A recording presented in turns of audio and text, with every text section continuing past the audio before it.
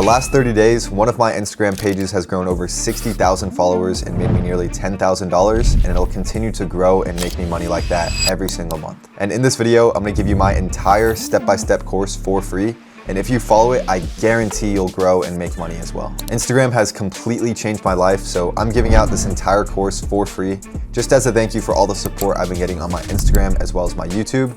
And also, this is something that I wish I had access to myself when I was first getting started with Instagram. So pay attention, make this video full screen, grab a pen and paper for some notes, because every single part of this course has already been trialed and tested across dozens of different pages in dozens of different niches, and have contributed to millions of followers and hundreds of thousands of dollars for my clients in the last 12 months alone. This video is the key to starting or scaling your own faceless Instagram theme page business. There's no fluff, no BS like all the other videos out there. This course will purely go over actionable steps that you could implement right now to begin growing and making money on Instagram. So like I said, pay attention, put the distractions to the side, because I'm giving you literally everything in this free course. And if you can't sit down for a few hours and watch a video that tells you everything you need to know about growing and making money on Instagram, then I hate to break it to you, but your chances of achieving your goals are very low.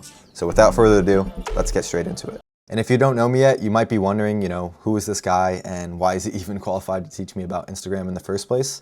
So yeah, I'm gonna give a quick rundown of my story, sort of where it all started for me and how I've managed to get to where I am today, all right?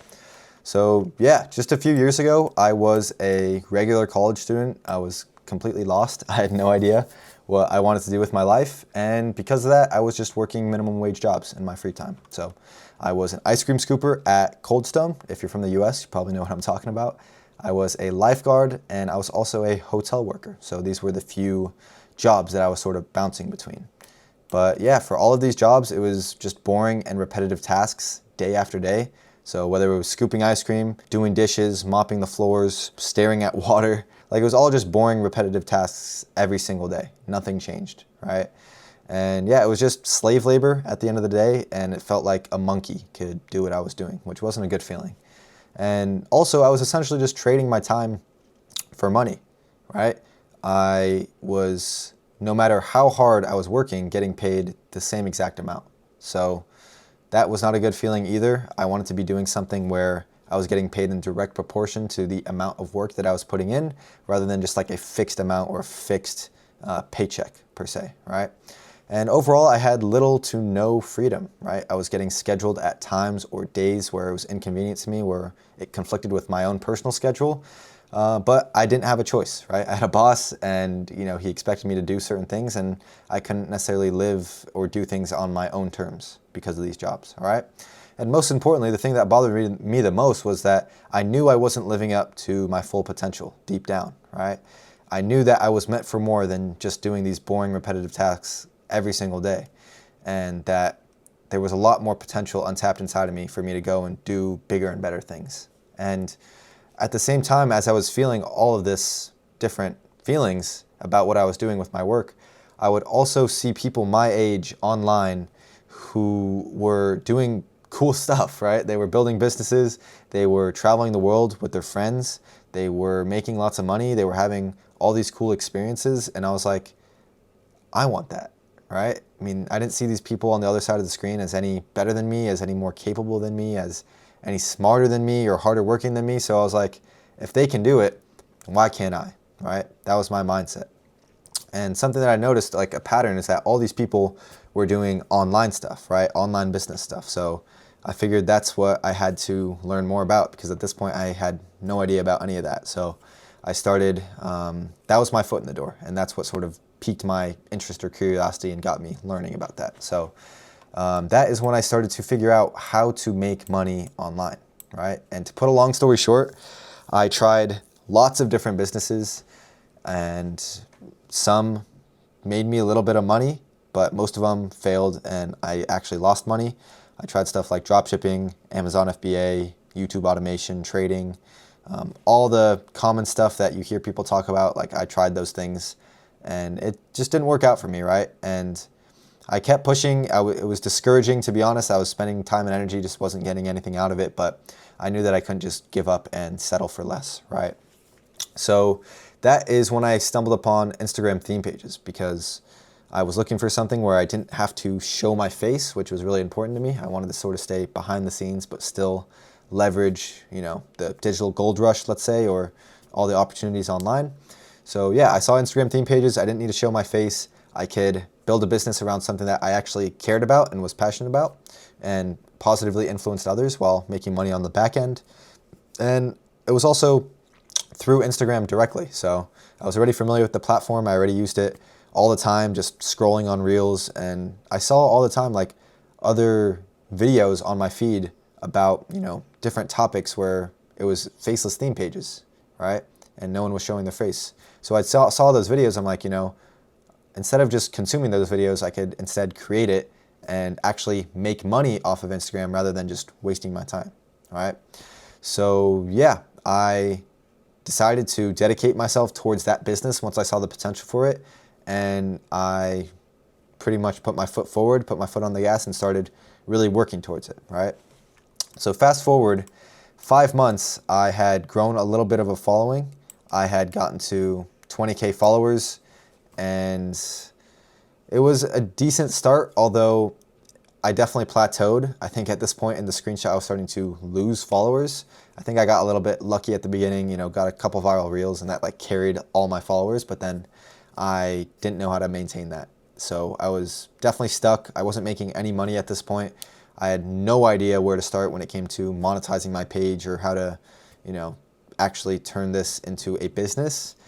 And yeah, I was lost. I didn't know what the next steps were. I tried watching YouTube videos, trying to figure out how to continue growing and how to make money and how all this works, but it didn't give me the answers that I was looking for. It was very surface level stuff. So I continued to try. I did my trial and error, trying things myself to see if I could figure it out, but it just wasn't working out the way that I wanted to in the amount of time that I wanted, right? So I figured, this isn't working. I need to figure something else out. And that's when I decided to take a big leap, probably the biggest leap of my life, which was investing most of my money into my first mentor. So this is the screenshot of the invoice once I paid it.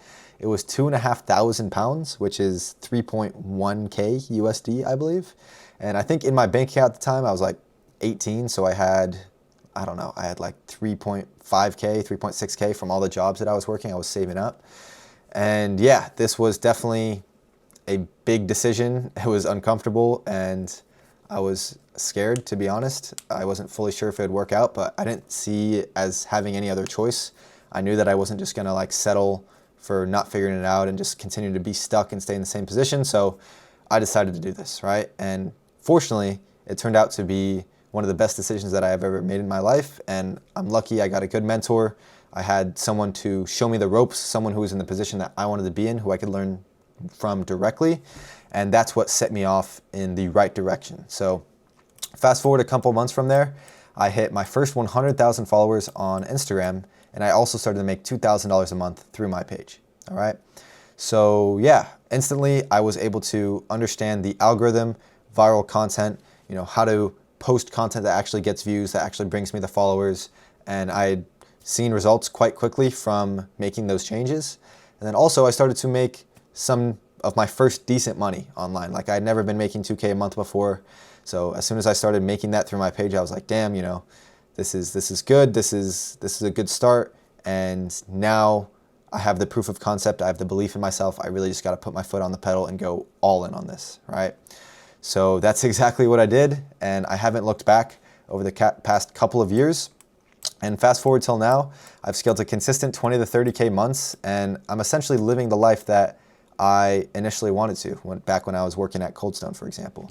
I have complete time freedom. I have complete location freedom. I have financial freedom, at least for a 21-year-old. Like, I can't buy a private jet or a yacht or anything like that, but I have as much freedom that any 21-year-old could possibly imagine. Like, I could go traveling.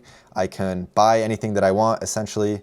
I could get my parents nice gifts. I can, get new equipment for whatever I'm doing for my work. I can invest. I could do whatever I want, to be honest. And I don't say that to be like, oh, look at me, I'm so much better than you. I say it because it should be inspiring, I didn't start with all of this, with the life that I'm living now, right? I started like probably most of you guys watching this video. So hopefully that inspires you that it's possible and that you could do it yourself if you really dedicate yourself, right?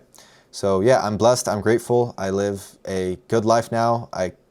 I'm happy for where I've gotten to, but obviously I still have bigger goals. I still have more milestones to achieve, and we're still on the journey, right? It's a never-ending journey. So yeah, aside from that, I've also helped over 100 others now do the same as what I'm doing with my Instagram pages. So on the screen, you could see all of, or a portion of the clients that I'm currently working with. So yeah, this is Brandon. He went from 0 to 700,000 followers almost. Within 9 months, he's making 5 to 6K a month. This is Michael. This is Matthias, also Matthias, Armstrong, Alan, also Armstrong, Peter, Jenna, Tim, Colin, Ron, and I have dozens and dozens and dozens of other people that I'm working with, where you could see on my Instagram profile, Pasha Moga on Instagram. I document all of this stuff, who I am directly working with, who are learning from me, right? So over the years, you know, through my own trial and error, through my own investments, I've invested over tens of thousands of dollars at this point to like other mentors, masterminds, coaches, courses, whatever. You know, I've managed to get to a pretty solid position within this business, right? And over the years, from what I've learned, I've been able to transfer those lessons down to others, transfer that wisdom down, and help other people get to where I'm at, all right? So yeah, that is essentially the result of all the strategies that I've learned over the past years. And that's exactly what I'll be breaking down for you guys today in this free course. So everything that took me from all the way to the beginning, the humble beginnings when I was, you know, working at the minimum wage jobs, everything from starting here to getting to where I am to now is all going to be laid down in this step-by-step course for you guys, all right? So every step of the process, I'm going to lay it out for you so you could see how this transition was made and how I've managed to get to the point where I'm at now, all right? So yeah, without further ado, no wasting any more time, let's just get straight into it. Let's figure out what theme pages even are in the first place. All right, so what actually are faceless Instagram theme pages? Before we could dive into all the juicy stuff, it's really important to understand the foundations, what this business actually is, and how exactly it works, all right? So to put simply, faceless Instagram theme pages are simple Instagram pages where the owner doesn't show their face or reveal their identity, all right? These pages focus entirely on a specific theme or a specific topic. So you could see a few examples that I have on the screen or on the whiteboard here. This page is called Wealth. This is one of the most prominent theme pages in the space, and it is about the wealth topic or theme, you could say, right? About money. So if you were to click on this page and scroll through all the content, you'll see that all has to be related to wealth, money, millionaires, you know, innovations, new products, anything to do with money or wealth is what this page is about, right? And if we were to look at this one, Alpha Motivation Zero, it's all about motivation, motivational quotes, and inspiration, you know, motivational figures that people look up to, and sending motivational messages through Reels, right? That's what this page is about. And then this one, Entrepreneurs on IG, as you might guess, the home of entrepreneurs, anything to do with entrepreneurship, you know, CEOs, you know, the big guys, Elon Musk, Mark Cuban, Kevin O'Leary, maybe the Shark Tank people, like anything to do with entrepreneurs on this page, right? So as you can see, it's very similar to the concept of personal branding, where someone, you know, shows their face and they talk about specific topics and they have like a certain branding, but these are obviously faceless. So there's no one identity or person attached to these pages, yet they're still posting about a specific concept or theme, all right? And there's all different types of themes out there, all different types of pages that are out there and have grown huge followings and are making money. But here are just a few examples that I've put here on the screen so you can get an idea of what these pages even are in the first place, okay? So now that you understand what theme pages are, let's go over how they work, right? And it's very, very simple. There's not many moving pieces at all.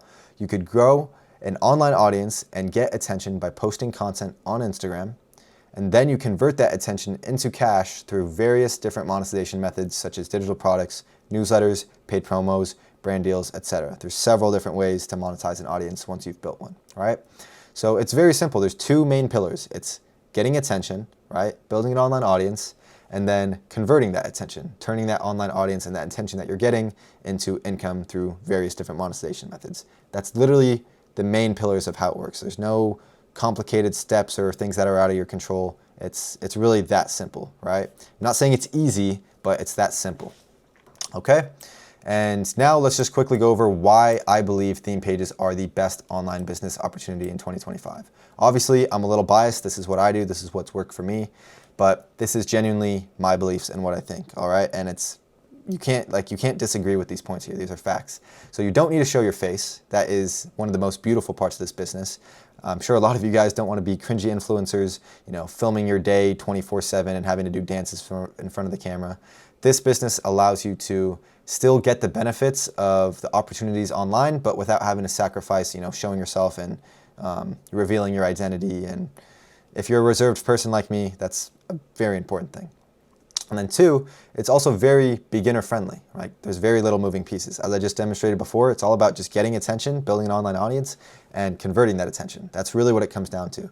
In other businesses, such as like drop shipping, for example, it's like you have to find the product, you have to build the website, you have to find suppliers for the product, you have to know how to do customer service for your product. There's all these different moving pieces that are involved and typically takes a lot higher level skills that a beginner wouldn't know how to do successfully, all right?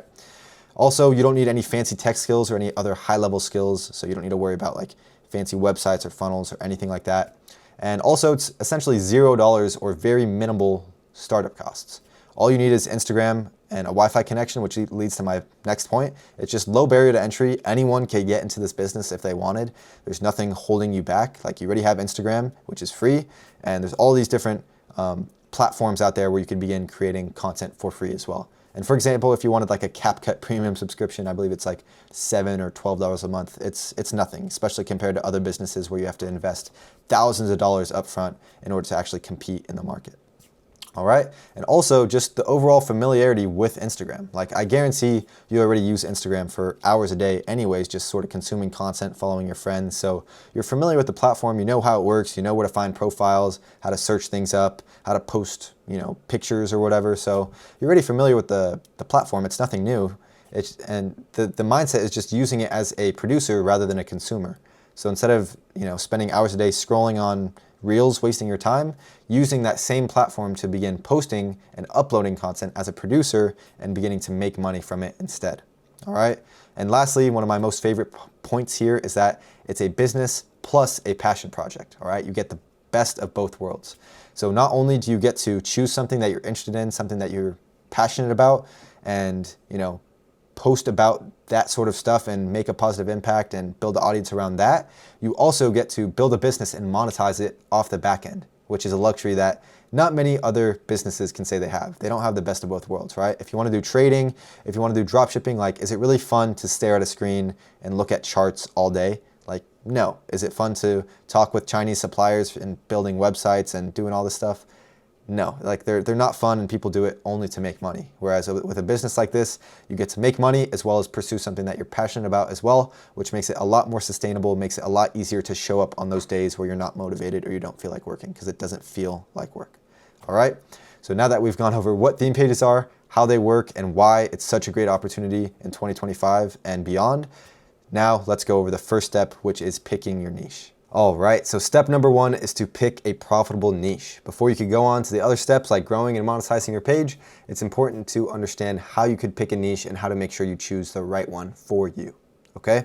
So first off, why is it even important to pick a niche in the first place? Well, first, it allows you to attract a specific audience, which by extension opens up better monetization opportunities for your page, and also sets your page apart from all of the others, all right? It goes with a quote: if you try to serve everyone, you'll end up serving no one. So for example, if you try to make a page that serves everyone in all different types of niches and all different types of people, you're gonna end up not attracting or resonating with any individual person, right? Since it's so all over the place. So that's why it's important to pick a niche, right? You wanna build an audience of people who actually resonate with you, your page, your brand, and you want this group of people to have things in common, because it just makes your whole life a lot easier later down the line, all right? So now that you understand why it's important to pick a niche, we could go over the 5 different variables to consider when picking a niche, okay? So firstly, you wanna look at audience demand. So you wanna make sure that the niche you're choosing actually has demand for it, right? You don't wanna create a niche in the typewriter niche where probably no one in the world cares about. And also, it's important to look at the monetization potential. So it's important when picking a niche to decipher whether the niche that you're choosing actually has good monetization opportunities or not. At the end of the day, all theme pages can be monetized, but with that being said, other ones can be monetized a whole lot better than others, and we'll go over exactly why that is in a second here. Also, you want to consider your personal interest. So you want to be starting or picking a niche in something that you actually have interest in. Like, you don't want to just choose makeup if you're a dude and it's like you have no interest in makeup, you have no knowledge about makeup, but you're choosing it because you can make money off of it. Like, it's just not sustainable. It's not a smart move. Choose something that you have interest in. All right, trust me, it makes it a whole lot easier. Also, content creation ease. This is a big one that a lot of people don't think about. Most content to create on Instagram is honestly really simple, and anyone can learn how to do it within a couple of days. But there are some niches where the content, or where the highest performing pages within that niche have like really advanced, high level, complicated content, right? Where it's like hard to replicate. So if that's the case, if there's only a few niches like that, then it's a good indicator that that may not be the best niche for you to get into. And lastly is the competition quality. So you want to take a look at the competition in the niche and evaluate it to see whether it's a smart move to go into or not, right? And we're going to cover this in a second. So here are some questions that you could ask yourself regarding these 5 variables here, right?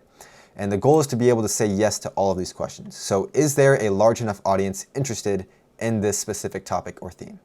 Can this niche make money, or does this niche attract high quality viewers? Are you genuinely interested in the topic, or at least curious enough to stay consistent? Can you consistently create content in this niche? And are there gaps that you can fill in the market with better content or unique angle, right? If you could answer yes to all of these questions, then you've found a great profitable niche for your page, all right? So the goal is to be able to say yes to all these questions, and if you do, that's a good indicator that it's a good niche and that you're all good to go. And if you say no to one of these questions, you might want to reevaluate your choice and go ahead and find a niche that you can say yes to all these questions, okay? So next up, something that's important to consider and keep in mind is that you want to avoid niches like memes, pranks, catching predators, car crashes, etc. I see so many people asking questions about this or trying to build pages like this. Like, trust me guys, don't do it. It's not smart, it's not sustainable. And although you might be able to get lots of views or like gain a following with this type of content, it's just not good. Even if you do gain a following, it's a shit quality following and you're not going to be able to make much money with it at all right? These are entertainment niches at the end of the day. It's best to choose a high value niche instead. So for example, finance, investing, AI, mindset, stoicism, faith, athletes, there's all sorts of high value niches out there. So for example, this is a calisthenics niche, right? This is where this page is attracting people who are wanting to educate themselves. They're wanting to learn about calisthenics, and it's just attracting a high quality viewer rather than someone who follows a pred catching page. You know what I mean? That could just be, again, a 13-year-old girl or like an 80-year-old grandpa for those types of pages. You know what I mean? And the reason why high value niches are important is because they attract a high quality audience who are actually potential customers, whereas niches like pranks or preds attract a low quality audience who most likely aren't going to be potential customers, right? So it's a really big thing to keep in mind. You want to make sure the niche that you're choosing actually attracts a high quality viewer and someone who could actually be a potential customer, okay? Again, makes your job and your life a whole lot easier down the line when it comes to monetizing this page in the niche that you chose, all right? So next up, once you've chosen your niche, is to do niche research. So it's really, really important to do in-depth niche research, and the reason being is because it's really helpful to analyze existing successful pages in your niche. By doing this, you won't be building your page blindly with no point of reference. Instead, you'll have a good idea of what works, and you could use that insight as inspiration for your own page, all right? Simply, you want to get a good feel of what existing high-performing viral pages in your niche look like. That way, when you go to build out your own page, you're not just going into it blind, not having any idea like what you should be doing or what to look out for or any of that, right? By doing the research ahead of time, it really, really helps you. Okay, so now here is a 3-step process on how you can do effective niche research, all right? So first off, you're going to want to search relevant keywords and hashtags within your niche into the Instagram search bar. So for example, if you're in the entrepreneurship niche, you could search hashtags like entrepreneur, small business, and startup stories, and then just sort of click around the pages that you see, click to see the posts, the reels, scroll through these pages, and you're going to find a bunch within the niche that you're interested in, all right? And then next, you're going to want to create 3 separate lists and start writing down all of the pages that you find. All right. So the first list should be small pages, the next list should be medium-sized pages, and the last list should be big pages, right? So organize the pages that you find in your research into these 3 lists. And once you have these 3 lists, you want to check each page on this website called socialblade.com. If you don't already know SocialBlade, which you should, it is the best free analytics tool for Instagram, all right? You could type in a username of any page, and it will give you all the valuable insights about that page, right? Like how many followers they're gaining per day, how many followers they're gaining per month, their engagement rate, how many times they're posting per day, literally anything that you would want to know about the page, it tells you in that website, all right? And it's free, so definitely check it out if you haven't heard of it already. And then once you have this list of once you have these 3 separate lists of pages in different size ranges, you're gonna wanna remove any dead pages, which essentially means some of the pages that you find might be losing followers, for example. You know, you'll see it where a big page, maybe 400,000 followers, you see it on the surface, it looks good, but it's actually losing followers, right? For whatever reason, maybe the person isn't taking it seriously anymore. Maybe they sold it to someone else who has no idea what they're doing, but obviously you don't want to be getting inspiration or insight from a page that's losing followers. So remove all the pages that are losing followers, remove the pages that look like, they've bought followers or look like just, trash pages that you want to get inspiration from, or remove ones that, let's say, have low engagement rates, like 0%. You'll be able to see on SocialBlade, all right? And once you remove all these dead pages, you're gonna wanna reorganize the list to make the fastest growing pages at the top, all right? So take the 3 lists, remove all the dead pages, and organize them according to SocialBlade to the pages that have gained the most followers over the last 30 days, right? This is gonna allow you to see the most viral, high-performing pages in your niche, and that's just really, really, really gonna help you when it comes to creating your own page within that niche. You'll know what to look out for, you'll know who to get inspiration from, because at the end of the day, there's no need to reinvent the wheel. Simply look at what's already working for other people and put your own unique spin on it, right? That's the name of the game. So, as you're doing niche research, you're gonna wanna ask yourself a few questions here and take some notes on them. So for example, what's their username, what's their logo, their SEO name, their bio, their color scheme / branding, the type of content that they're posting, how often they're posting, what hashtags they're using, how many hashtags they're using, what their captions look like, how many pages they follow, what highlights they have. Just look at all these different details or variables within their page. And by doing this, analyzing and taking note of these things, it's gonna help you get a better understanding of your niche and what successful pages within your niche look like. Doing this will give you ideas and inspire you when you're building out your own page and your own brand. That way, again, you could take insights from the highest performing, most viral pages within your niche, and that's gonna help you a lot more rather than going into this blindly, not knowing any point of reference at all. All right? And the last point for here, guys, is I know this seems boring and this takes some work. It might seem like some tedious, busy work that's unimportant, but I cannot emphasize the importance of this step enough. This is going to set the foundations for your page and make sure that you see the best results in the shortest amount of time. So don't take the easy way out and just skip over this. I know it might be tempting. You might just want to go over to the next step, but please make sure that you do this. It's really, really important. A lot of people overlook this and underestimate its importance, and this is what's going to give you that competitive edge. Right? Because this is the stuff that's like going the extra mile, taking the extra step, the stuff that most people aren't willing to do. And because of that, you're going to have a huge competitive advantage. Like, I guarantee 99% of people out there who run theme pages in certain niches, they're not going above and beyond and doing the niche research. They're not studying the highest performing pages within their niche. And because you're going to do that, you're going to have information and insight that these other pages don't have, which you could use to your advantage and make better, more informed, more rational decisions moving forward with your page, which will allow you to stand out and beat the competition, right? That's what it comes down to. And by doing this niche research, that allows you the opportunity to get the best results in the shortest amount of time possible, which I'm sure is what you want. So don't be a fool, don't skip it. Please just take the step and do it, all right? That is it for this first step. Now let's move on to step 2, which is going to be actually setting up your page. All right, so once you've picked your profitable niche, the next step is to then properly set up your theme page. And a big concept in terms of setting up your theme page the right way is understanding profile optimization. So let's get straight into it. Optimizing your profile is extremely important since it's the first impression of your potential followers when they click on your profile. The goal is to maximize the conversion rate of people who land on your page or click on your profile to people who actually end up following your page. All right, so think about it as sales, guys. You need to sell the viewer or the person who's clicked on your page on why they should follow your page, right? There needs to be something that happens psychologically that makes the viewer feel like they should actually follow your page once they click on it, rather than just clicking away without pressing follow, right? That's really, really huge. Think about it like on Amazon, right? On Amazon, if you go and click on a product, for example, there's going to be all these different things in the products page trying to get you to buy the product, right? The description, the pictures, there's going to be reviews on the page, right? There's going to be every little detail that they're trying to do to turn you from someone who's just clicked on the product to someone who buys the product, right? So they're trying to sell you. Think about this the same way. You're trying to turn someone who clicks on your page or just checks out your profile to someone who actually follows your page. That's your sale, right? So there needs to be certain variables of your page that you pay attention to in order to maximize this conversion rate between viewers to followers. And that's what we're going to be going over in this step here, okay? So there's 6 total variables when it comes to profile optimization. The first is the username, then the logo, the SEO name, the bio. These are the 4 most important, which is why they're underlined. And then other ones that you can take into consideration are the highlight covers and the reel covers, all right?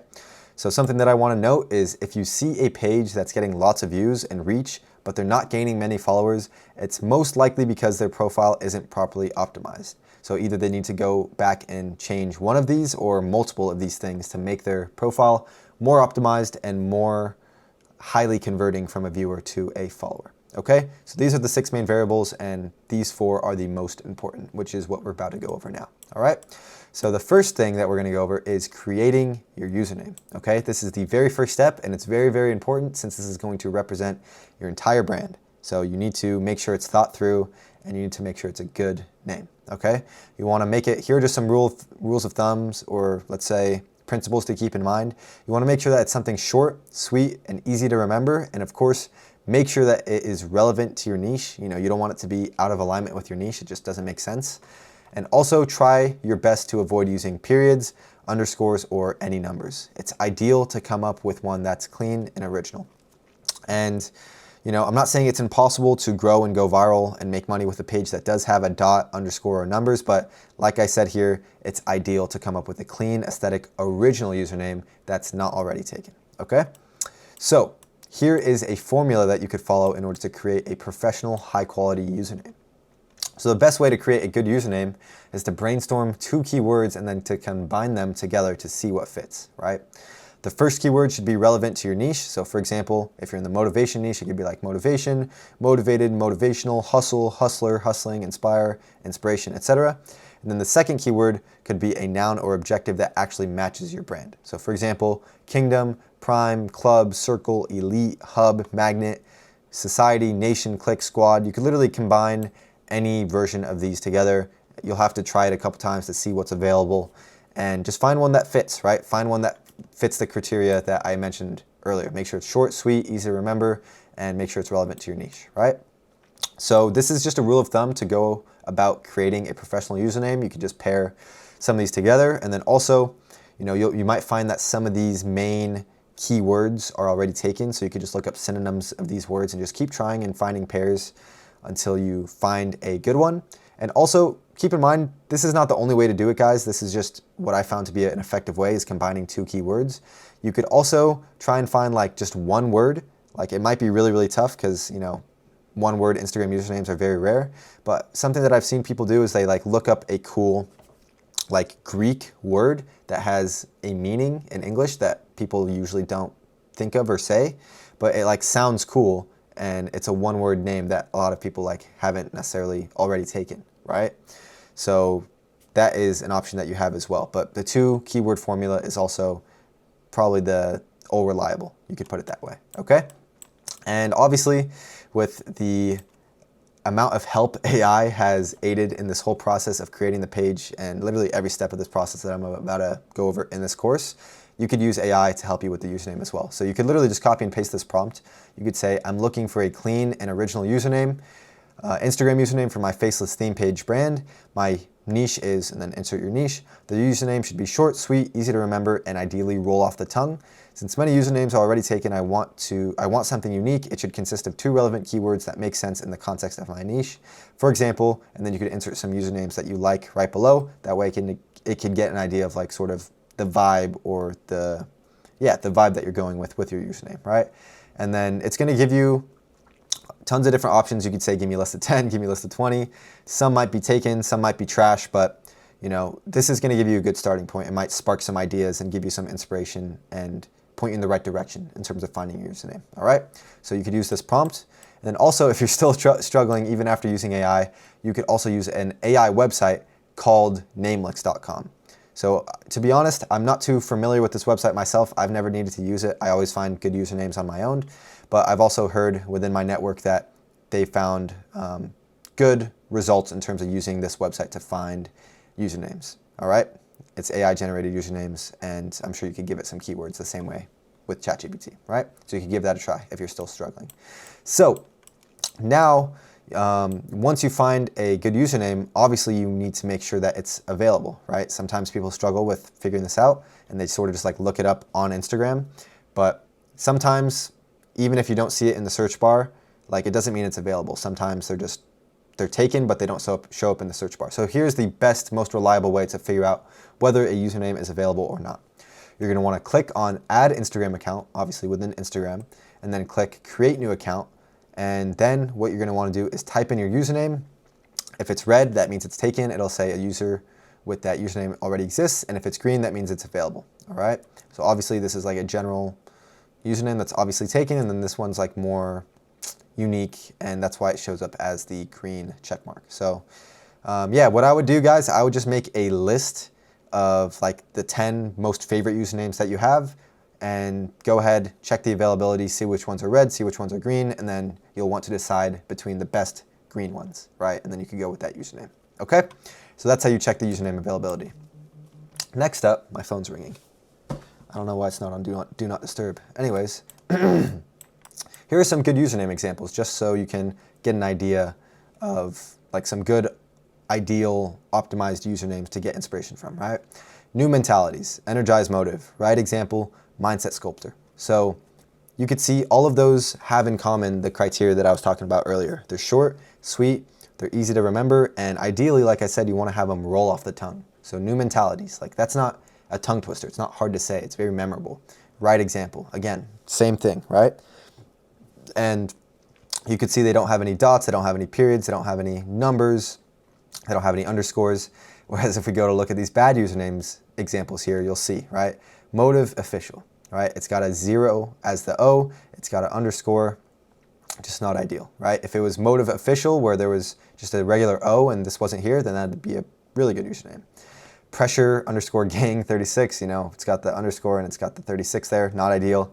Unbreakable dot mindset underscore 7, you know, unbreakable mindset without these would be ideal, right? But when you have these in there, it looks unprofessional, it looks unoriginal and messy, and you don't want that, right? There's always more usernames out there, you know, think abundantly. Just try to find one where you could use it without having to, you know, have the underscores or periods or numbers in there, right? And then here's one, 4.flow. This one's not as bad, but still it's got, you know, a number in there, it's got a dot in there, and it's got like a replica letter. So again, not ideal, but yeah, hopefully you can get some inspiration from these good usernames and then try to avoid any usernames that look like this. All right. So now that you understand how to create a high quality professional username, let's go over creating your logo. Okay. So you're going to want to keep it clean, simple, and minimalistic. Don't overcomplicate it, guys. This is a big mistake that I see. People like have all these like, you know, little details to their logo and it's all over the place. It's messy. There's too many colors, and they do it because they think they're being unique.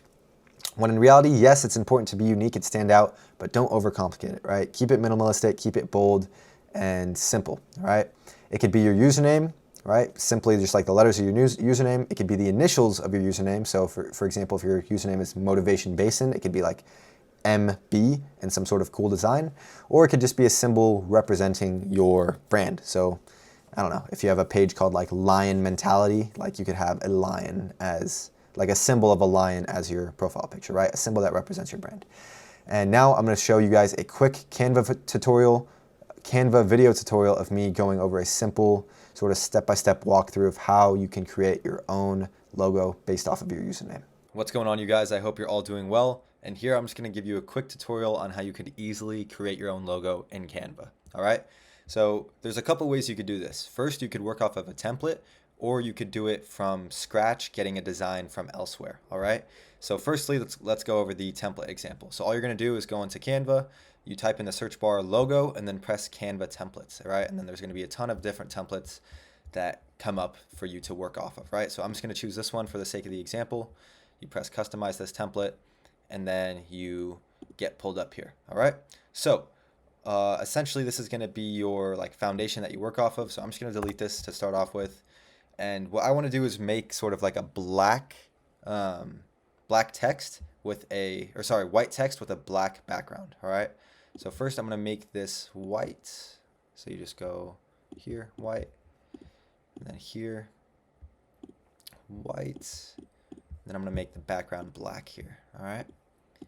So there we have it. And then let's just say for the sake of it, the example, the username is Motive Mastery. So this is already a existing page that I believe I've seen in the past. Maybe let's just go like this. So it's like, boom. I mean, you already sort of have a clean logo right there. You have some, let's say, flexibility when it comes to adjusting this in Canva to make it look the way you want it to look. So boom, like that would be a very simple example of how you can make a quick and easy logo using an already existing template. All right, but let's say you don't like any of the templates and you want to make something different. Let's just go over an example of how you can do that. So I'm just going to delete that here. We could use this as the, let's say, base. So you're going to want to go on, type in the initials of your logo. So let's just say it's Motive Mastery, like I said.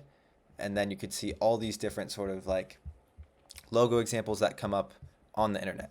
All right. And a lot of people have told me that they are afraid of using these because of like copyright reasons. I'm here to tell you guys, you don't need to worry about that.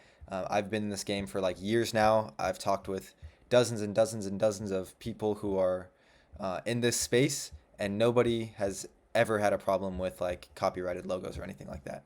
All right. So don't worry about it. But yeah, all you're going to want to do here is pretty much just like continue scrolling until you see a logo that you kind of like, right? There's a lot of good options. I mean, I don't know. These both look pretty cool. Let's just say, for example, you wanted this one, right? You literally could just download this and put it straight onto your Canva template, right? Or let's just say we're going to get one more for the sake of the example. Let's get one more. What looks pretty clean? This one looks pretty clean, but it's like basic. But let's just download it. All right. So also what I'm going to do is I'm going to go to remove.bg and I'm going to put this in there. All right. Or the second one I downloaded. So first, all I'm going to do is drag the file that I just downloaded into here. All right. And then it's going to do that. And all I'm going to do is just download this. All right. And once that's downloaded, I just need to go back here. And then I'm going to drag that download onto here. All right. Then I could just simply change the color and make it white. For some reason, that doesn't look as white as it should. All right, but essentially what you'd want to do is like expand this, make it bigger. All right, so yeah, all you'd have to do is download it from here. I'm not sure why it looks sort of like gray. It's not what it's supposed to look like, but let's just say you want it to be like blue. Again, sort of same thing, easy. And then I'm also going to drag that other one onto here. It's already a black background. And then yeah, simple, clean M logo. All you have to do is boom, download, and download it. And you can make your logo as easy as that. All right, so yeah, pretty straightforward. Hopefully you guys followed along quite easily. But yeah, that's all I have for you guys in this quick video, and I'll see you guys in the next one. All right, so now that you know how to create a logo for your username, let's also go over some more details specifically regarding brand colors. So some brands are black and white, others include different colors. It really kind of just depends on your niche and what's already proven to work well. Oftentimes, like if you find a common pattern of your niche being like black and white, black and yellow, maybe like black and light blue, you don't want to go out there and do like a red and yellow brand. Like that's just, it's not ideal, right? You don't want to strive too far off path of what's already been proven to work, okay? From your niche research, you should have a better idea of what color schemes you could use for your brand. I'll say right now, most brands out there that perform really, really well are just plain and simple black and white. And the reason for that is just psychologically, they look clean. And I'll go over some more color psychology right here. So here's a little cheat sheet that you could reference. So I'm not going to read all of these individually, but you can look at like what blue represents, green, yellow, all these different colors, and just keep this in mind when it comes to putting together your brand, right? Because color psychology is a real thing. There's a reason why Facebook, LinkedIn, Meta, all these huge billion-dollar corporations are blue, right? Because blue, it doesn't say it here, but it's also very, very heavily associated with trust and credibility. And here, tech as well, Meta is a tech company, etc. So yeah, you just want to get familiar with color psychology. It's not the most important thing, but just keep it in mind because it could be helpful when deciding your brand colors or your color schemes for your brand. Okay? And here, again, let's just go over some good logo examples as well as bad logo examples. This one is great. This is a great example of like a symbol that represents the brand. So it's like some sort of bird or eagle. Very clean, simplistic, bold, minimalistic design. Champ Vision right here. It's just, the letters of the username, and it's got like this little curve to it, so it looks clean. Success Skill. So this is another clean, very simple, minimalistic logo. You can see it's got an S and then an inverted S, and it's got like this little symbol that puts it all together. And then this one, Hoop Society, it's just an H that represents the H for in hoop, and then there's a little like hooper who's like shooting a basketball within the H. So this one's actually really unique and creative. So here's some good examples of logos, and then here are some bad examples. You'll see here, this has M and then motive, and it's got like, this gold square in it. The background is like sort of grayish, I can't really tell. And the gold is actually a gradient, so it goes from like dark gold to light gold to dark gold again. And it doesn't look good. It doesn't look good, it's not professional. I would suggest either keeping a letter for the username or writing out the words or the letters of the username, right? You don't want to have both because then it kind of just looks like one on top of another and it just doesn't look clean, right? You could see all of these, there's just one main center of attention here, right? Here there's two centers of attention and it's got the square around it, just not ideal. And here, again, there's too many things going on. It's got a crown, WR, and two arrows for whatever reason, and a white circle. And the WR doesn't even look like a clean font or clean design. It looks like a basic regular Arial font. It's no bueno. And here again, success present, like this is a triangle. There's all types of wacky, unique designs going on in the triangle. And then little baby at the bottom, you could see success present. You can't even read it if it's like zoomed out on a phone. So yeah, not ideal. And then this one's not the worst in the world. It's still not good. It's got the crown. Again, I don't know why people like the crown. And CT, and then Conquer Today. So this would be better if it only had like one of these. Like if it only had the crown, that's fine. If it only had the CT, that's fine. If it only had Conquer Today, that would be fine. That'd be better than having all three jumbled together in one logo, all right? So again, reference these as good logos and try not to make your logos look anything like these because these are not good, all right? So let's move on to the next step, which is creating your SEO name. So by now you should have your username put together as well as a logo for your username that align with each other, right? And now it's time to create your SEO name. And if you don't know already, SEO stands for Search Engine Optimization. So this is the name / keywords to the right of your logo and above your follower count, right? So for example, this page, Elevate Start, this is the username.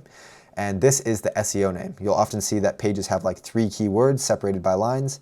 That is the SEO name. And essentially the whole purpose of SEO is that way people can stumble across your page if they type in certain keywords in the Instagram search bar. So it's search engine optimization, right? When someone goes on Instagram and they go to the search bar and they click up discipline, for example, Elevate Start has a really good chance of popping up because it's a big brand and it has also discipline as its first keyword in its SEO name, okay? So that's essentially what it means, where it's placed on your profile and why it's important. So with that being said, there are a few ways to create your SEO name. The first way is to simply choose 2 to 3 keywords that are relevant to your niche. So for example, this is a motivation page in the motivation niche. So inspiration, mindset, and success, right? 3 keywords. And then this is a neuroscience page. It just says neuroscience and performance, right? So these are just a few keywords that are relevant to the niche separated by a line to just make it look clean, okay? Next up is using your username as the SEO name as well as next to a keyword. So for example, wise motive, that's the same as this guy's username. Then he has a line, and he's got motivation plus wisdom. Okay, so those are keywords that relate to his niche. And then this guy, Mindset Bible, you could see in his SEO name, the first word is Mindset Bible. And then you could also, you have the option to add this little trademark symbol here. You can get it for free online. And then a line, and then motivation, which is related to the niche that he's in. Okay, so that's another method you could do.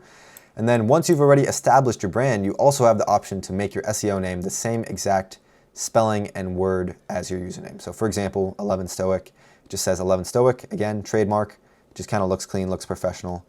And then Only Great Minds, this guy just says Only Great Minds. So this is something that I'd only do once you've already developed and established your brand on Instagram and you have some credibility, all right? But at the end of the day, guys, this is one of the more minor details. It's not that important. It's not going to be the make or break whether someone follows your page most likely, but you want to make sure it's just within one of these three formats, right? There's no right or wrong way to do it. Just keep it between these three formats. Don't overthink it, okay? And keep in mind, you could only change your SEO name once every 14 days, so make sure it's something that you want to stick with, no spelling mistakes, and a capital letter at the start of each word. For example, if we scroll up here, you'll see that all of these people have put a capital letter at the first initial of each word. All right, so make sure you do that as well. So the next step is to create your bio. All right, your bio is the very first thing people read when they land on your profile. So it is really, really important to make sure it's clear what your page is all about and what people can expect by following your page. Okay, here are some general rules to keep in mind when it comes to writing out and structuring your bio.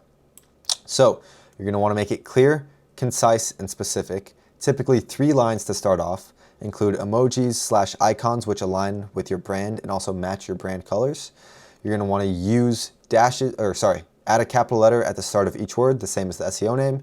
Also use dashes or bullet points to separate the lines, and also include a CTA for the last line. For example, follow for XYZ, DM me keyword for XYZ, or check out the link, whatever it is. For most of you guys just starting out, you're going to want to have a follow CTA, so follow for XYZ, and that XYZ should be some sort of benefit associated with following your page that resonates with your viewer, okay? Because the whole goal is to get them to follow your page. So you need to speak to them, right? Speak within their self-interest. So again, utilizing AI, here is a ChatGPT prompt that you could use yourself. So for example, niche, you insert your niche, character count under 150 characters, which is the restriction for the bio. And then the format, you could have line 1, clearly state what your page is about. Line 2, highlight the specific benefit or outcome followers will get.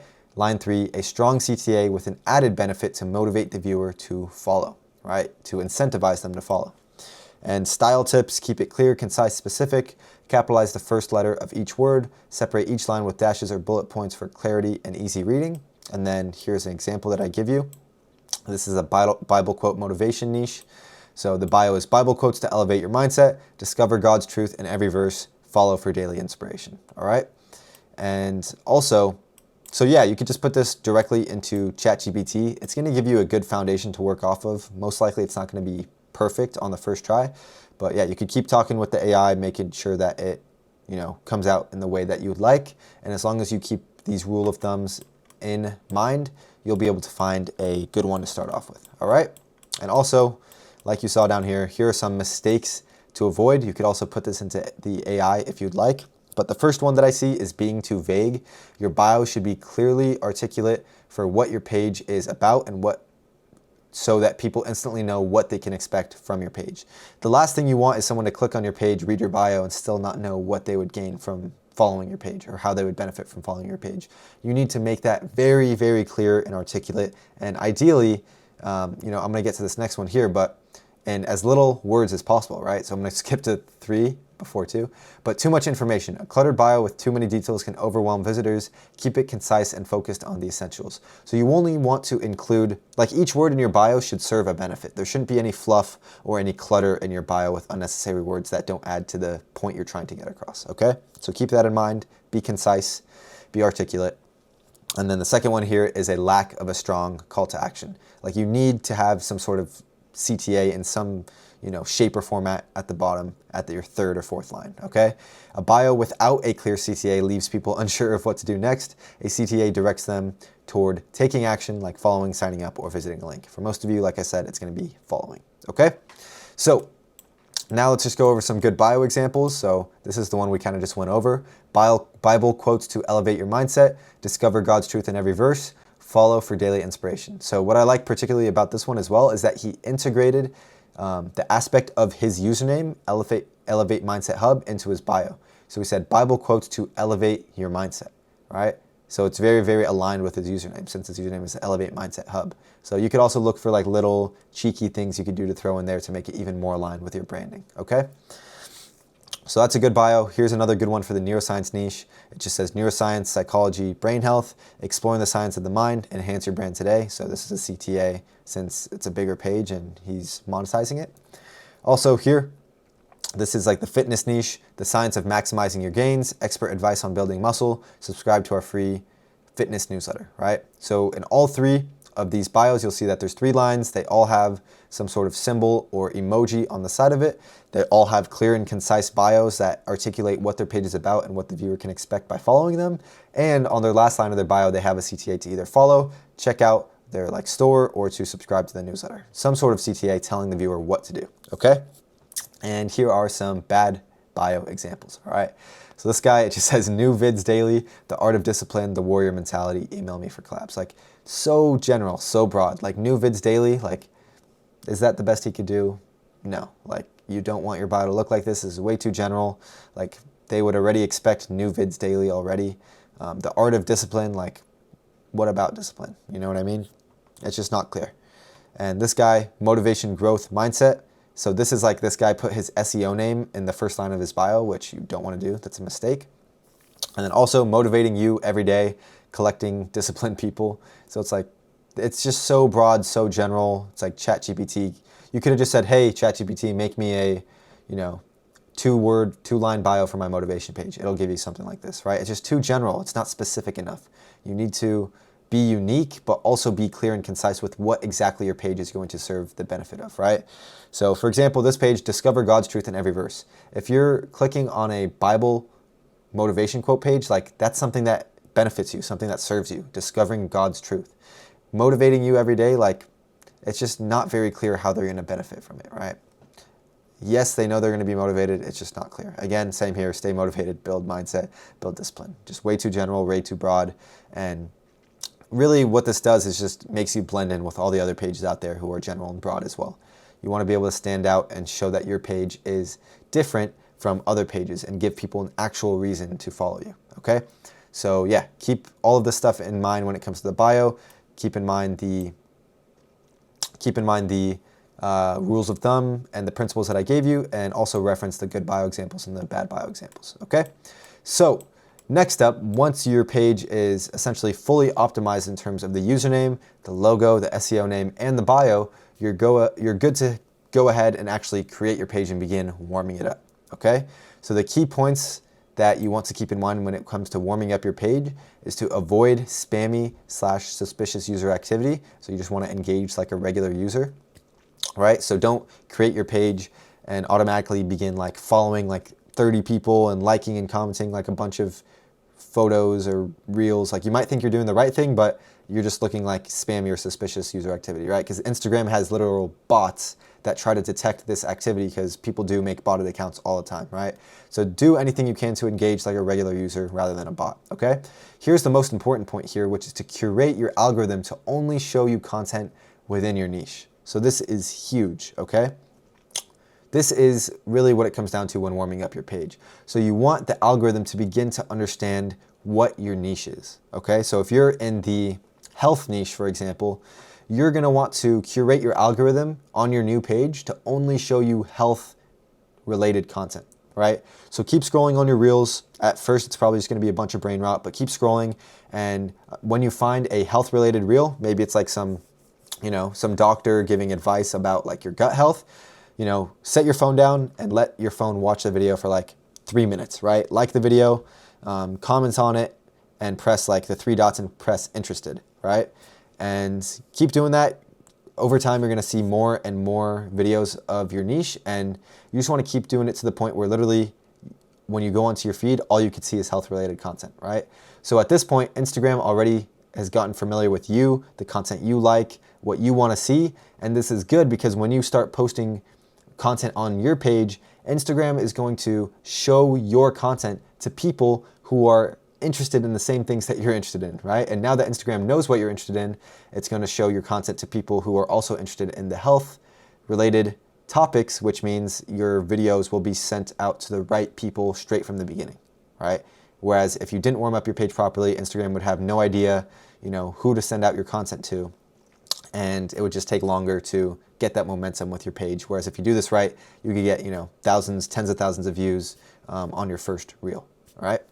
So yeah, that's really, really important. Curate your algorithm to only show you content within your niche, okay? And then the last tip is to wait 1 to 2 days before posting. So don't just create your account and begin posting within the same few hours. That's not ideal. You're gonna want to warm up your page properly first, which does take typically between 1 to 2 days. And it just allows your page to sort of settle in before beginning to upload. So Instagram just favors that, right? And once you begin posting, you're gonna wanna stay consistent as well. So just keep that in mind. So that is how you properly warm up your page. So now let's go over how to optimize your settings. So you've optimized your page, you've created it, you begin warming it up. Now there's a few little tweaks that you can make to your settings to make sure that they're fully optimized and you get off to the best possible start with your theme page, okay? So here's the quick 5-step process. So first, you're gonna want to switch to a professional account, okay? And here's like the little workflow. Click edit profile on your page, and then you should see switch to professional account as an option there. And then you're gonna wanna pick your category. Pick the category that describes your page best. Some of the best options you could choose are community, digital creator, entrepreneur, or brand. And also keep in mind that you don't need to display this on your profile, right? It just makes you click one of these or toggle one of these on when you when you switch to a professional account, but you could also turn off the option to have it display on your page, okay? And then once you're on a professional account, what you're gonna wanna do is enable creator account. So you should have the option to choose between a business or a creator account right after you pick your category. But if not, if you have an existing page already, then here's how you can manually check. Just go to settings and privacy, click creator tools and controls, and then click switch account type. If it gives you the option to switch to a personal account or switch to a business account, then you're all set. But if not, then make sure to switch to a creator account, all right? And then 4 is to upload content at highest quality. So you're gonna wanna go to settings and privacy, go to media quality, and then click upload at highest quality toggled on. This is just gonna make sure that the reels or content that you're uploading is like, full pixels, the most amount of frames allowed by Instagram, and that it's like just the highest quality possible, right? Sometimes when you create an account, this isn't turned on. So you wanna go and manually check and make sure it's turned on. And then lastly, just to make sure your account is secured, you're gonna wanna turn on 2-factor authentication, all right? And to do that, this is just gonna secure your account, make sure no one hacks into your account or takes any of your information, anything like that. It's just like an extra layer of protection to keep you safe and secure in your account.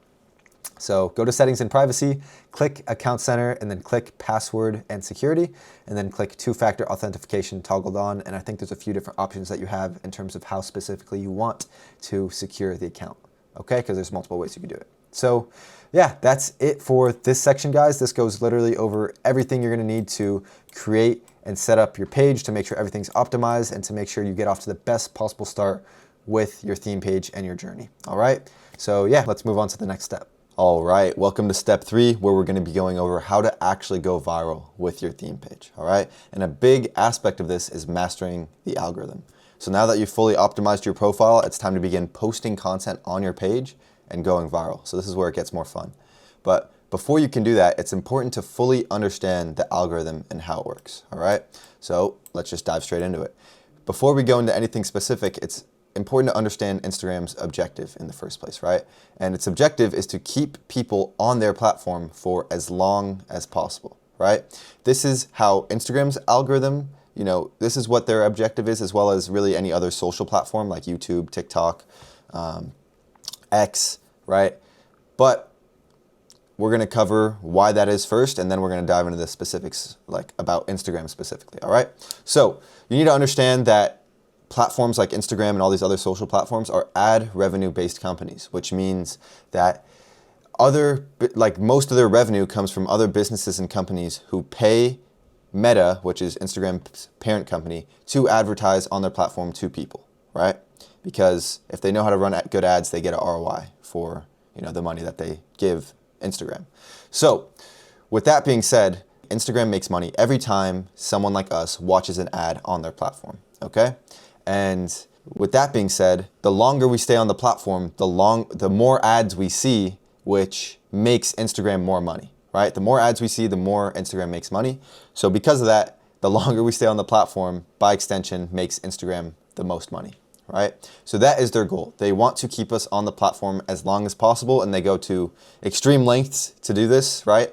Instagram, Meta, whatever you want to call it, they have hundreds of neuroscientists working on the back end of the app, literally whose sole job is to make Instagram the most addicting platform possible, right? Every little feature on Instagram, where things are placed, what colors things are all deliberately designed to make it as addicting as possible, right? Because they want people to stay on the app for as long as possible, because the goal of the company is to make as much money as possible, all right? So that's important to understand that is the algorithm's whole objective, is to keep you on the platform as long as possible. And then that begs the question, well, how specifically do they do this, right? And now let's dive into that. So firstly, it analyzes your behavior, okay? It looks at what you like, what you comment, what you share, what you save, what sort of accounts you interact with, whether you're DMing them, whether you're tagging them, and how long you watch content for, specific content for, right? So it just looks at your behavior, like sort of what you're doing, what you're interacting with, what you like. And once it analyzes your behavior, it begins to learn more about you, right? Your specific account, your specific profile, and what your preferences are, right? So if you comment on travel reels, for example, it'll show you more travel-related content.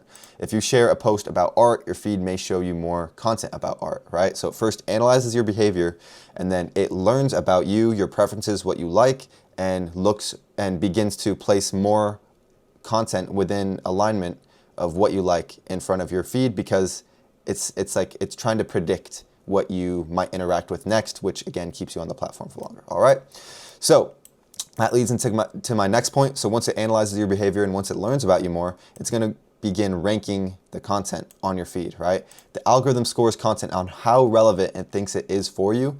The higher the score, the more likely it is to show up at the top of your feed, right? So once it learns about you, it essentially ranks new content that's posted on your feed based off how likely they think you're going to interact with it, right? Obviously, they want to put the content that it thinks you'll like the most or is the most relevant to you at the top, because that's likely to keep you on the platform and keep you engaged longer, which is, again, the algorithm's main goal, right?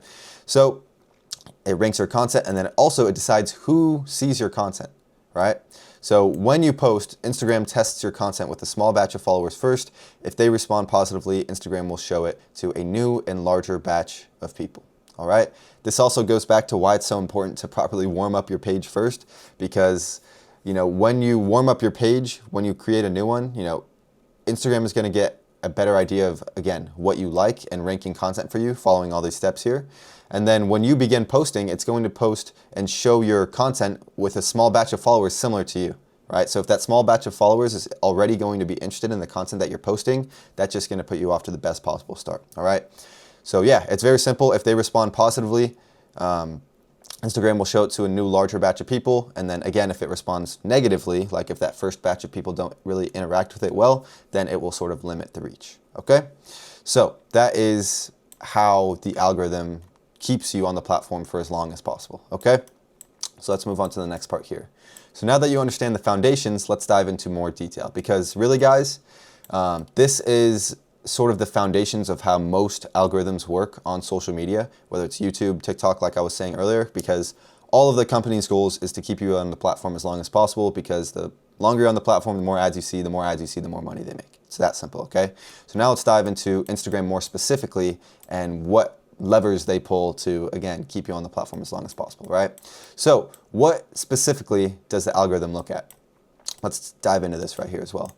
So it looks at relationships. So I'll explain more what that means right here. If you frequently interact with someone's account, likes, comments, DMs, Instagram assumes you want to see more from them, all right? So you'll see this yourself, like say you are using your personal Instagram account and you have a really, really close friend. Every time they post a story, like they show up at the top and all the way like as the first option for you to view the stories, right? Because Instagram knows that you have a relationship with this person, you probably DM them, you probably like their posts, comment on their posts, and hence when they post a story, it'll show up first because it's predicting that you will engage with that specific person, right? So it recognizes relationships that you have with certain accounts, okay? Also, it specifically looks at specific content types, all right? So the algorithm learns about which types of content that you engage with more, like whether it's reels, carousels, stories, and it shows you more of that type of content, all right? So if you're always scrolling on the reels feed, and that's like, you know, your main source of consuming content, you're just scrolling on reels, Instagram will show you more and more reels like on your home feed, let's say, right? Whereas if you go into the explore page and you're always looking at posts, again, the same thing. It learns that you're engaging with certain types of content and therefore puts more of that specific type of content in your feed, again, with the main goal of hoping to keep you on the platform, okay? And it also looks at specific timing, right? So content shared at times of the day when you're most active are most likely to appear in your feed. So for example, if you have a 9 to 5 and like from 5 to 5:30, like let's say you're taking the train back from your work to home, and that's when you usually scroll on reels. Instagram notices that pattern, how you're always active from 5 to 5:30, and that means content that's posted around 5 to 5:30 is most likely to show up at the top of your feed, all right? And it also considers these variables as well. And then the last one here is relevance. So Instagram detects what's trending in your niche and shows you similar content, right? So it always knows and stays on top of what's trending, what you might be interested in. And all of this here, guys, is just to become the best possible predictor of what you might interact with and what might be relevant to you to, again, keep you on the platform as well. So this is how they specifically, what the algorithm specifically looks at when it comes to that, okay? So now let's go over how Instagram decides who sees your content, right? Because this goes over more foundations of like what content you see, which gives you a higher understanding of how the algorithm works. But now let's dive into specifically how Instagram decides who sees your content, okay? And it really is a 4-step process, and I'm gonna go over this right now. So first one is the initial test group, right? So Instagram, when you post, is going to show your content to an initial test group, a small batch of your followers, okay? So Instagram shows your content to 10 to 20% of your most engaged followers, and these are people who frequently like, comment, or interact with your content, okay? So it tests it with this small group. And once it tests it with that group, it's gonna analyze the engagement that that group had with the piece of content that you posted, okay? So Instagram analyzes how this group responds, specifically looks at key engagement metrics that we went over. So it's gonna look at, I'm gonna go over the key engagement metrics actually right below this here, but it's gonna look at, yeah, likes, comments, shares, how this initial test group responded to your content, how they reacted to it, right? And then once they analyze the engagement of that content that you just posted, if the initial test group responds positively, Instagram shows your content to more of your followers as well as non-followers. So that's the initial test group. So once think about like this, if you pass that test, Instagram's like, okay, this guy's proven that this piece of content engages people and keeps them on the platform. Now we're gonna send it to more people and see how they engage with it as well, right? And it'll essentially keep doing this until the reach gets limited, right? However, if the content that you post, so content with high engagement gets boosted, reaching a wider audience, and then however, if the content that you posted doesn't get good engagement, it's shown to fewer people. So it begins to limit the visibility, right? Whereas if it has high engagement, it boosts the visibility, okay? So that's the very simple 4-step process. When you post a piece of content, Instagram tests it with an initial test group. It analyzes the engagement that the users had from that test group, and then it expands the audience, and from there determines whether to limit or boost availability depending on how that audience engages with the content, okay? So this is a very high level how Instagram decides who sees your content, okay? So now, like I said here, Instagram specifically looks at key engagement metrics we went over in terms of analyzing how the people responded to the content. So now let's go over what those key engagement metrics actually are in the first place, right? So these are going to be the main ones that Instagram looks at when deciding whether to push your content out to more people or to restrict it and limit it from getting out to more people. So one metric that it looks at here is watch time. So longer watch durations indicate higher viewer interest So you're gonna want to aim to create content that retains attention, right? So again, this goes back to the main goal of the algorithm. They want to keep people on their platform as long as possible. And watch time is a good indicator. Like if your content has good watch time, it's a good indicator that, you're keeping people on their platform. So they're like, okay, we like this guy. We like this guy's content that he's posting. It's keeping people on the platform. Like this is one of the reels that I've posted. The cumulative amount of time from all the people who have watched this reel adds up to over 12 years. That's pretty mind-boggling. But if you could have content that adds up to these sort of numbers, like Instagram's gonna love you, because that's literally 12 years of someone sitting on Instagram and scrolling through. Obviously not one person, it's divided upon millions of people, but you get the point. It also looks at plays and replays. So this is specifically important for Reels because replays suggest a higher view interest. So for example, if someone watches your reel and,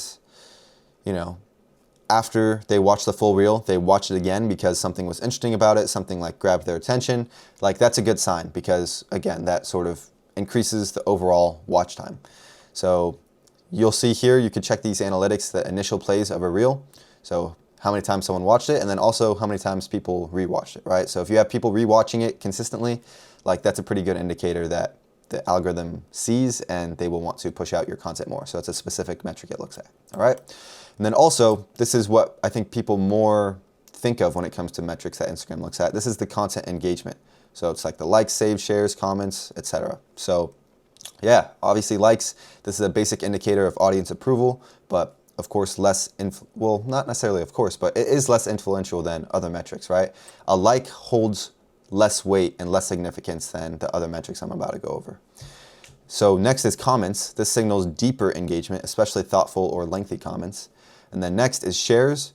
This shows content relevance as viewers share content which they find valuable, relatable, or reliable. And then they also look at saves. So this is one of the strongest signals of content value. Users typically plan to revisit the saved content. Sometimes people like make saved folders of different topics, like for example, like meal prepping. I don't know if you've ever seen like a video like that and you like save it for later as if you're gonna do it, right? So that is why meal prepping videos do really, really well.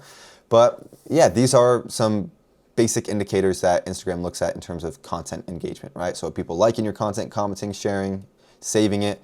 And the reason why likes hold less weight is because comments, shares, and saves contribute more to keeping people on the platform more, right? So think about it. When someone comments on your reel, especially if maybe it's like a thoughtful, lengthy, or controversial comment, then someone else might go and respond to that comment, right? Asking a question, following up on it, or giving their own opinion. And then from there, like another person could come on and respond to that, right? And all of these comments accumulate to adding up more time of people spending on their platform, Instagram, right? So if Instagram sees a lot of people commenting on your reels, and especially if they're thoughtful, lengthy, or controversial comments, they will push your content further, right? And shares are huge as well, because when you share a piece of content to someone else, let's say they're at work and they're on their break and they're scrolling, or no, let's just say they're like responding to a text message, right, on WhatsApp. And then they get a shared reel from you on Instagram, and they click on that shared reel, and now they're on Instagram. Most likely they're gonna stay on Instagram and like look at their friends and keep scrolling. So that was an example of you bringing someone new onto the platform, adding up to more accumulated time spent on the platform, which is what Instagram wants. All right. I know that might have been a lot there, but shares bring people on the platform, and Instagram loves when new people come on the platform, especially if you're the one doing it. All right. So if your content adds up to like lots of shares, that means your content brought so many more people on the platform which they like, and they're going to push your video more, right? And then saves, again, is pretty big, because when you save a piece of content, chances are you'll go back to it at some point eventually, or Instagram at least thinks you will. So it likes when you do that, okay? So now we could go at look at profile visits. So posts that drive viewers to your profile, that show like curiosity evoking valuable content, boost overall account performance, right? So if you post a reel and it gets someone interested and they're curious, or it's, it was such a valuable reel that, the person just had to click on your profile, Instagram likes seeing that, because when someone clicks on your profile, oftentimes they like, sort of scroll through some other reels or some other content that you have. And again, it keeps the person on the platform longer, right? So it also looks at profile visits as well. This isn't as significant as the other ones, but it still looks at profile visits, okay? So these are some specific key metrics engagement metrics that Instagram looks at. And obviously, this is going to be important for us to know, because now it comes down to how we can trigger these specific metrics to keep people engaged with our content, because the more engaged people are with our content, the longer our content keeps people on the platform for, the more Instagram algorithm is going to like us and the more they're going to push our content, right? So that's why it's important to understand all of this in the first place. So with that being said, let's go over some specific strategies that we can now use with this information that we've just gathered, right? So the first thing that you can do is have an engaging top line caption, all right? So this could be a question, a controversial statement, a funny statement, tag someone who, XYZ, share this with XYZ, and this is going to target more likes, comments, and shares, right? So those specific metrics that I was talking about earlier that Instagram looks at. So this is an example of a reel that I posted. I'm actually going to just click on the reel here so we can take a look at it. Somebody ask me like, are you okay? I always say, I'm good, even if I'm not. Like, I'm just kind of used to, getting through stuff on my own, so. Right, so this is somewhat of a controversial reel in today's world, where the guy said, I'm just used to getting stuff on my own. When people ask me how I'm doing, I just say I'm okay. So that's something that resonates with a lot of people already, but where I really put this on steroids is I say in the caption, should men speak about their emotions, right? So this goes back into asking essentially a question, especially a polarizing question, because a lot of people have really mixed opinions on this, right? Some people might be like, yeah, they're men, they should be, rock solid, have a good mindset, they shouldn't be vulnerable. And other people might be like, oh, they should be vulnerable, express their emotions, their identity, whatever, right? Whatever it is, people have mixed opinions on this, which means lots of things, right? So either they're going to comment, whether they're going to share this with a friend because it's relatable. It's just it's a good overall piece of content, right? And because I had this engaging top line caption, which is a question, it gets so many people to comment, right? People are like, always, and then they're putting their opinion. I can't be open anymore. I do this all the time. Like, this is very relatable to a lot of people, right? So that gets people engaged. So that's one specific strategy that you can do to keep people engaged and keep people on the platform, right? An engaging top line caption. So obviously certain reels or content that you're posting is not going to be as controversial, as polarizing as this, but there's always a way to throw an engaging top line caption in to get more engagement, right? Whether it's you're asking a question like I just did there, whether it's a controversial statement, whether it's a funny statement, tag someone who, share this with someone who, all of this is something that you want to consider, right? A lot of people don't think about this in their top line caption. They just write some random thing that adds no value or doesn't, drive any further engagement, but you want to be more intentional with your top line caption, considering what we've just gone over, okay? So the next little specific strategy that you could use is a longer caption, which makes users read more, right? So this could be a short description, a short story, a quote, sharing value, and this is going to target more watch time and shares, right? Because for example, if someone likes the reel and they click on the caption and it's actually adding value and they feel like reading it, that just keeps them on the reel longer, adds to the watch time. Sometimes even if it's a long caption, they'll replay the reel if it's a shorter reel. But it's something that Instagram likes to see, right? And this is how you can, I'll show you this example. I didn't include the link of the Instagram reel here. This again is my reel, but it essentially is about this guy who is now like playing for the Lakers, even though he's like old, something like that, right? So in the caption, I just give a short story. On April 10th, blah, blah, blah, 32-year-old Andre Ingram makes his first debut with the Lakers after spending a decade in the NBA G League. And yeah, so it's just a longer caption. People click on it. It adds more context to the video and keeps people on the video longer. So it adds to watch time, right? So that is another specific strategy that you could do, is having longer captions, which makes users read, okay? Next thing is just entertaining content, right? So I'm going to show you this reel here real quick. This is going to target more shares, comments, and likes. So a lot of this is going to depend on the niche that you're in as well, like what makes the most sense to do or not, but. Luka Doncic. That was good. That was good? Yeah, Doncic. Does anyone ever tell you it sounds like Ja Morant? What the hell? Luka Doncic. So that's essentially the reel, and then it goes into an edit, but yeah, if you don't understand what that means, it's sort of like an inside joke within the NBA because that Ja Morant guy got in trouble with some sort of gun violation. So regardless, that is an example of entertaining content. And like I said, this is going to target more shares, comments, and likes, gets people engaged. They share it with others. They think it's funny, whatever it is. And it still sort of adds some value because like a nice, clean edit and people see what they want to see because this is a motivation basketball page, right? So that is another example, and another one is educational content, okay? So this is going to target more saves, shares, and watch time. So let's go ahead and take a look at this reel here. So this isn't mine, but it's one of my students. Lowering prices is the worst strategy to increase sales. Instead, do like these big brands. They understood that people buy... So it's some sort of like animation, marketing, business sort of content, right? So yeah, this is purely educational content. It's just going over, you know, price and sales and why lowering price, lowering price doesn't increase sales. So that's also a bit unconventional. Most people think the opposite, so that was a good hook to keep people engaged. And that's also something that you guys want to always keep in mind. Your hook needs to be really good, right? Because if watch time is one of the most important metrics, what contributes to longer watch time is having a good hook, right? People's attention span on Instagram are fried, and if you can't get their attention within like the first 1 to 2 seconds, within the first frame, or something going on or something that's being said that grabs their attention, they're just gonna scroll into the next reel, right? So oftentimes if someone watches the first few seconds, they watch like, you know, half the reel or even the whole thing, right? So it's all about, you know, keeping them on for those first few seconds. That's like how much leverage you could have. So yeah, educational content is another specific strategy that you can take in order to get more saves, shares, and watch time. And that is a specific example that I showed you. And the next one is motivational type content, right? So this targets more watch time and saves. So let's go ahead and take a look at this one here.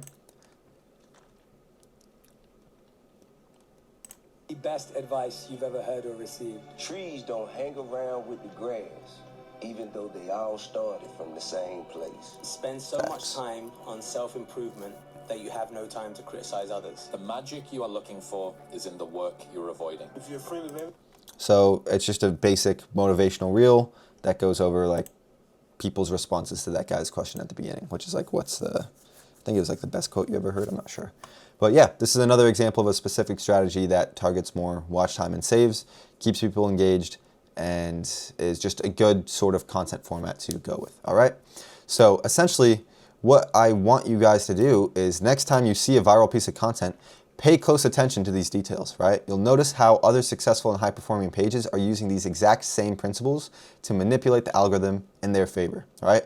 So now since we've gone over how the Instagram works, how the Instagram algorithm works on a high level, what it looks for, you know, how specifically the algorithm determines who to show your content to. Like you should understand the algorithm and what it looks for, and how, with going over these specific strategies, you could see how you can target certain metrics, right? And with that being said, since you have that knowledge now, and since you could analyze other reels, go ahead and take a look at specifically how they're trying to trigger and target and manipulate the algorithm in their favor, and you'll be able to get some valuable and interesting insights about that, right, to use to your advantage, okay? So that is that for this section, and now let's just go over a few bonus tips that I've put together for you guys. So the first one is to question things. So whenever you see a viral piece of content, don't just blindly copy others and hope for the best. Actually spend some time analyzing the content and seek to understand why it performed well. Most important word, why. If something performed well on Instagram, got millions of views, you know, lots of comments, and you know, lots of people engaging, and got someone so many followers, it didn't happen on accident, guys. Like for every cause has an equal and opposite reaction, you know. Every input has an equal and opposite output, right? So if you see a reel, well, I guess the proper way of saying is every cause has an equal and opposite effect. So if you see the effect, which is a reel that has, you know, millions of views, that gained someone so many followers and lots of people commenting, like there's a reason for that. And it's your job to question things and identify what that cause was. What caused that reel to do that well? Because Instagram doesn't just randomly push out shit reels because it's self-interested and wants to keep people on the platform. So there's something about that reel that kept people on the platform. So some questions you could ask yourself is, which metric made this reel go viral? Why did this reel perform a lot better than that reel? Why did the page owner decide to do this and not that? How can I make this type of reel go viral on my page as well? What can I do differently to improve this reel and make it even better than the original? These are questions that you can ask yourself when it comes down to why that reel performed well in the first place, and how you can take that information use it for yourself to make your own high-performing reels, all right? So that is the first bonus tip I have for you guys. Really question things. Don't just blindly copy others. Don't just like go through this like a monkey and not even think about anything. There's always a cause to the effect, so break down and analyze what those causes are, and that's how you're really, really gonna further master the algorithm and have it on your side to your favor, okay? Next thing you're gonna wanna do is analyze your own data, right? So the same way you can get a bunch of valuable insights from analyzing other high-performing viral reels from other people, you could also get very, very valuable insight from analyzing your own data. So once you reach 100 followers, you're gonna unlock Instagram Insights, or the professional dashboard. And by looking at insights, you'll be able to see more detailed data, which will help you make logical decisions with your page moving forward, right? So you're gonna be able to see your audience location, like which countries they're from, their age range, the gender ratio, and their most active times of day, right? So you're gonna wanna look at your data, sort of understand your audience, and the more you understand your audience, the more you're able to create content that resonates with them. That's really what it comes down to. And yeah, the more you create content that resonates with them, the more higher likelihood you have of going viral and having high-performing content, right? So yeah, take a look at these metrics. And also, for example, a specific thing people always wonder about is like, oh, what time should I post at? Like, yes, there's some like decent times to post at. You want to be posting on like Eastern Standard Times, because that's where you could access the highest quality audience.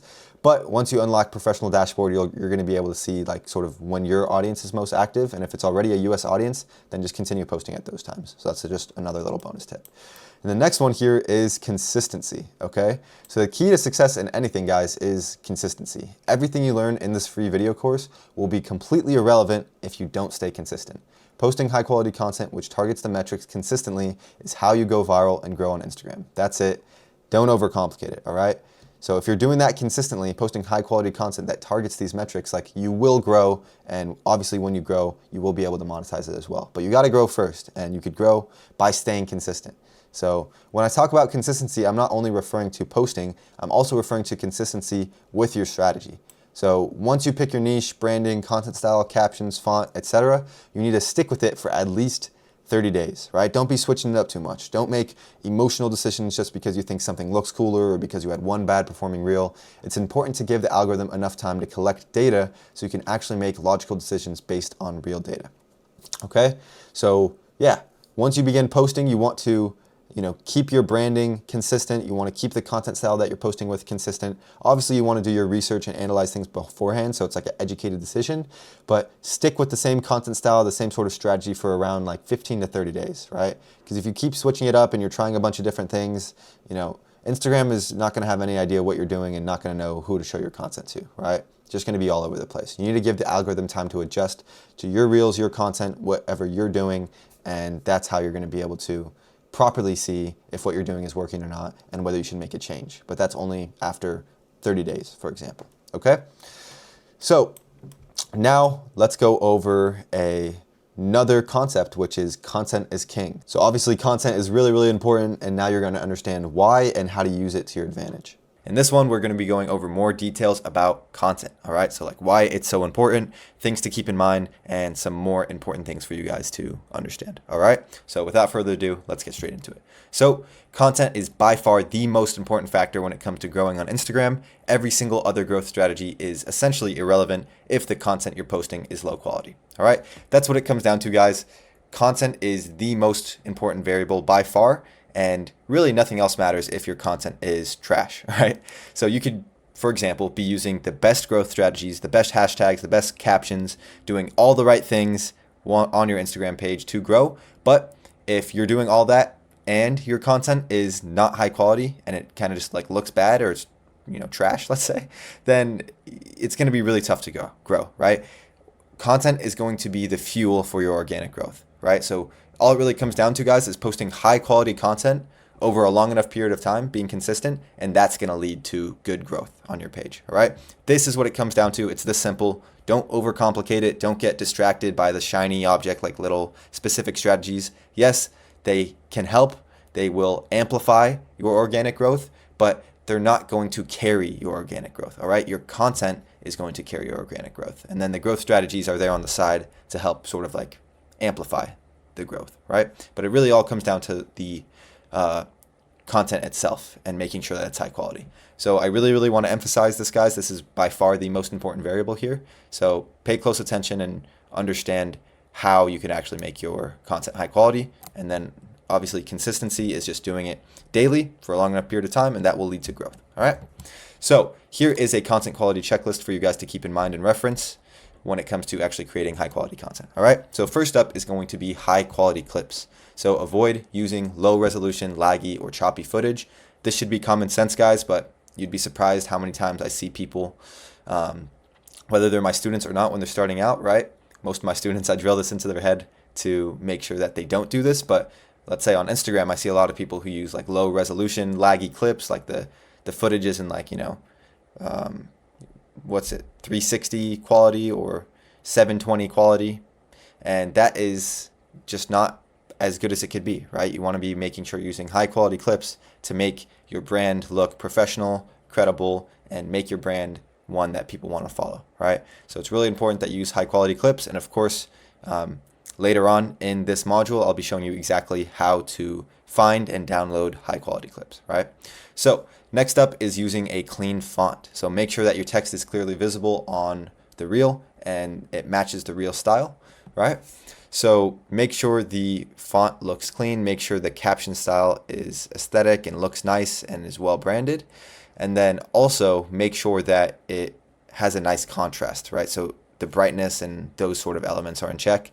Because for example, if you have like a video and it has like a white background, but also your text is white, and it's sort of just going to blend in. It's not going to stand out enough and people won't be able to read it.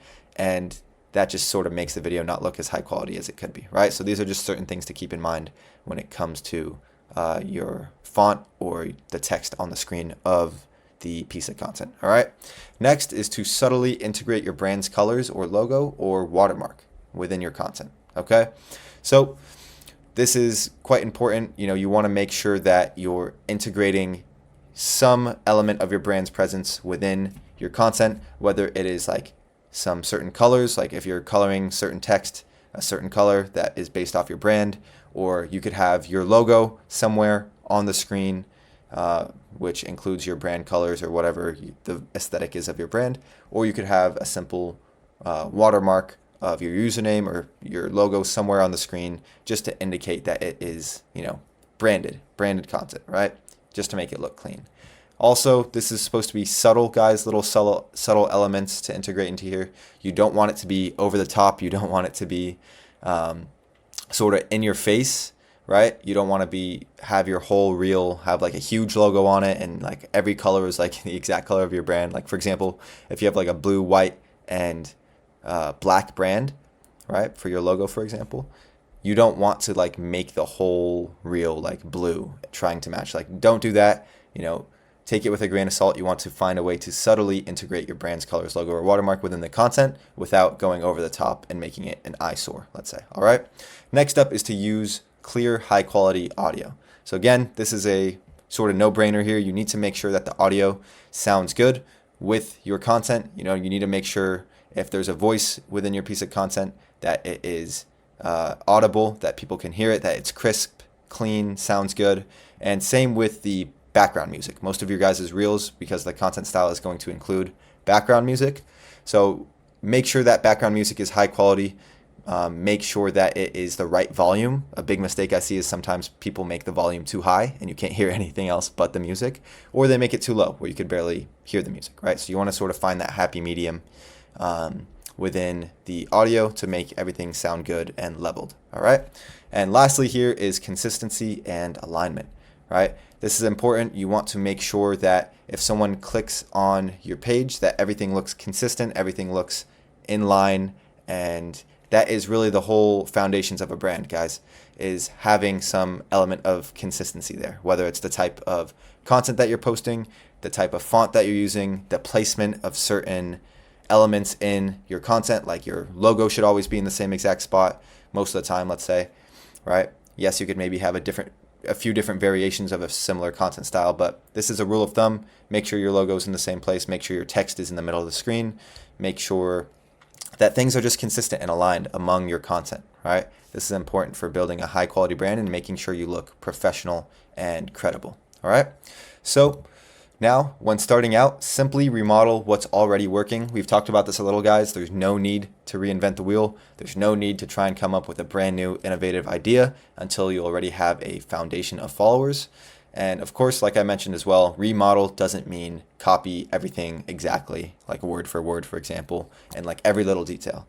That's not what remodel means. Remodel is to simply get an idea from a concept that's already proven to work on Instagram and then putting your own unique spin on it. All right. And now what I'll do is I'll show you some examples and explain more in depth about what I mean by this in terms of remodeling content and how different pages have put their own unique spin on essentially the same exact content style. All right. So let's just get into that right now. All right, so now I have a few different pages pulled up on the screen here for us to go through and analyze.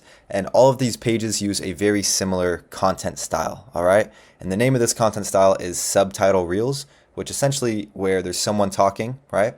And then there is captions or text that comes up on the screen that matches what they're saying, all right? So this is the content style that we're gonna be sort of reviewing in this lesson and breaking down a little bit more about how they've remodeled content and put their own unique spin on it, right? But the reason we're doing this is, first off, subtitle reels is one of the biggest content styles on Instagram, specifically in the motivation niche.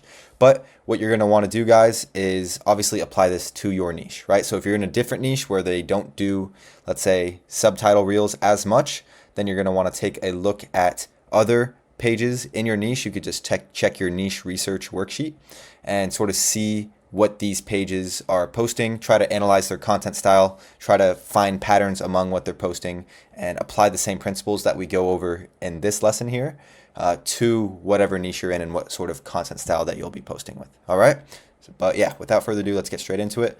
So I'm just going to click on one of the videos here. You might be a little better than me, but you human. You just like me, right? You just like me. You ain't no different. You just like me. You bleed just like I bleed. You cry just like I cry. You hurt just...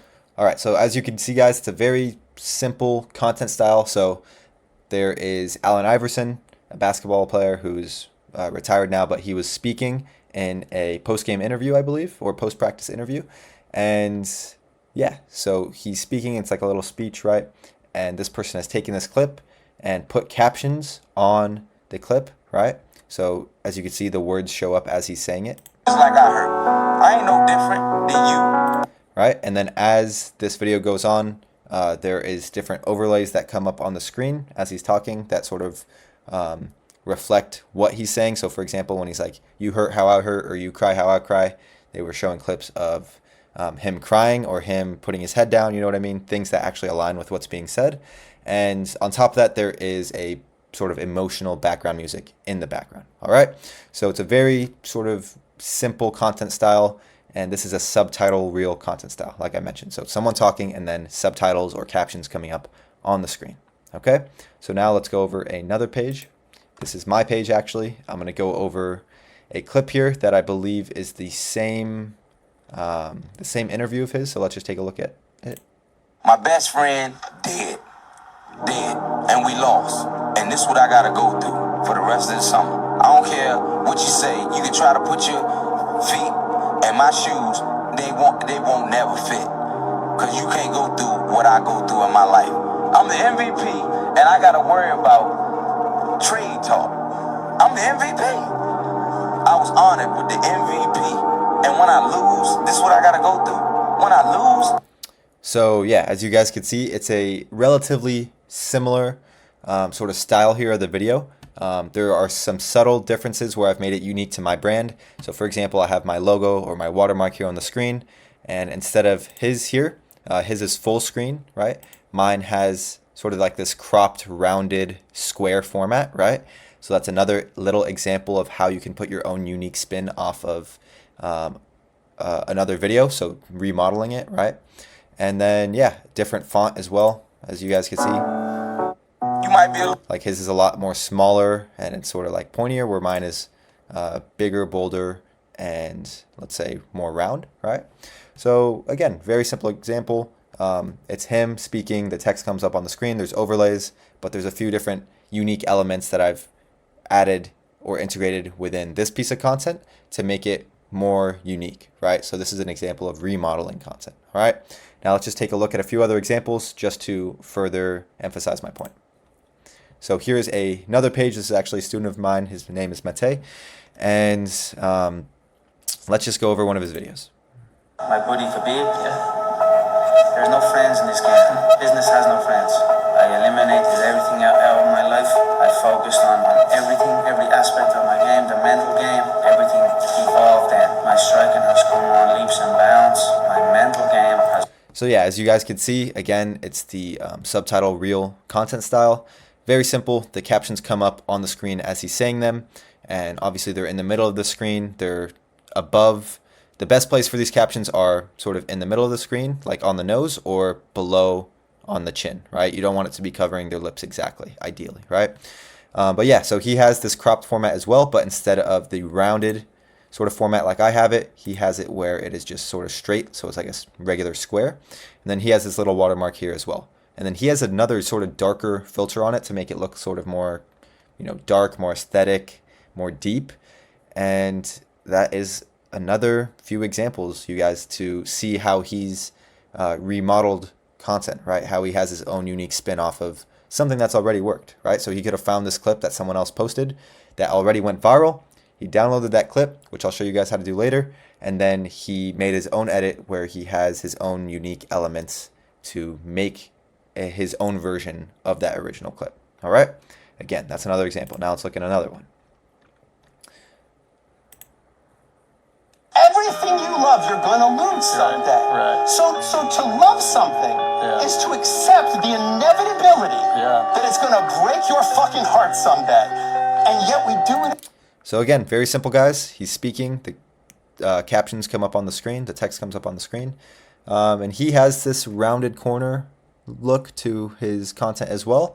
And then he has his logo right here in the corner, right? As you can see, that's his logo. And he just put it here in the corner. So that's his watermark, just to make it look well branded. Again, it's an example of someone putting their own unique spin and remodeling a piece of content that has already gone viral, right? These people are not reinventing the wheel.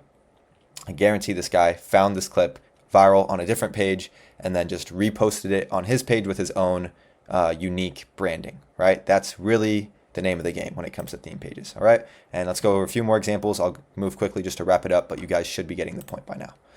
All right, so let's look here. Excuses don't build success.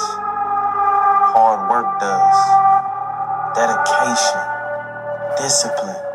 All right, so as you guys can see, he's speaking, the text comes up on the screen, and then how he's made this a bit more unique is like he has a very sort of nice looking black and white filter, and his text is almost like this video game looking thin text, right? So that's how he's made this unique, right? And I'm at the point in my life right now where yeah, that's what his content looks like, right? Same for all of his other content. And yes, he has other things mixed in here as well, but we're going over the subtitle reel content style specifically. So let's go over just a couple more and we'll be done here. So you lie to yourself and cheat yourself, then you're not fooling anybody but yourself. Again, very simple. Text comes up on the screen as he's speaking, and then he has his little watermark of his username in the top corner here, right? Just to have, this is an example of a subtle integration of his branding or his, logo or watermark is just having a little thing right here, all right? And lastly, this page here, let's just look at it. You got a dream, you got to protect it. People can't do something themselves. They want to tell you you can't do it. You want something, go get it. Period. So he had more like sporadic, engaging captions that showed up on random parts of the screen there. And then he had it fade out into his logo, right? You got a dream. And he has his logo at the bottom here as well. All right. So as you guys could see, these were all subtitle reel content style pages that we sort of just analyzed. And I showed you how there's plenty of different approaches. There's plenty of different ways that you could have your own unique approach for the same content style, right? So these are all subtitle reel content styles. It's where someone speaks and text comes up on the screen, right? This is what's proven to do work in the motivation niche and lots of other niches on Instagram, okay? And then all these people have done are added their own sort of unique elements to their content to make it well branded and to make it distinguished from other people's pages, right? So this one, he just has the text come up as he's saying it, and then there's overlays, right, of him along the video. And then for this one, bigger text, the logo here, rounded corners, a different background music, right? More overlays, different clips. And then here, this one has like the square format. He's got his watermark here. Text comes up on the screen. He has a different filter that makes it look darker. This one, right? Like this one has no filter, for example, and then the text comes up on the screen. It's a different font, and then he has this little logo here. So you guys get the point. The same content style, but different approaches that are unique and distinguishable and branded for each of these pages, right? So that is exactly how we can do what I said here, which is remodeling, not copying, right? So as you can see, those people didn't just directly copy everything about the other's content. Like the watermark wasn't all in the same spot. The background musics weren't all the same. The format of the actual clip wasn't all the same. The fonts of the captions weren't all the same. The filter on the screen wasn't all the same. It's the same content style, but there was different unique approaches, right? So they remodeled the content based off of their branding, all right? So that is the name of the game. Again, hopefully I've emphasized the importance enough about why having high quality content is so important, right? And how it's really the main variable here. So yeah. All right, so now since we've just gone over why content is king, let's go over how you can collect viral clips for your content. In this one, we'll be going over more details about how you could begin collecting viral clips. All right. So as I've mentioned multiple times up until this point, you're not going to want to reinvent the wheel. All right. Especially at the beginning, you're going to want to instead see what's already gone viral on Instagram and put your own unique spin off of it. Right. That way you already have the proof of concept that it has gone viral in the past and that has potential to go viral again. And then put your own unique spin on it, put your own unique touch on it with your own branding and re-upload it to your page. All right. So let's get straight into it. So here real quick is just some criteria for you guys to keep in mind when it comes to finding viral clips. All right. So you're going to want it to be at least 100K views. Obviously, the more views, the better. And you're also going to want that clip that you find to have gone viral within the past 1 to 2 weeks. And of course, again, the sooner, the better. All right. And this is just a general rule of thumb, guys. Of course, there's some nuance to this. Like, for example, if you see a page with like 2,000 followers, but it got like 80K views, like that's still a very good indicator that that's like a viral clip, right? So just because it's not at the 100K views mark doesn't disqualify it from this criteria, right? You kind of have to use your own brain and try to like, you know, pick up on those little details as well. This is just a rule of thumb.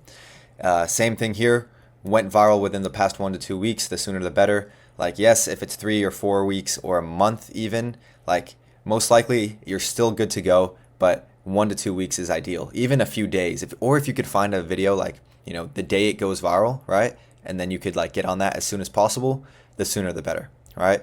And this isn't to say that if you find a clip that went viral like a year ago, that it won't go viral again, but that's the case a lot of the time. Like what goes viral like 6 months to a year ago has a less likelihood of going viral now, right? Whereas if you find stuff that went viral recently, the past 1 to 2 weeks, maybe even 3 to 4 weeks, then that increases the likelihood tenfold that it will go viral on your page as well. All right, so here's just some criteria, very simple criteria for you guys to reference when it comes to finding viral clips in the first place. All right, so now let's head over to Instagram and go over how to actually find these clips, right? So now if you guys have implemented the steps properly when it comes to warming up your page, your algorithm and your feed should only be showing you high performing content, or at least content within the same niche that you're in, right? So simply, a good way to do this is just scroll on your feed and you're going to be able to find content as well as pages that are performing well and going viral. All right. So let's just do an exercise real quick here just to scroll a little bit to see if we find any viral clips. All right. So let's just say we're scrolling. You know, this one has like 6,000 likes. It's not too bad. You could always click on these pages as well, you know, see what has gone viral for them recently. This guy doesn't look like he's had too many, but look. So for example, a Kobe clip,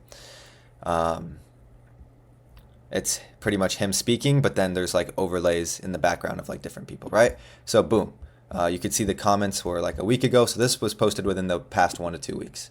So what you guys can do now is add this to a folder. Like click on save, and then you can make different collections and different folders based off of your own criteria, right? So if I were to click plus, I could create a new folder based off of like whatever I want to call it. So you could just call this simply like viral clips, right? But I'm not going to make a new one because I don't need to. So pretty much what you're going to want to do is keep scrolling, keep finding these pages where you're finding viral clips that have at least 100K views and have gone viral within the past 1 to 2 weeks, and keep adding them to this folder. All right, keep scrolling, keep looking at the pages that are like, you know, doing well, and adding more and more clips to this folder, right? You're going to want to do this like, you know, once a week, right? That way you could stay on top of like the most viral, best content, right? And here, guys, the point is to scroll intentionally. It can be easy to just get carried away and just like keep scrolling, keep scrolling, keep scrolling. But what you're going to want to do is scroll very intentionally. Make sure that you're actually paying attention to the content, looking at the, you know, results, whether it's done well or not, and then intentionally adding the ones that have gone viral into this folder. And then that way you could have like a stash of these high quality and proven to go viral already clips. All right. And then now let's say that you've gotten a folder, right? That you have, you know, a ton of viral clips that you've added over the past like, you know, few days, and now you're ready to like find the actual clips, right? So now that you have all these clips in one place, now you need to find the original source of these clips, right? Because you can't just like, you know, screen record this and then like edit it yourself, like, right? This is already an edited clip. So what you want to do is find like the raw, unedited original clip, right? Like for all these. So for example, let's start with this one. So this is Tom Platz. Oftentimes you'll like see who the name of the person is in the description if you don't know already, but as time goes on you'll get better and better at like, you know, knowing the names of the people that you see. All right, so this is Tom Platz. So if we go onto YouTube, right, you could search up Tom Platz interview, for example, and this is the, you know, third one that comes up. So you could tell that this is the same video just because of what he's wearing. So you click on this, right, and then if you just play this, you'll see some stuff that he says. It's like cancer, you know, probably causes cancer. All right. So what you're going to want to do is you have this video now, right? It's 2 hours long. So you don't want to watch this whole like 2-hour video just to find that little clip. So a little like hack that you could do is go here to the description and then click show transcript. And then if you're on a Mac, press Command F. I think if you're on Windows, it's Control F, and then type in the word like cancer or a keyword that he said in this one, right? Or attitude, for example. And then what you'll do is it'll just pretty much show you the exact timestamp in the video where he says that, right? So he says it here. Problem. When people get cancer, what should they do? Mind, get rid of the sugar. Let's see. I think sugar helps everything grow, including cancer. I do much better nowadays at my age. Let's see. Having a higher fat metabolism. 100 grams of carbohydrates a day. I think this is the same clip as this one. Let's see. The negative energy probably makes your whole body do weird stuff, you know? Because if you think bad and expect bad. Okay, let's just do that so we can find the exact clip. Think bad, expect bad. So, think bad. Okay, here it is. Here's the clip. Your whole body do weird stuff, you know? Right, so this is the exact clip that we just saw here. So say, for example, I know this is not a viral clip, it's only 127 likes. I'm just using this for the sake of the example, right? So pretty much what you're going to want to do is press clip, right? If you think... And then you could find like the exact length, it's within 60 seconds of the clip that you found here. So let's just say this is a 40-second clip or a 20-second clip. Just grab the exact or very similar, you know, length, 20 to 40 seconds, whatever it is. And then once you do that, just like press share clip and then press copy. All right. And then what you're going to want to do is go to here, this website, loader.to. Okay. Paste in the clip here and then go to MP4 1080p. This is going to give you the highest quality resolution, and then press download. Okay. And then it'll start downloading. So the beauty of this website right here is that it allows you to download YouTube clips. All right. So this is like, you know, the up to 60-second video that we could clip from this one, right? Most YouTube clip to MP4 converters only allow you to download the entire YouTube video, right? So you'd have to press share, this button right here, get the link, and then paste it into like a different like website, and then you have to have like this whole like 2-hour like interview essentially, right? That takes up a lot of storage, it takes a long time to download, and it's just a headache. Whereas with this website, allows you to download just between 0 to 60-second clip, right? And that makes your whole life a lot easier. It'll download quicker, and you don't have to worry about storage or anything like that. All right. So this is pretty much just loading right here. It's downloading. It should be done any second now. But yeah, that is what you guys can do. All right. That is how you're going to get essentially the original clip as an MP4 file. And then what you're going to want to do after that, obviously, is download that MP4 file into your editing software, which we'll go over later. But yeah, hopefully this loads quicker. Sometimes it's quicker than others. Sometimes the website is a little bit buggy, but I think it should work. So let's just give it a second here. Aside from that, guys, what I could show you right now is obviously sometimes it's not going to be as easy as this, like just looking up Tom Platt's interview and then like you see it on the third one. Like sometimes it's a bit tougher, right? It's a bit tougher. So let's say, for example, you find a clip. I could show you guys an example here. Let's say I'll go to this one here. Is it this one? Nope. I love y'all. Nope. It's a Kyrie clip. Let me show you though. Basketball wasn't. Greatness is not meant for a few chosen people. Right. So this is a Kyrie clip that was hard to find, right? Greatness is not. So if you go to here, greatness is not meant for a few chosen people, or you try to like look this up, like you're not going to find the original clip very easily, right? So it's not as easy as where it came up so easily for this one, or you could look up like Kyrie post-game interview. Like it's just not going to come up, right? Because there's so many post-game interviews, there's so much content on Kyrie that you're not going to be easily able to find it, right? So what you could do in that scenario is simply go to this website. This is called filmot.com, and then you could just type in the actual text of the video. So for example, it says, for a few chosen people, it's meant for those who persistently. Greatness is not meant for a few chosen people, it's meant for those who persistently blah, blah, blah, blah. So if you go to here and you type in, greatness is not meant for a few chosen people. I've already typed this in so it knows, but you can just type it in yourself for whatever video you find. This will pretty much like find you the exact YouTube video. That way you don't have to like search for hours trying to find it, right? So I believe this is okay, so it just refreshed. So what you're going to want to do now, greatness is not meant for a few chosen people, is just like sort of scroll through here. A few more games. Okay, so this is the original video. You could see just from the background. They pursue their dreams every day and make that choice when they wake up. Right, it's the same background. He's wearing the same outfit. He's got the same glasses. So it is this video, right? So you click here. A few more games. And do the same exact process that I showed you guys earlier. So show transcript, Command F, and then you could say greatness is not meant for a few chosen people, right? So you click here, you get the clip, and then boom, go back to loader. All right, so this looks like it's done now. So all you're just gonna wanna do is download it, and then like save it, and then you'll have the download, but I'm just gonna cancel it now. Yeah, guys, so that's pretty much how you do it. Let's just go over a couple more examples.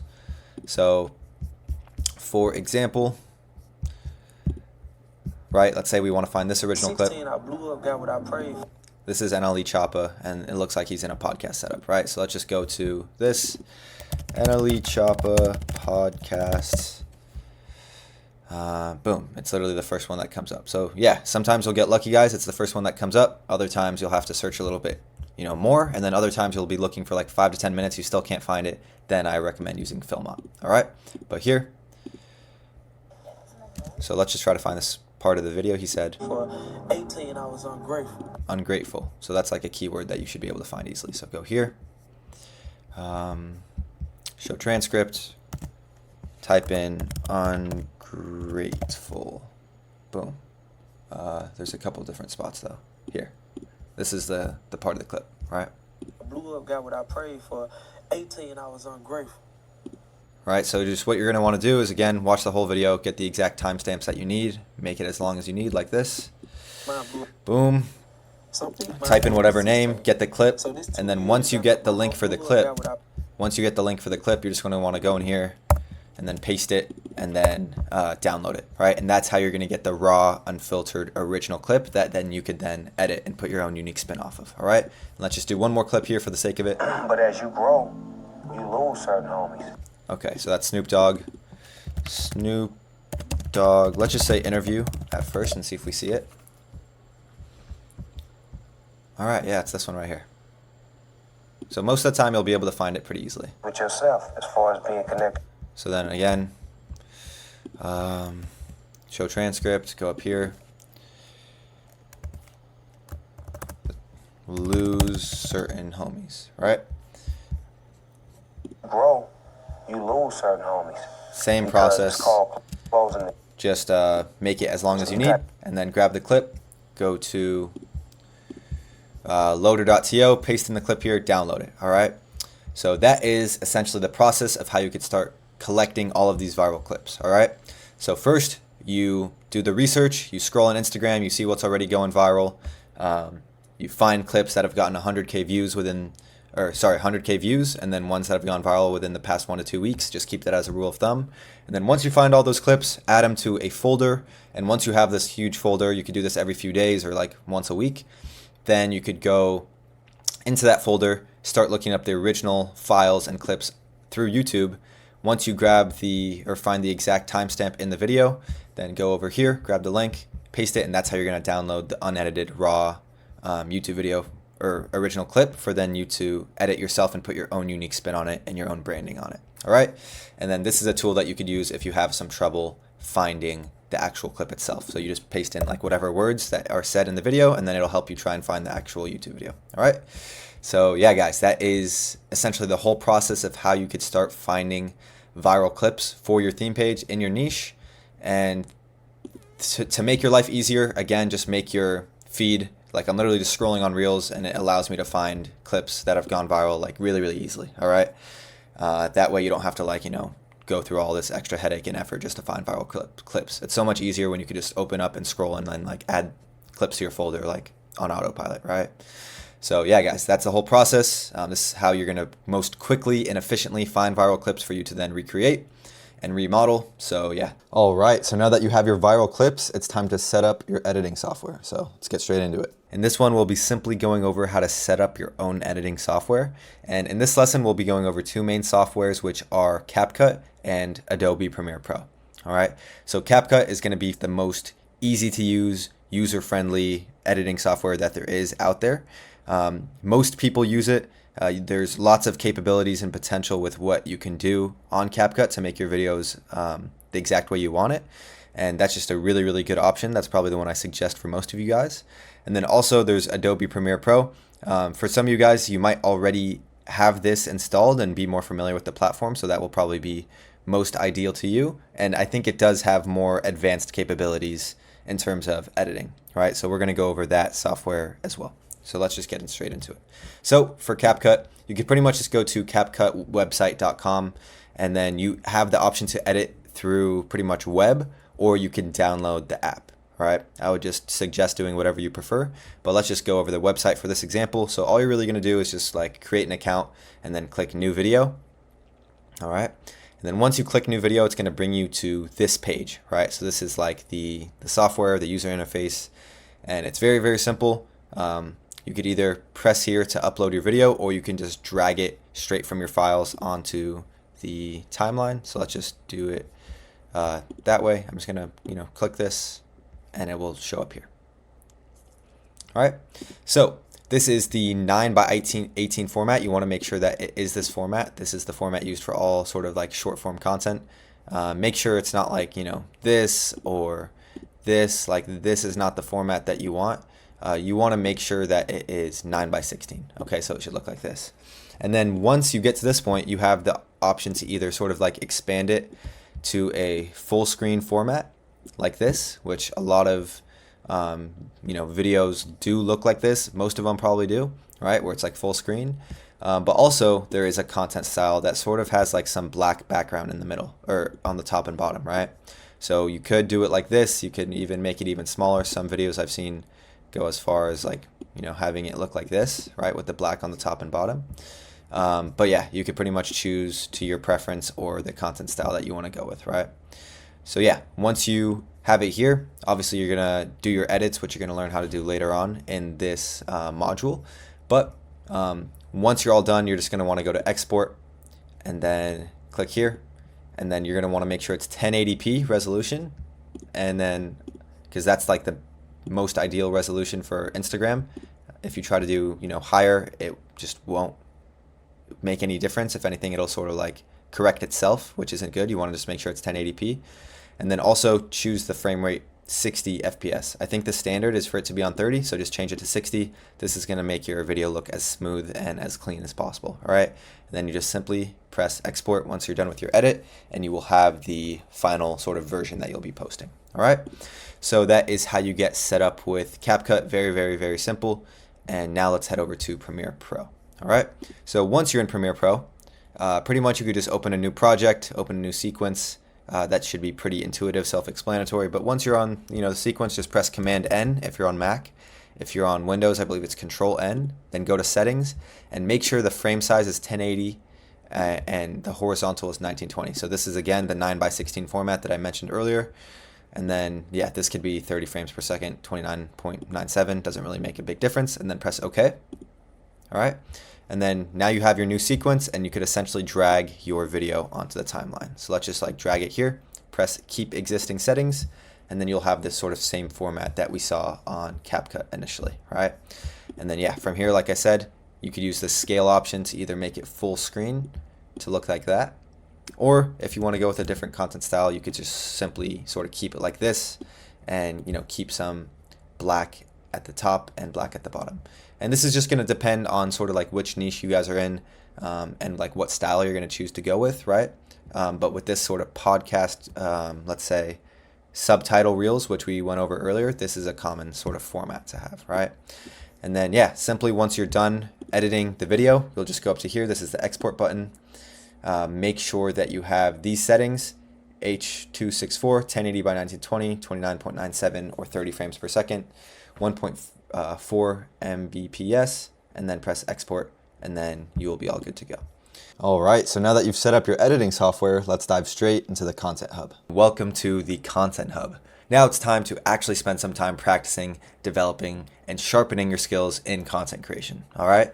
And by the end of this module, you'll learn how to create different styles of content, you'll make your first drafts/samples for your own brand, and you're gonna get clarity on which style to stick with for your brand. All right, so without further ado, let's just get straight into it. So now we're going to be going over some different styles of content, the first one being subtitle reels. All right, and we're also going to go over quote reels. I'm going to be showing you guys some examples, sort of breaking them down and giving you guys an idea of what you can expect when it comes to these different styles of content. And the reason why these are the two different styles of reels that we're going to be breaking down here in this module is simply because they are proven to work the best over the longest period of time. All right, so these reels pretty much, no matter what trends are going on, no matter what changes in the algorithm have been made over time, little adjustments, these reels always perform well. They do right now as I'm currently recording this video, and they have a few years ago and over the past few months, and they're still going to continue to do well on Instagram. All right, so these are the two main different styles of content that we're going to be going over in this module here at the time of this recording. All right, by the time you're watching this, there might be some new trends, some other very good high performing styles of content that might be in the phase 2 section of the organic growth blueprint. But as I'm recording this video, these are the two main styles of reels that perform the best over the longest period of time and have gotten the best results. Okay, so let's just get straight into it. So I have an example, or I have 4 examples for each styles of reels here. So let's just go over this first set here, which is the subtitle reel examples. All right, so here I'm just gonna let you guys watch this real quick. But it won't help you stay asleep. And so some people have this problem. They take melatonin, they fall asleep, and then they wake up 3 or 4 hours later. So it wears off? Yeah, there are much better things for. So as you guys can see, it's a very, very simple style of content. It's simply here's a podcast, and then there's automatic captions that come up on the screen as the person is talking. And then there's also like a little logo here or a watermark below.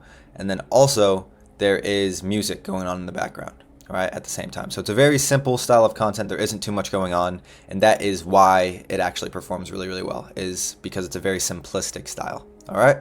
And as you can see, this person added their own little unique touch to it by adding some color for each line of the captions. And there's also a cool little animation where the captions sort of fade into the screen. All right, so that is the first example. Now let's go over the second. Here we go, I'll let you watch it. In 5 years. But there's two conditions. You have to know what it is, and you have to aim at it. Figure out what you want, write it down, figure out what you could do to start moving to. All right, so you can see, again, it's a very similar style as the last reel that we watched. So the only difference here is that it's a bit cropped, so there's like the black at the top and at the bottom. Obviously, it's a different font, they're a different size. This one's just white captions rather than white and a different color. And then also, I'm not sure if you guys can see, but the watermark is here, right under the captions, rather than down here on the other one. All right. And then, yeah, again, very simple. Captions come up on the screen. There's a watermark, and there's background music that goes in the background. Towards that, okay.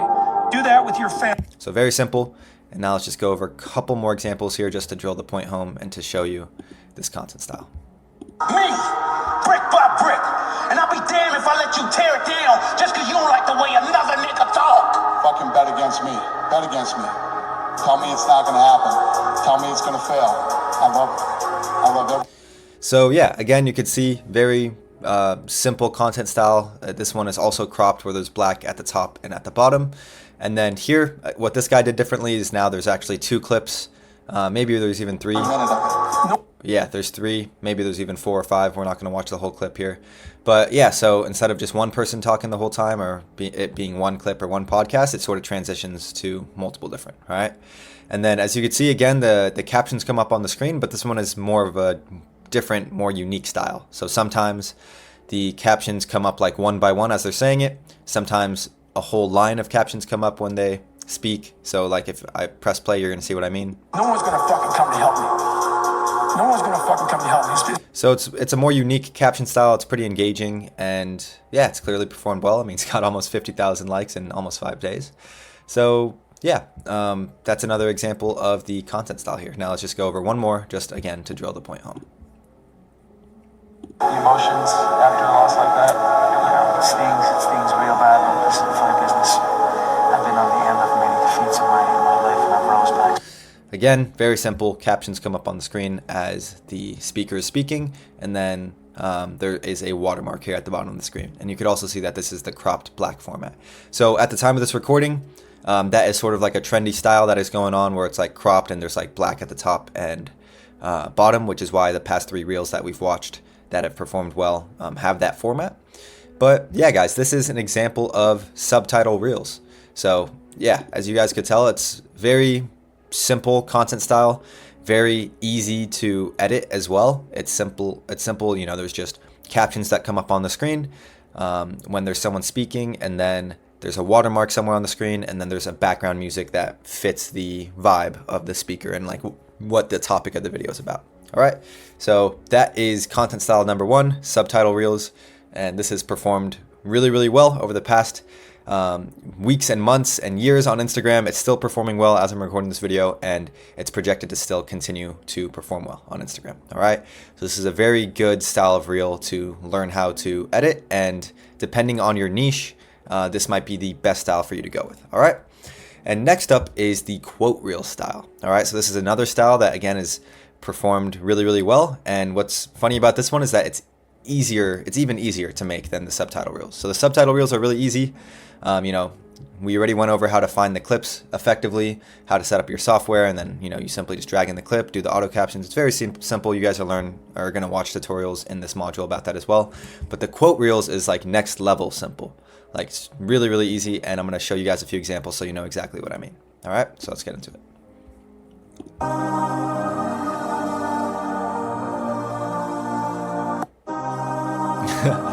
So you guys see what I mean? It doesn't really get simpler than that. It's like a 5-second reel. There's like some background video or picture. We'll go over a few different examples. And then there's a quote that comes up on the screen, right? And then typically for these shorter reels, like there's longer captions as well, as you could see this guy did. And this is also Matthias in the program. I'm sure you're familiar with him already by now. But yeah, so that is just one example here. Let's just go over another now.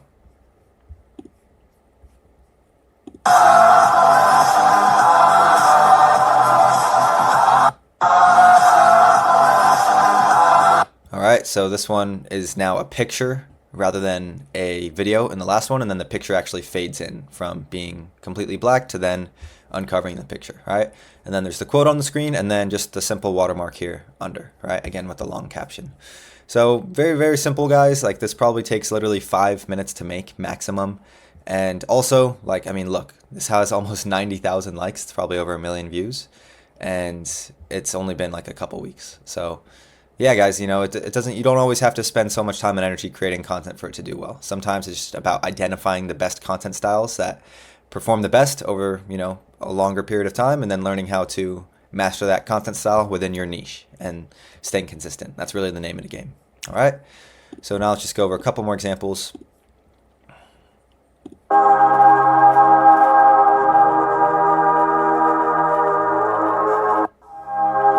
Again, very simple. It goes from black and then fades into this picture. There's text on the screen, and then there is like a little watermark of this guy's initials of his username here.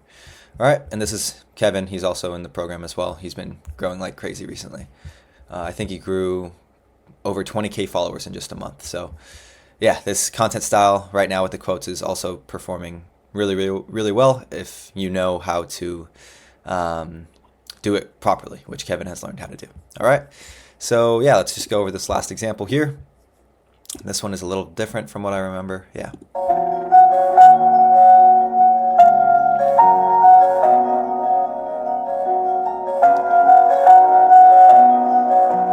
So yeah, very simple. There's background music, and then there's a quote on the screen, the little watermark of the logo of the page here. And then instead of this being like a still picture or a very simple video, this is actually looks like clips from, it's probably some sort of anime where it just transitions towards different clips on the beat drop, or not on the beat drop, but with the beat.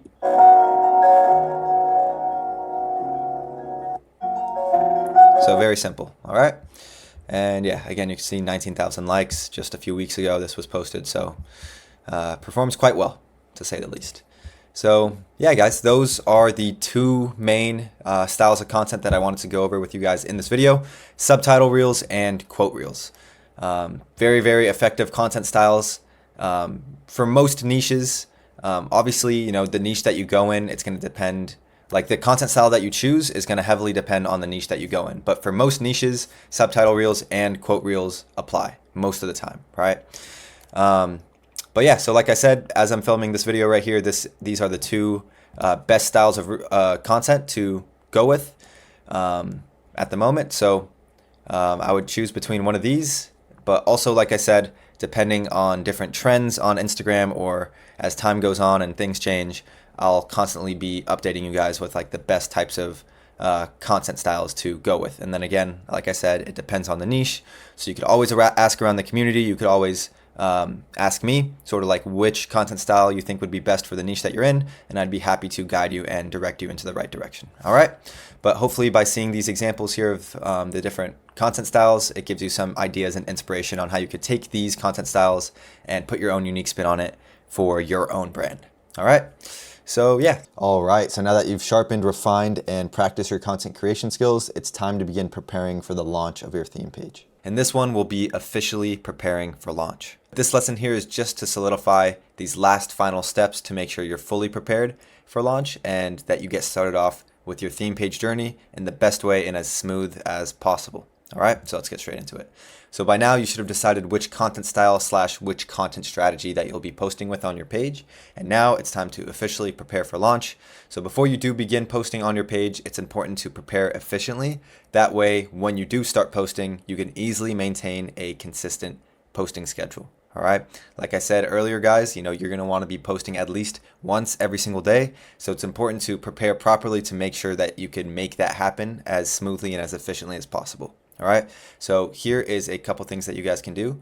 Firstly is create more content, right? So once your content audit has been approved and your content has passed the quality check, create at least 5 to 7 reels. That way, once you do start posting, you can stay ahead of schedule, right? That way, you don't have to worry about creating the reel the day of, right? Because you guys know how life can get. Something could come up last minute and may get in your way from posting like that daily reel, right? So if you prepare at least 5 to 7 reels in advance, then you don't have to worry about, something obstructing that and getting in the way of you posting that daily reel, at least, right? So at the same time, there's a little bit of a caveat to this. You don't want to create like, 30 or 50 reels ahead of time. That's just not ideal because, for example, within your first 14 posts, for example, you might see that something performs very, very well compared to others, right? And you're going to want to use that feedback to immediately start iterating on your content and making other sort of similar versions to the one that performed well, right? But if you created like 50 in advance, then, you're not pretty much taking full advantage of that opportunity to capitalize off of that momentum, all right? So just keep that in mind. 5 to 7 reels in advance is a sweet spot, all right? And next, you're going to want to create your caption template, right? So this is going to be the bulk part of your caption, which stays the same for every single reel. And you're also going to want to save this caption template either in your notes or some sort of document on your phone or computer. That way, every time that you go to post, you can easily copy and paste it. And then all you have to do is just adjust the top line of the caption and a few hashtags for each reel. All right. So now let me show you an example of this. So here is one of my pages, right? So for example, this is my simple caption template. All I do is copy and paste this onto every single reel that I post. And then I change a couple things, right? I change this top line here. Obviously, I change the speaker, the @ of the speaker. And then sometimes I change the hashtags, just depending on how specific what the video is about and if I think changing the hashtags will be beneficial. All right. So for example, if I could go on to multiple reels, it's the same exact framework, just a different top line, and I put the actual @ of the speaker where it says speaker. All right. And you can see that for each of my reels. Okay. And then let's just take a look at a couple of our examples. So this is another student within the program, Brandon. So this is his here. So let's take a look. He changes this first one here, right? That's the first line. And then this is like the bulk caption that stays the same among all of the content, right? So he also, provides a lead magnet. So that's his like prayer guide. So that's an example of something that you could include in your bulk caption template as well. And then you see he also puts the speaker, and then he also has the same hashtags, all right? And you can see the same pattern for essentially all of his content, all right? Let's take a look at a couple more examples. So here, this guy uses sort of a longer caption style. So he changes this first line, and then he has sort of like some bulk text here going into more depth about whatever the video is about. And then he has video credits. He tags the @ of who's ever speaking in the video. And then he also has like a little CTA here for some ebooks that he promotes. And then the hashtags here at the bottom. And again, you could see it's the same style for each of his reels. The same sort of like bulk, like this is all the bulk. And then this is what's custom. And he probably uses ChatGPT to make this longer caption. And then he changes this first line. All right. And this is just optional. You don't need to do this part where it's like, extended and more in depth, breaking down the video. Pretty much all you really need to do is change the top line to make it custom towards each reel. Right. So as you could see, and then lastly, we'll go over one more example. This one is another example of a longer one, but here is pretty much what stays the same for each reel. Right. So he changes this top line depending on what the reel is about. Right. And then he has some more bulk caption here to sort of go more in depth about, for example, this quote here or this verse. And then again, same thing for each of his reels here. So yeah, guys, create your own caption template. Don't overthink this. Simply just do some research in your niche, see what is common among the high performing pages and what their caption templates look like. And you could simply build one that is structured similar to theirs, right? And then you could add your own unique twist to it. At the end of the day, this is not going to determine whether your reel goes viral or not. Your content is the most important part. Content is king. Remember that, guys. But your caption template is always better looking, structured, looking professional, and looking clean. All right. So yeah, guys, get your bulk caption template created, and then remember, all you have to do is just change this first line here, make it custom towards each reel. All right. So yeah, that's pretty much all I have for you guys in this module. Very simple. Just take these last 2 steps here, get fully prepared before you start officially posting content. That way you get started off with your theme page to the best start and the most smooth start possible. All right. Remember, lastly, consistency is key. And once you do start posting, you're going to want to post at least once, at best twice per day.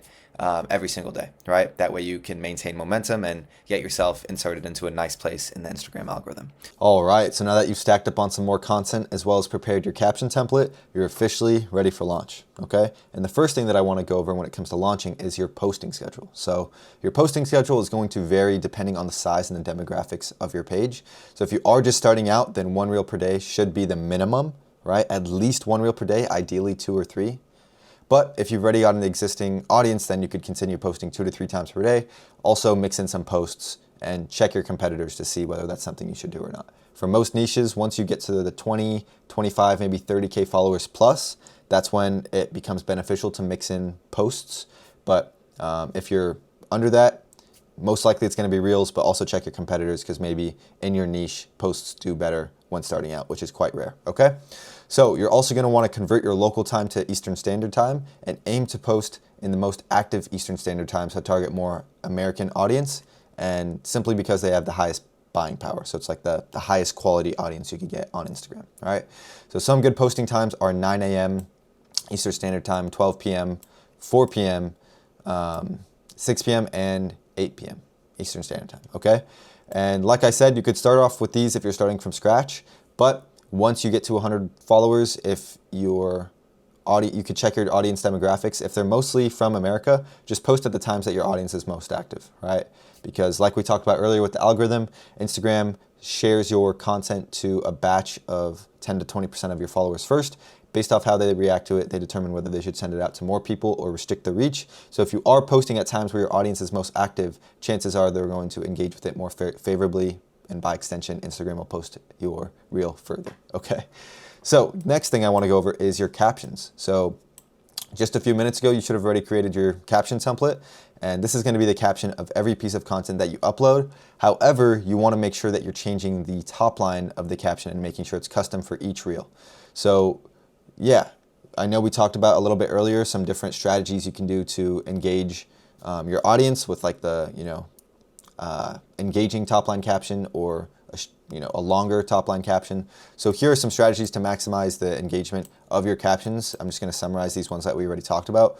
For the engaging top line caption, you could do a question, a controversial statement, a funny statement, tag someone who, XYZ, share this with who, XYZ, and this is going to target more likes, comments, and shares.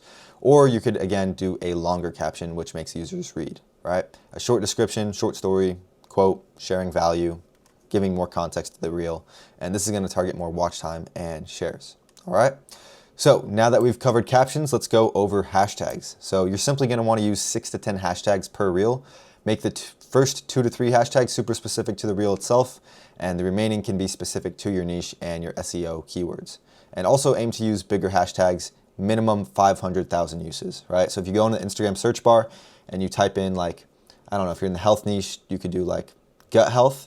You could click hashtags once you search that up, and you'll see all the different hashtags of gut health and how many times they've been used. You want to use ones that have been used a minimum of 500,000 times, all right?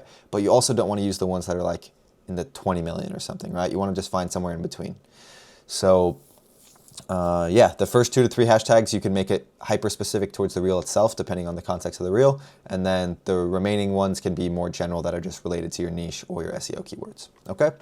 Also, this is really, really important, guys. Don't overthink this. There's really no right or wrong way to do this. You could also take a look at other high-performing pages in your niche and see what they're doing for some inspiration. So if you're just stuck on this, you don't know what words to put, even though it should be pretty straightforward and self-explanatory. Take a look at your competitors, see what they're doing for their hashtags, and that should give you some inspiration. But like I said, there's really no right or wrong way to do it. You might see some people using a few hashtags, they're performing really well. You might see some people using 20 hashtags, they're performing really well. Some people don't even use hashtags, right?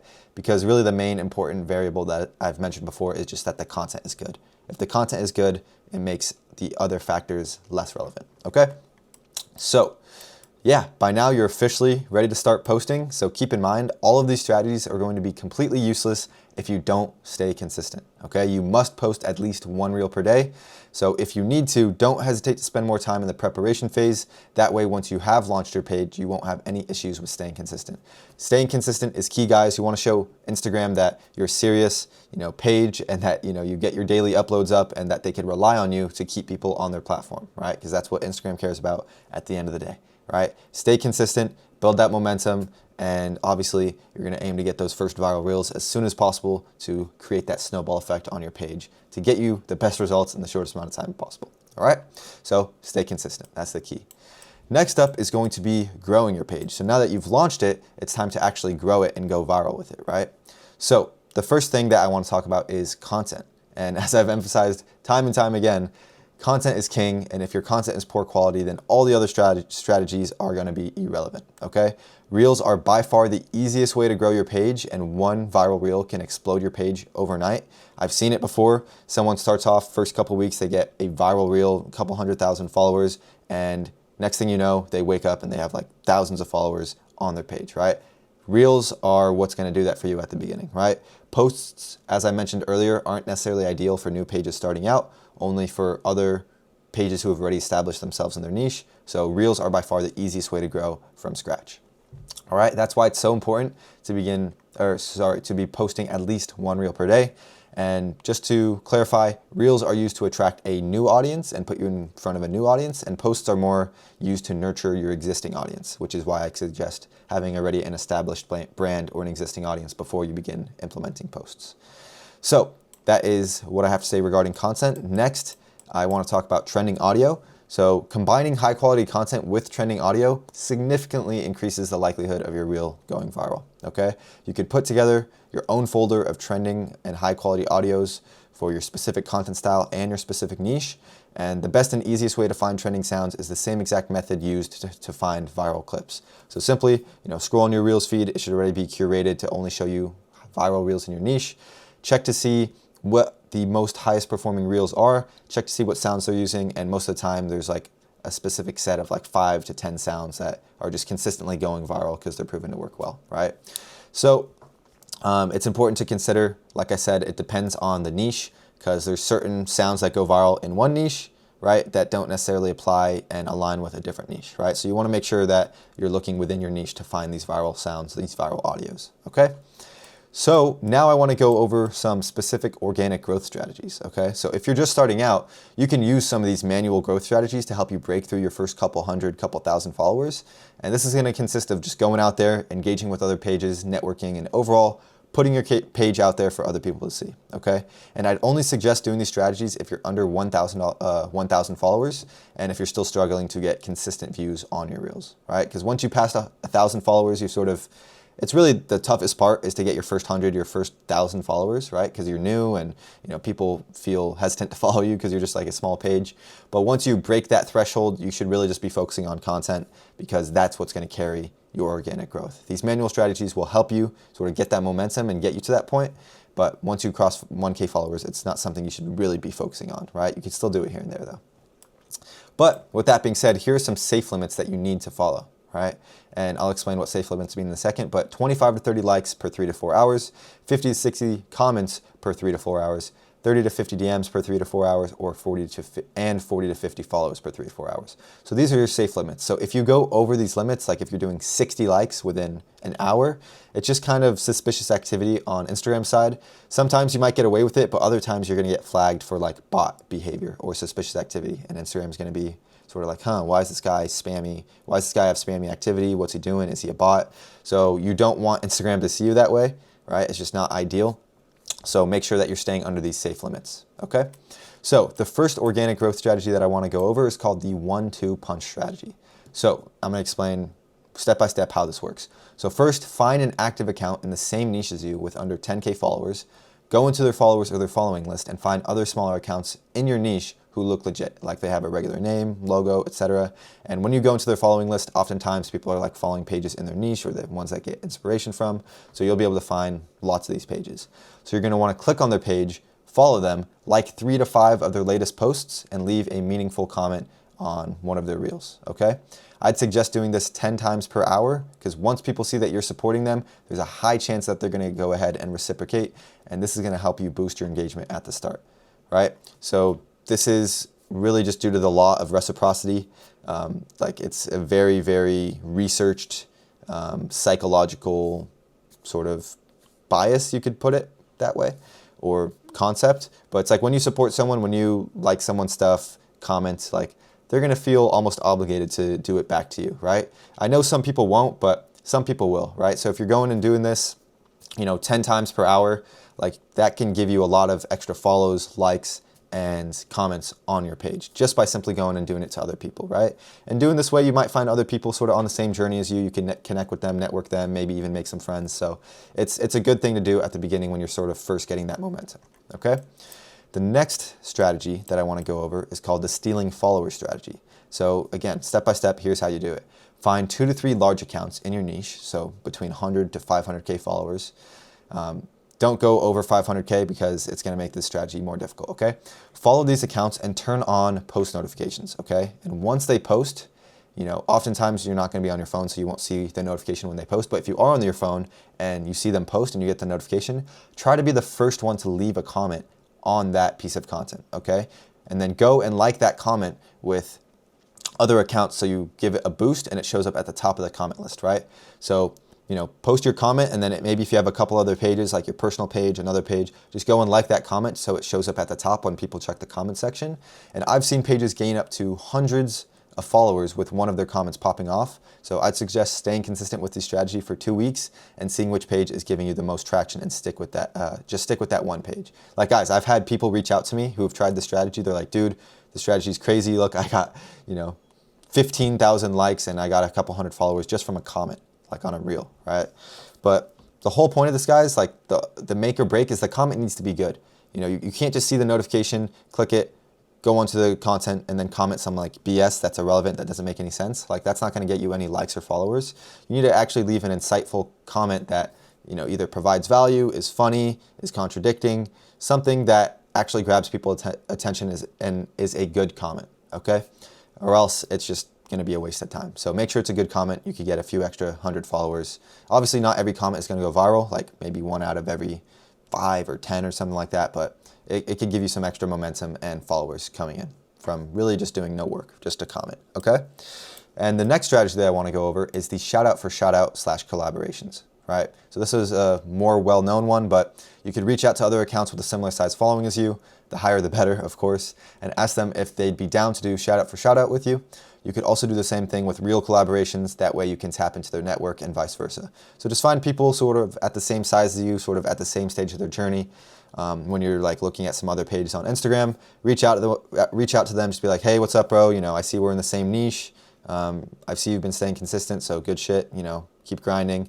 Was just curious, since we're in the same niche, we're at a similar stage of our journey, if you'd be down to do some sort of shout out for shout out or like a real collaboration. That way we could be introduced into each other's audience and both benefit, all right? Are you down? So a lot of times people are going to be down, and this is a good way for you to get some extra exposure. And yeah, it's a very, very simple thing to do. A lot of people will be down, okay? So the next thing that I want to go over is just some more bonus tips here. So reply to all of your comments that you get with additional questions or comments. Also pin your favorite comments. So this is going to get you more engagement and boost your content in the algorithm.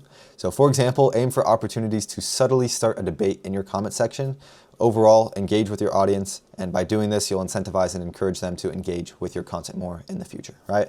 So there's a caveat to this, like obviously don't rage bait, like don't be in your comment section blatantly trying to start arguments or anything like that. You could subtly try and start a debate by asking insightful questions or following up by what someone said, and this could just get extra engagement, extra people commenting or replying or following up, and that can boost your post or your reel in the algorithm, okay? Then also, guys, just overall engage with your audience. Don't be a robot who's just like posting content on your page. Like, yes, it does take time to engage with your audience, but it goes a long way, reply to some comments, like some comments, engage with your followers, like actually spread an impact on people, right? That's really the beauty of this business model. Try to make a positive difference. And by doing that, like, you're gonna see good karma. Let's just put it that way, okay? So those are just a few bonus tips that I have for you guys. And something else that's important to do is to analyze your data. So once you reach 100 followers, you're gonna unlock insights, or the professional dashboard, as I was talking about earlier. And by looking at insights, you're gonna be able to see more detailed data, which helps you make more logical decisions with your page moving forward. So this is the same stuff I was talking about earlier: the audience location, age range, gender ratio, the times of the day they're most active.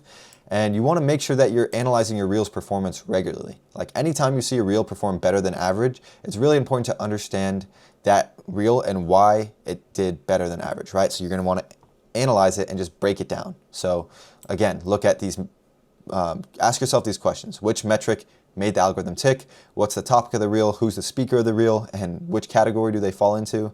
What's the length of the reel? What's the audio that is being used? What are people saying in the comments?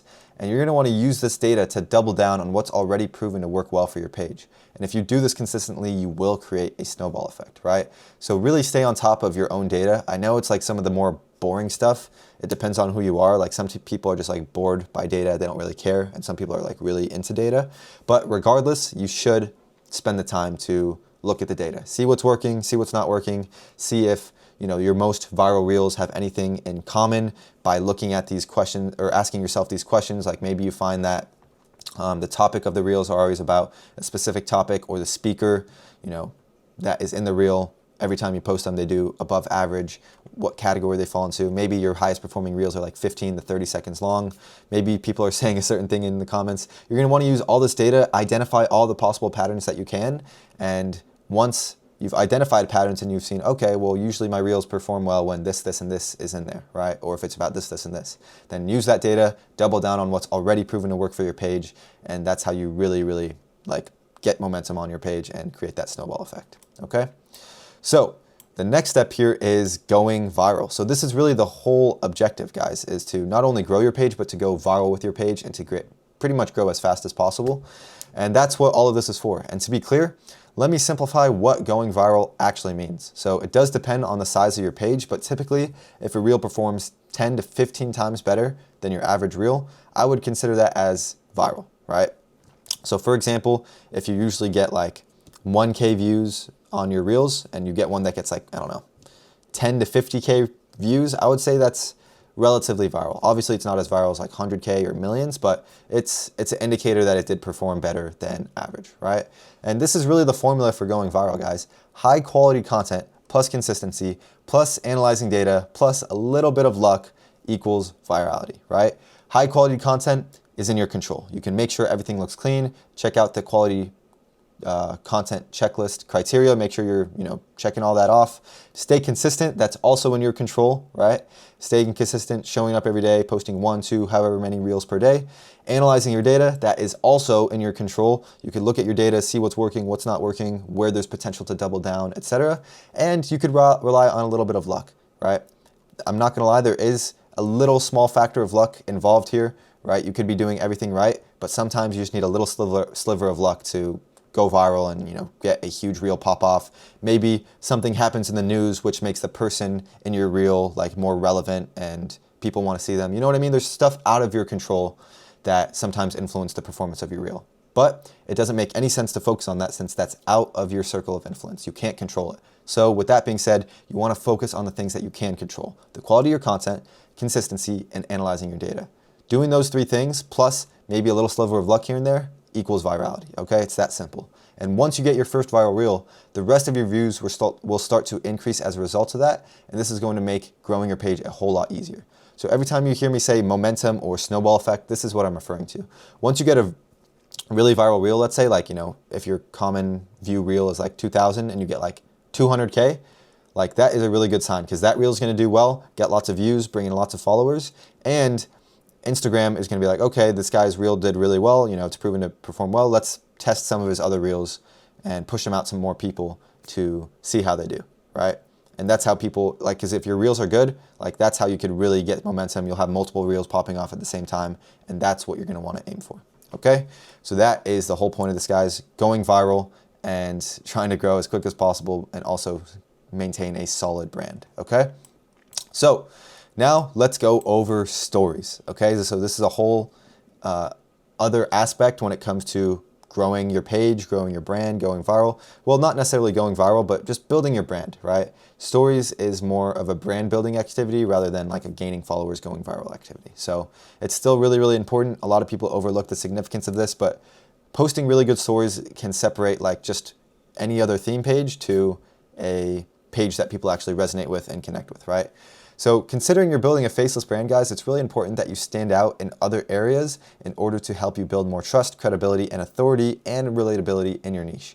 Like I said earlier, you don't want to be looked at as just another theme page, right? Posting stories consistently will keep your audience active and engaged and will also help you build more trust with your followers and overall make your brand stronger, okay? So you're going to want to aim to post at least 1 to 2 stories per day, and here are some ideas. And before I go over these ideas, guys, I wouldn't suggest posting stories until you've got to at least like 500 to 1K followers, right? Because if you only have like 20 followers and you're trying to post like 1 to 2 stories per day, there's only going to be like 10 people, seeing the story. So it's just not a good ROI. It doesn't really make sense, and it's not going to be worth your time. Whereas if you get to like 500 to 1K followers plus, then you're going to start having more viewers and it'll start to make an impact. Okay, so just keep that in mind. So here are some ideas for your reels. You could do like daily motivation, so like tips, mindset, quotes, etc. Obviously, this is going to like relate to your niche. You could use Instagram integrated engagement features. So, these are Q&As, polls, quizzes, emoji slide bar, emoji button, etc. Instagram has certain features within stories that you could sort of integrate into your stories, which allows the viewer to interact with it, whether it's like asking a question, voting on a poll, answering a question to a quiz, sliding a emoji slide bar, as stupid as that is, or pressing the emoji button. These are features that Instagram has integrated into their stories that you have the option to use to get your viewers to engage more, right? So these actually drive engagement and usually make your stories get a lot more views, okay? You're also gonna you could track your growth of your own content, right? And I would only do this once per day max, but this is when you, I'll show you an example in a second, but it's like if you reach your first 100 followers, you could screenshot that and post it on a story, say, thank you guys for 100 followers. This is just the beginning. Let's keep it going. And then when you reach 1,000 followers, 5,000 followers, 10,000, just sort of tracking your growth, right? So that's something else that you could do just to switch it up, post some stories every once in a while, right? You could also do relevant news or trending topics in your niche. So for example, if you're in the basketball niche and something big happens in the basketball world, you could sort of, post some relevant news or trending topics about that specific event or topic that happened, okay? And also you could, this is really optional here, but you could add your own lifestyle in there, like, whether you're at the gym, if you're eating out, if you're on holiday, if you're, you're working at your desk, you could just, post a story about that just to attach some identity to the reel, obviously, or sorry, to the page. Obviously, this is a faceless page, so some people are just not gonna wanna show anything about their personal life at all, but including some aspects of your personal life if you'd like if you're at the gym and you're in like the motivation or gym niche, or if you're eating out and you're in like the food niche or something like that, just like posting stuff that relates to your niche of your own personal life. You don't need to show your face necessarily, but just like your environment could just help switch it up every once in a while, show that there's actually a person behind the page and that's not just some robot, and that could just help build some more trust and some credibility with your page, okay? So overall, guys, what you post on your stories are going to relate to your niche and be relevant within your niche, so it's going to be different for each niche, and I'll go over more of that in a second. But really the main goal is to educate and to entertain, right? So every time you post a story, the goal should be to either educate or entertain your audience, okay? And also you want to make sure that your stories are not very repetitive. The worst, like the thing that you would want the least is to like see the little, let me put it this way. If you see a page post a story and you see like the little circle there at the top of your feed, and you could already predict what the story is going to be, like you're not going to want to necessarily tap it, right? Because it's like you already know what it's going to be. It just sort of drives people away. So you don't want to be predictable or repetitive with your stories. You want to switch it up. You want to make it always feel fresh, feel new, have variation, and that's how you get people consistently viewing and engaging with your stories, okay? So keep that in mind. So here are some specific examples regarding what the different, let's say, examples or ideas that I just went over, okay? So here is the daily motivation / tips, mindset, and quotes example. So these are just basic quotes. I've taken screenshots here. It says, keep going, one more day, become the greatest person your bloodline has ever seen, then pass it down. It's time to bet on yourself, wake up, remember who the fuck you are, don't let fear, anxiety, or low self-esteem win. And then this says, I can't even read it, to be honest, it's a little blurry, but yeah, guys, this is going to depend on your niche. If you're in like sort of the motivation, mindset, sort of quotes niche, this applies more. Whereas if you're in like the health niche, maybe you won't do like a daily motivation quote, but you could do like a health quote, right? So there's always ways to customize these concepts or ideas into your specific niche, okay? So that's one example. Another example is using the Instagram integrated engagement features like I was saying earlier. So these are some actually from one of my brands. So here's one that I said, who's the real GOAT? I got Kobe, Jordan, and LeBron James there. And I just put a little poll with like Kobe, Jordan, or LeBron, and people can vote, right? It's relevant to the niche, gets people to engage. It's like a high quality visual, whatever, right? Then also, again, who's the most overrated NBA player of all time? And then I just put a poll of all the names, and people could vote, share their opinion, engage, and that's just an example of using Instagram's engagement features, okay? So again, customize this to your niche. Like if you're in the health niche, you could do like, what's your favorite vegetable? Something like that, or, literally anything. And then here's an example of tracking growth. So this is actually one of my students, Mate, and it's a little blurry here, but I think he reached his first 5K here, and then he reached his first 10K, 20K. This is 50K, and now I believe he's almost at 100K. And this has all happened within the span of a few months. So he's doing really, really good, and he's been tracking his growth on his profile. So yeah, it's just a good way to show appreciation to your audience. Just be like, hey, thank you for the 5K followers. It means the world to me. Let's keep it going. Like it builds credibility with your page. It shows that you're genuine, and it shows that you're appreciative, right? Which is a good thing. And it just adds some variation to your stories. And another example here is your own content. So this is once per day max. So you could actually repost your reels on your story, and I would only suggest doing this at most once per day. So if like you post a reel, you could simply just like press a couple buttons, and there's an option that says like upload to stories or post to stories or share to stories, something like that. And then it just shows up on your stories. So if someone sees your story, they have the option to click on it and then to actually view the reel. And I believe this actually gives you, or it counts as a view on your reel. So this is something that you could do every once in a while as well. But overall, guys, these are just some ideas that you can get inspiration from and apply to your niche. But I'd overall just suggest taking a look at other high-performing pages or competitors in your niche and just seeing what they're posting on their stories, right? And of course, don't always directly copy them. But by doing this, you could get some inspiration and ideas on how you could put your own unique spin off of what they posted. However, with stories, it's really important to be unique. So try to be more experimental and creative with your stories, right? So overall, the concept is to just look at other pages in your niche, see what you like about their stories, maybe the way they design them, maybe like what they're including in their stories. There might be certain aspects that you like from across multiple pages, and then you could just take those as bits and pieces of inspiration and ideas and insight to apply to your own page by putting your own unique spin on it, okay? So that's how you could get some more ideas aside from the ones that I've just given you examples of right now, okay? So that is that, and the main thing that you want to consider as well here with stories is brand consistency. So you want to make sure that, like, what you don't want is to post a story and have it be messy and unprofessional and sloppy. That just tarnishes your brand reputation and makes you seem like sloppy, right? You don't want to be associated with sloppy. You want to be associated with clean, high quality, professional, right? Because this is building a brand at the end of the day. This is not just some theme page for fun, right? This is a brand, professional brand. So here's some elements that you want to keep consistent and to consider. So the font brand colors, well, these are actually two separate ones here. They should be on two separate bullet points. Let me see if I can actually edit it. Maybe not. Anyways, oh, I can. There we go. So the font, you want to keep consistent. So if you're using a certain font in your stories, you want to make sure that every time you post a story, it's like the same font, right? You don't want to be having like crazy fonts or colors thrown out here and there. For every new story you post, you want it to be consistent, right? It's like the same way like Apple, the brand Apple, they might not use the exact same font, but you don't see them using like, you know, completely different looking fonts. Like it's just, they keep it aligned within their brand and they keep it consistent. Okay. Also, the brand colors, you want to make sure that stays consistent as well. So for example, if your brand is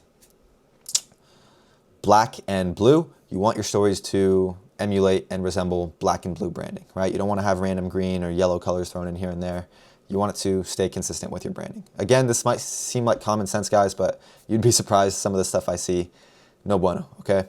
Also, the background images. So for example, you could have certain templates of certain images that you're including in the background of your stories, and you just want to keep those consistent and among the same sort of branding or vibe, right? Whenever you post a story.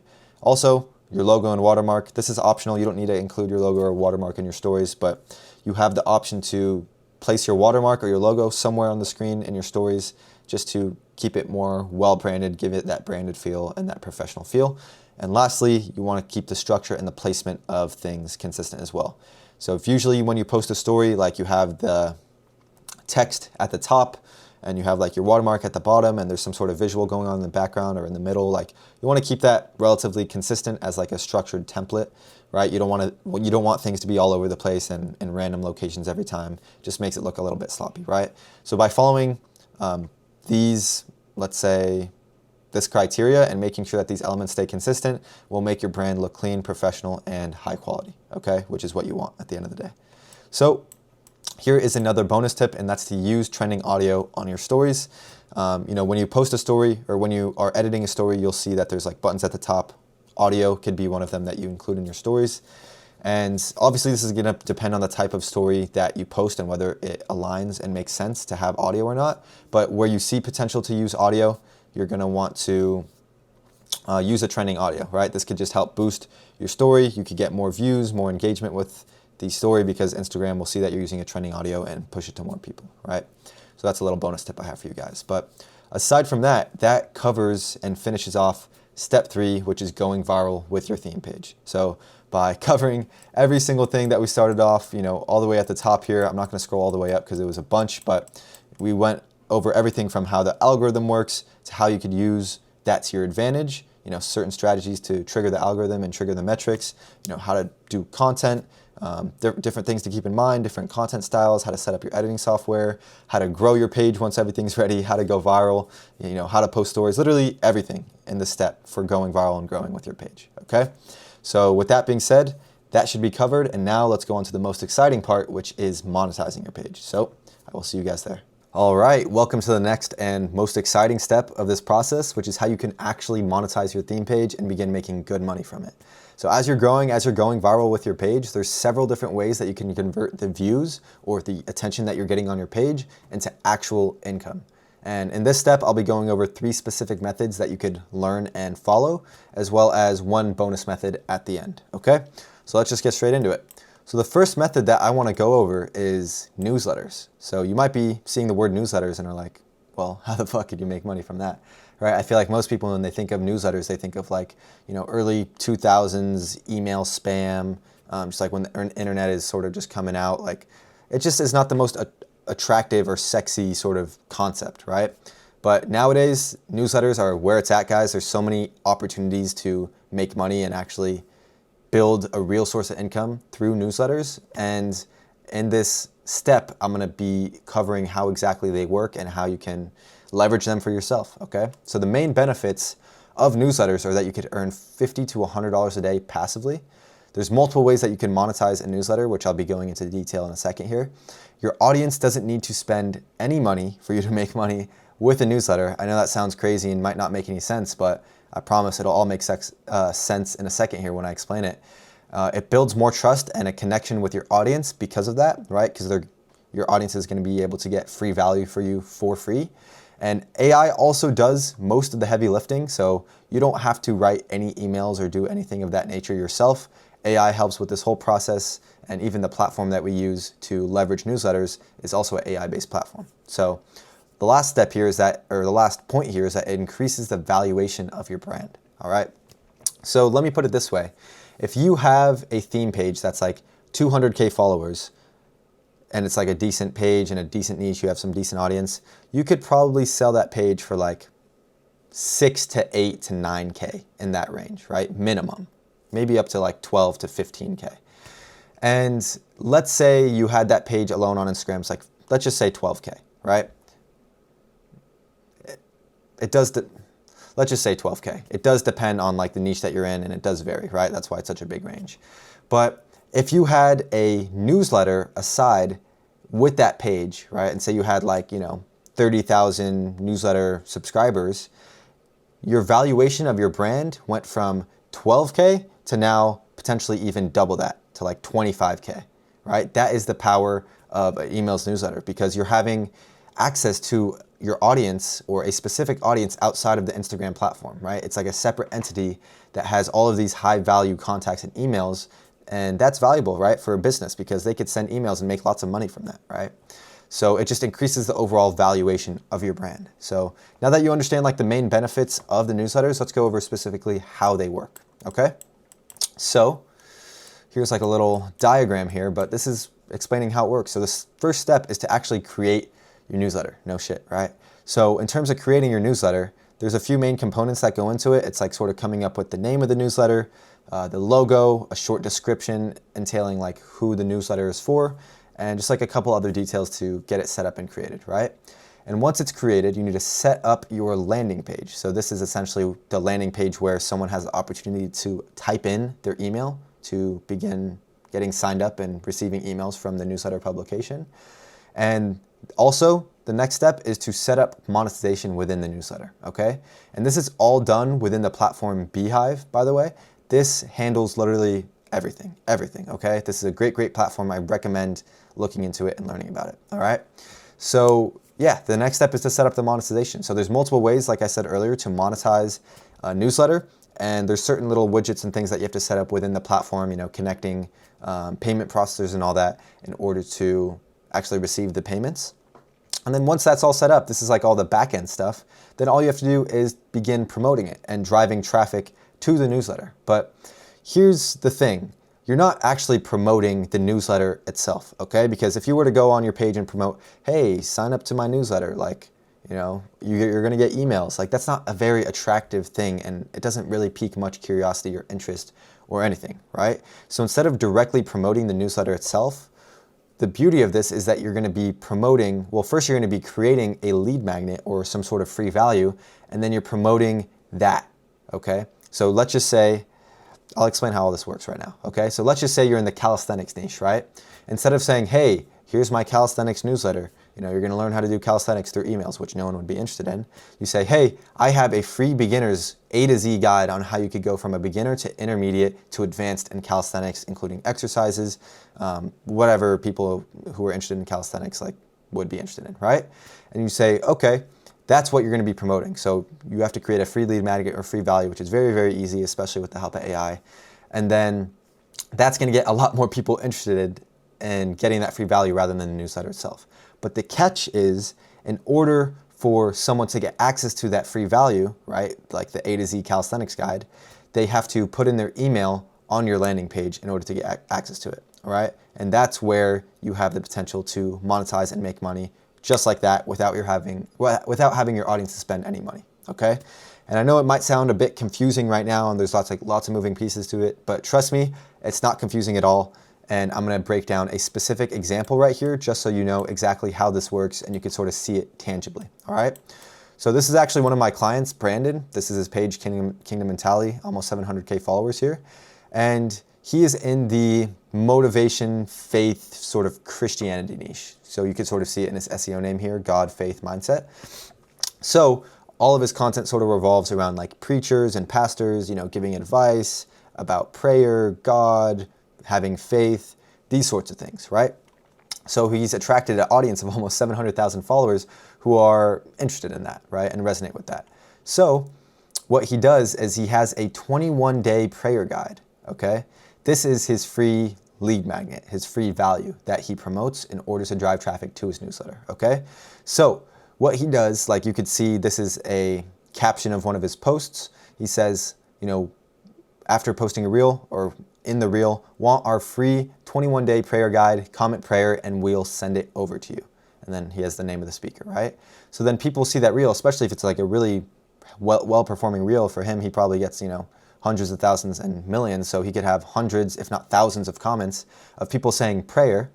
What happens when they say prayer is that an automation goes off. This is using ManyChat, by the way, that sends them a message. It's very, very simple to set up. It's just a simple trigger. You say, hey, when someone messaged me the word prayer, send them this message, right? So it says, here is our free 21-day prayer guide that you asked for. Just enter your email address when prompted and we'll send it to you right away, right? And then it says, claim my free prayer, right? And when you click on this link, what happens is that you get sent to this page here. This is the landing page that I was talking about earlier, okay? So get your free 21-day prayer guide now. Join now and also receive powerful weekly devotionals straight to your inbox, right? So the main selling point for them to put in their email is to get the free guide, but also it's implying that they're going to be getting weekly emails, essentially, by signing up to the newsletter, okay? Excuse me. So yeah, when someone puts in their email, this is essentially how it works in terms of monetizing without having your audience spend any money, right? When someone puts in their email, these will pop up, all right? You could set this up within the Beehive app because these other newsletters will essentially have people apply to promote them. So Brandon has applied to promote these newsletters for free. So these are other newsletters, okay? So when you sign up and you put in your email, this little widget comes up and it's other newsletters, right?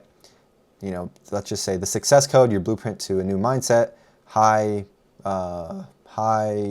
heaven world, weekly emails to help you grow, succeed, Jesus motivated, whatever, right? So these are other newsletters. And where you make money is when someone signs up to any of these newsletters, you could get up to $1 to $5 for each sign up, okay? So let's just say on average, it's like $2 or $3. Let's say $3.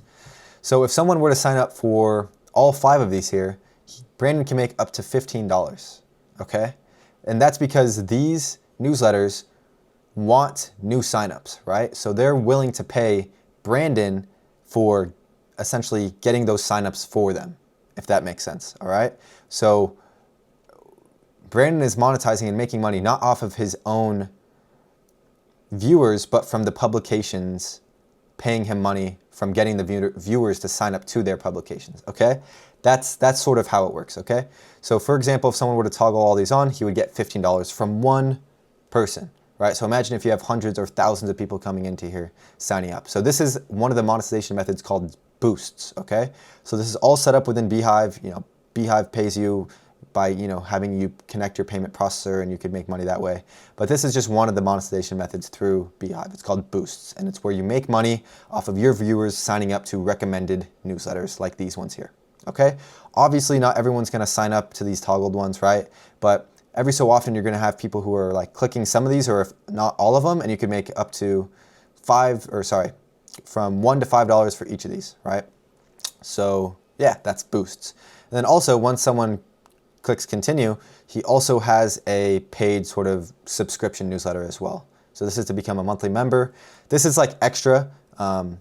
So this is not what I necessarily like think is the best way to monetize it. It's just sort of like an extra source of income. So he says, our content is and will always be free, but we greatly appreciate those who choose to pay and support our mission, right? So he's just giving his audience a choice to support, you know, the mission, right? And support spreading the message, which is a good message, right? It's just faith, God, Christianity.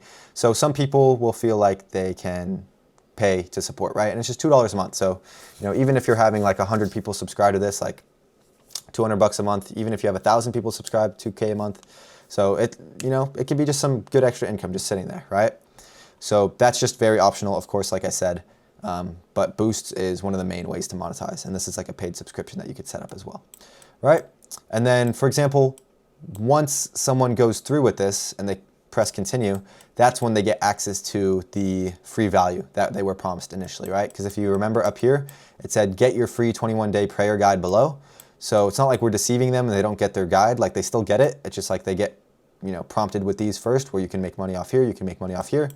And then also, once they pretty much press continue and they go to the next step, they'll be put onto your landing page or your website page, and that's where you could have the free value sort of linked in your featured posts where they could access it, okay?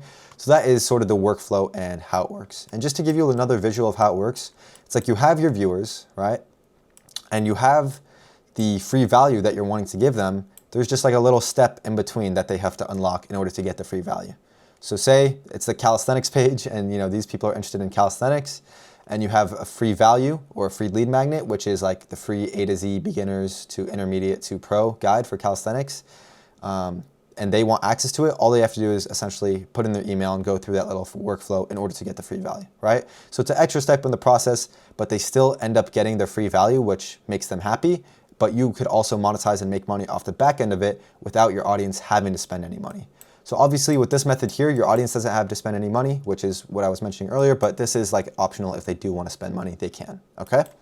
So that is essentially how it works. So that is newsletters and how the workflow works and how you can actually make money with it. So yeah, you'll see, I'm sure if you pay attention to it, you'll see lots of other pages out there on Instagram who have their own newsletters and are promoting free magnet or free lead magnets or free value as well. So keep your eye out for that and you'll see it. So the next step here, or the next option in terms of monetizing, is digital products. So everyone and their mom knows about digital products and the potential and the leverage that they have on social media. So let me just quickly outline the benefits of digital products here, if there's some that you might have not known already, and then I'll go over a step-by-step process of how you can actually launch your own digital product for your page, okay?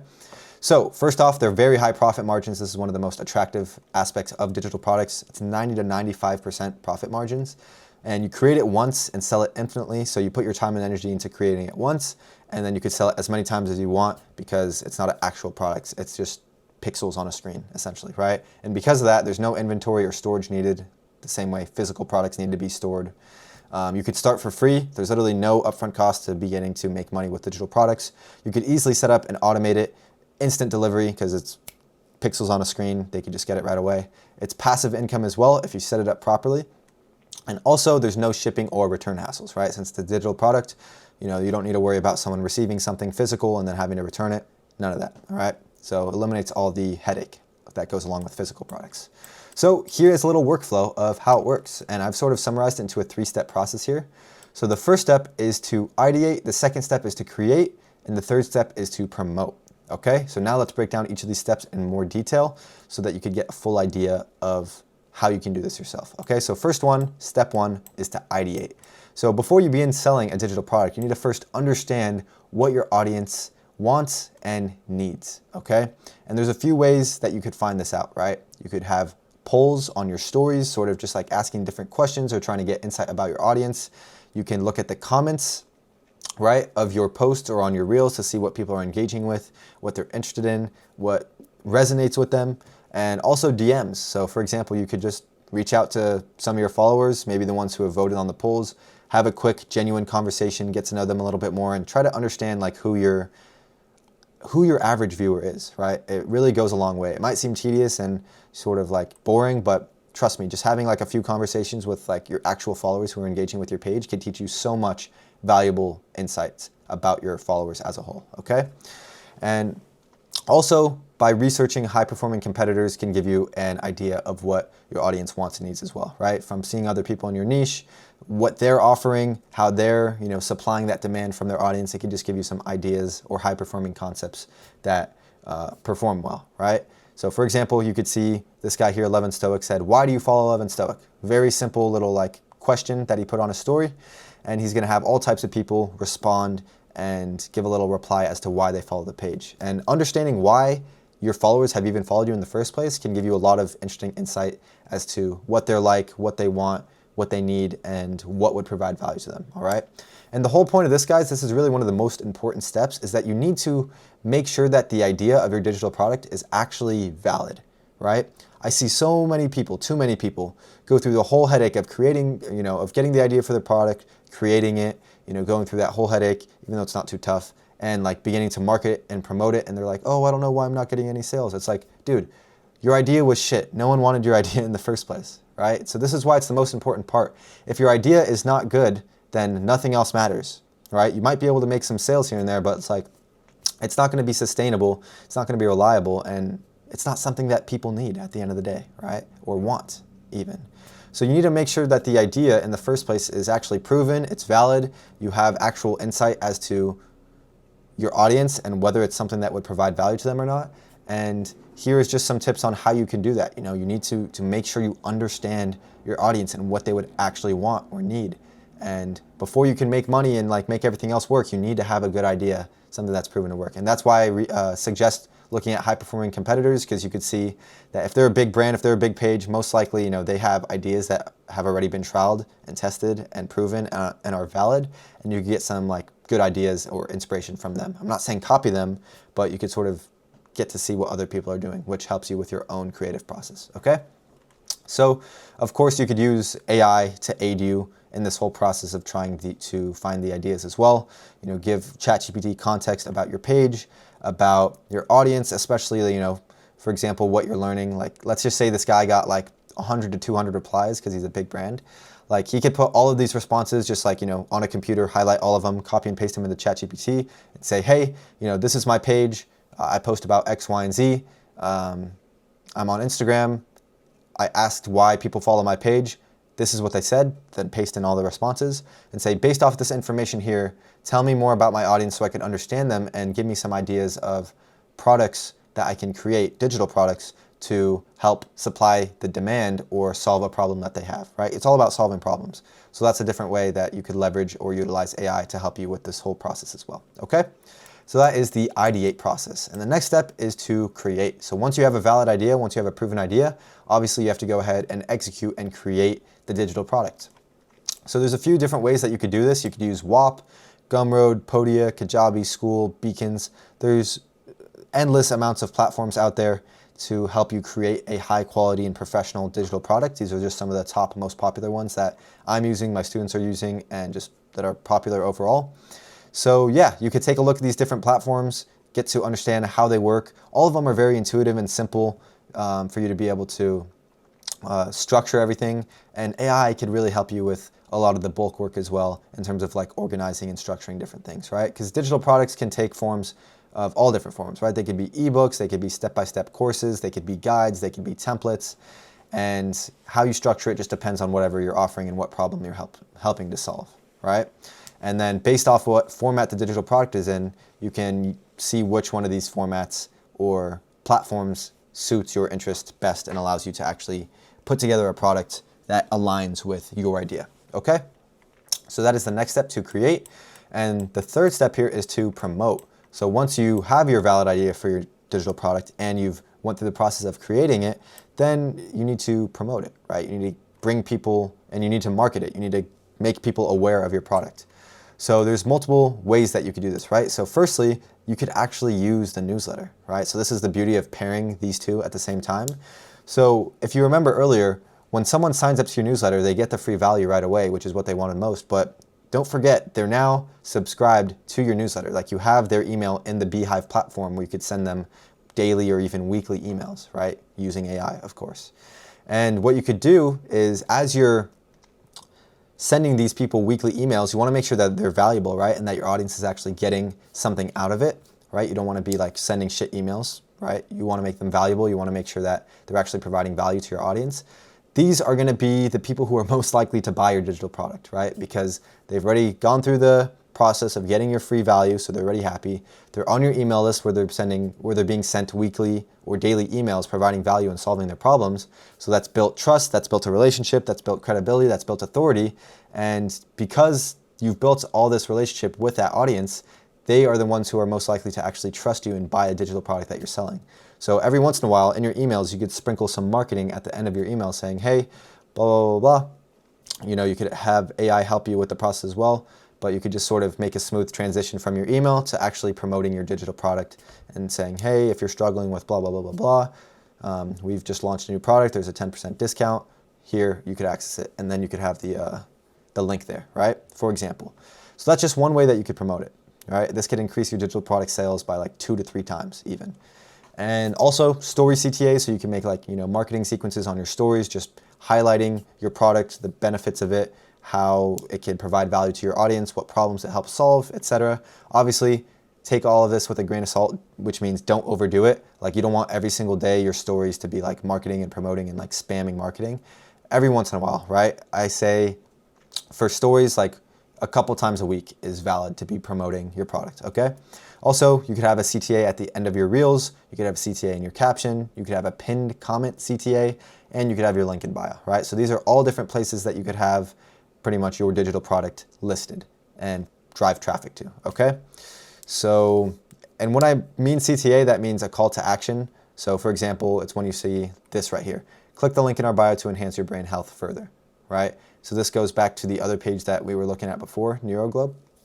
Actually, I don't know if we've looked at it yet. We're about to look at it right now though. So what this guy does is, this is an example of a caption CTA. So in his reels, he has at the bottom of it, click the link in our bio to enhance your brain health further. So this is a neuroscience page. All of the content that he posts has to do with neuroscience experts talking about neuroscience, psychology, the brain, brain health, enhancing your cognitive abilities, all this stuff, right? So he has, I'll show you in a second, he has almost 500K followers. He's built a huge audience of people who are interested in this stuff. So there's a good chance that his product, which I'm about to show you, people are interested in as well. So he says, click the link in our bio to enhance your brain health further. People who follow him want to enhance their brain health further. That's in their self-interest, right? That's why they follow and see his content. So this is a CTA. Click the link in our bio, okay? And then this is an example of a story CTA. So this is where he said the Neurohackers Playbook by NeuroGlobe, which is the name of the page. And he has like a couple different mock-ups, a couple different visuals here. 21 proven mental techniques to help unlock your brain's full potential. Shop now, okay? A simple example of story marketing or story CTA, okay? So now let's go over the specific example, which I wanted to get to here, right? So this is NeuroGlobe, neuroscience page, as I was just talking about, and it's all about neuroscience. So this is the CTA that I was just showing you earlier. Click the link in our bio to enhance your brain health further, and he also has it right here, a CTA, you know, as we were talking about optimizing the bio earlier. Instead of having follow for enhancing your brain health, he says enhance your brain health today, pointing to his store, right? So when someone clicks the link in his bio, this is what they see, right? He has these digital products here. So he actually has multiple, and I wouldn't suggest that. I think these are too similar, right? So this is like a different point, but he has the Neurohackers Playbook, Biohacking the Brain, the Psychohackers Playbook, and then the ebook bundle.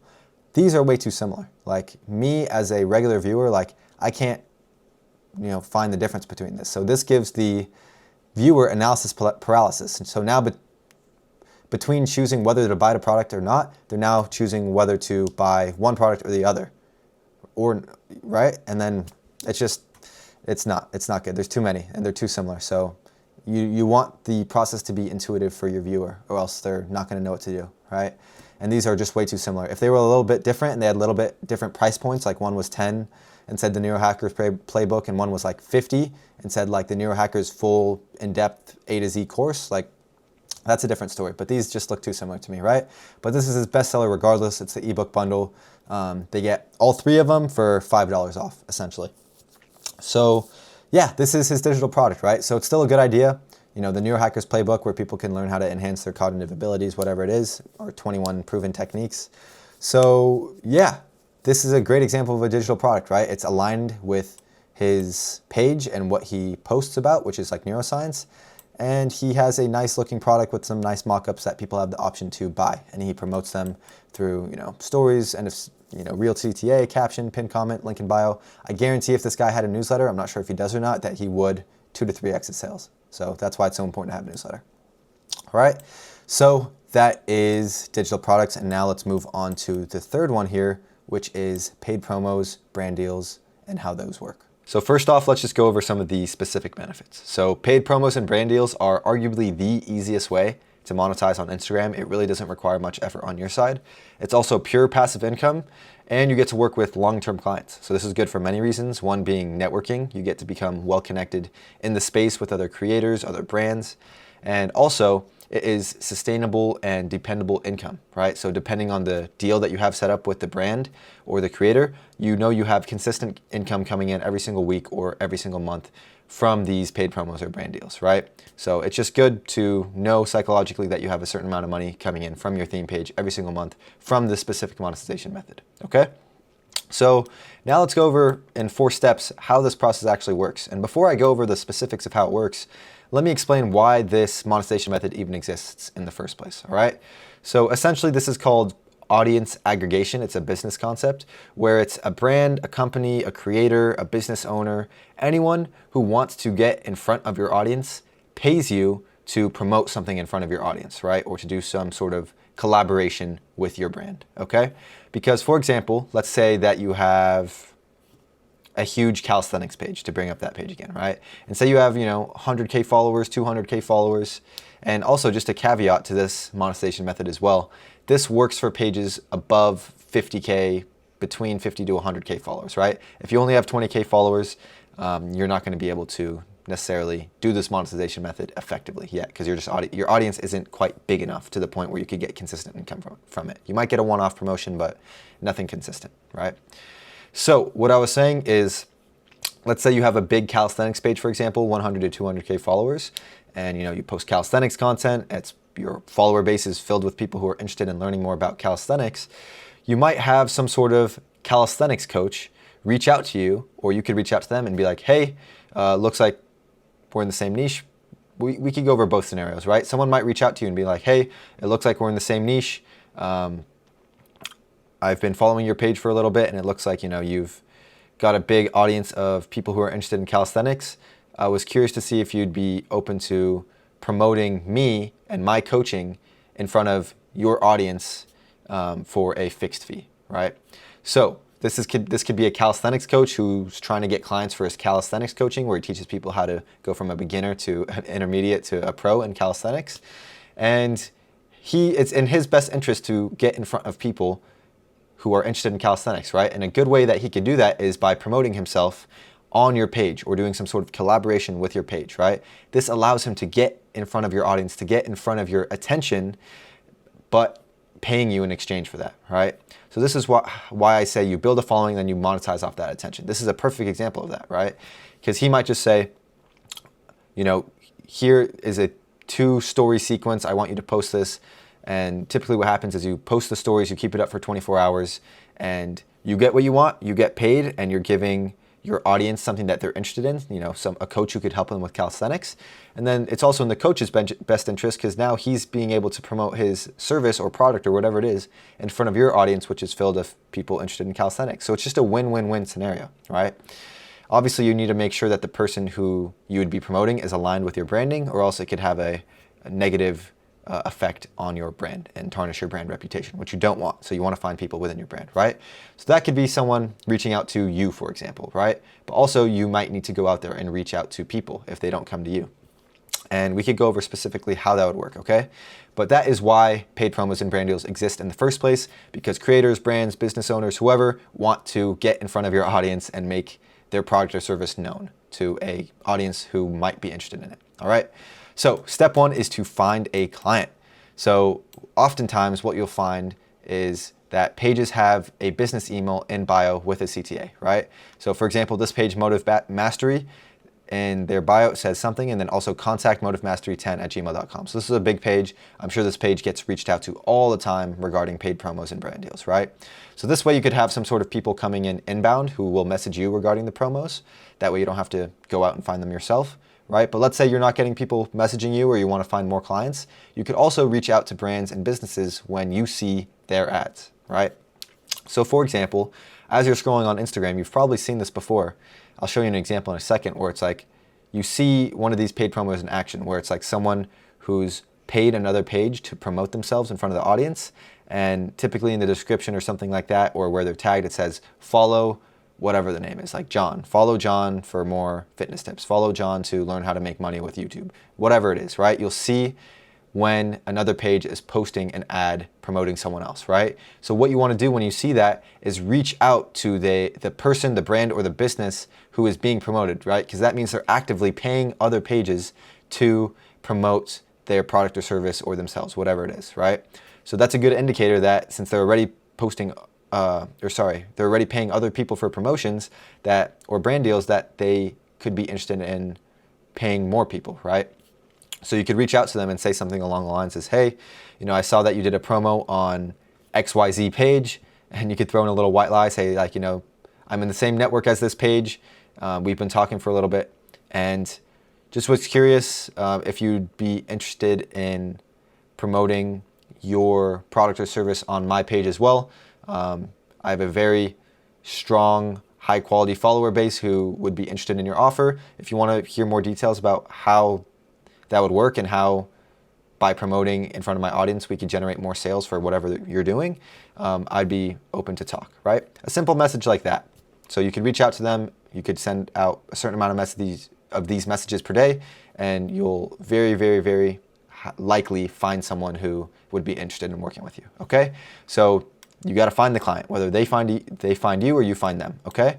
And then once you find the client, the next step is to then make an agreement, right? You need to agree on a deal for the paid promo or the brand deal, okay?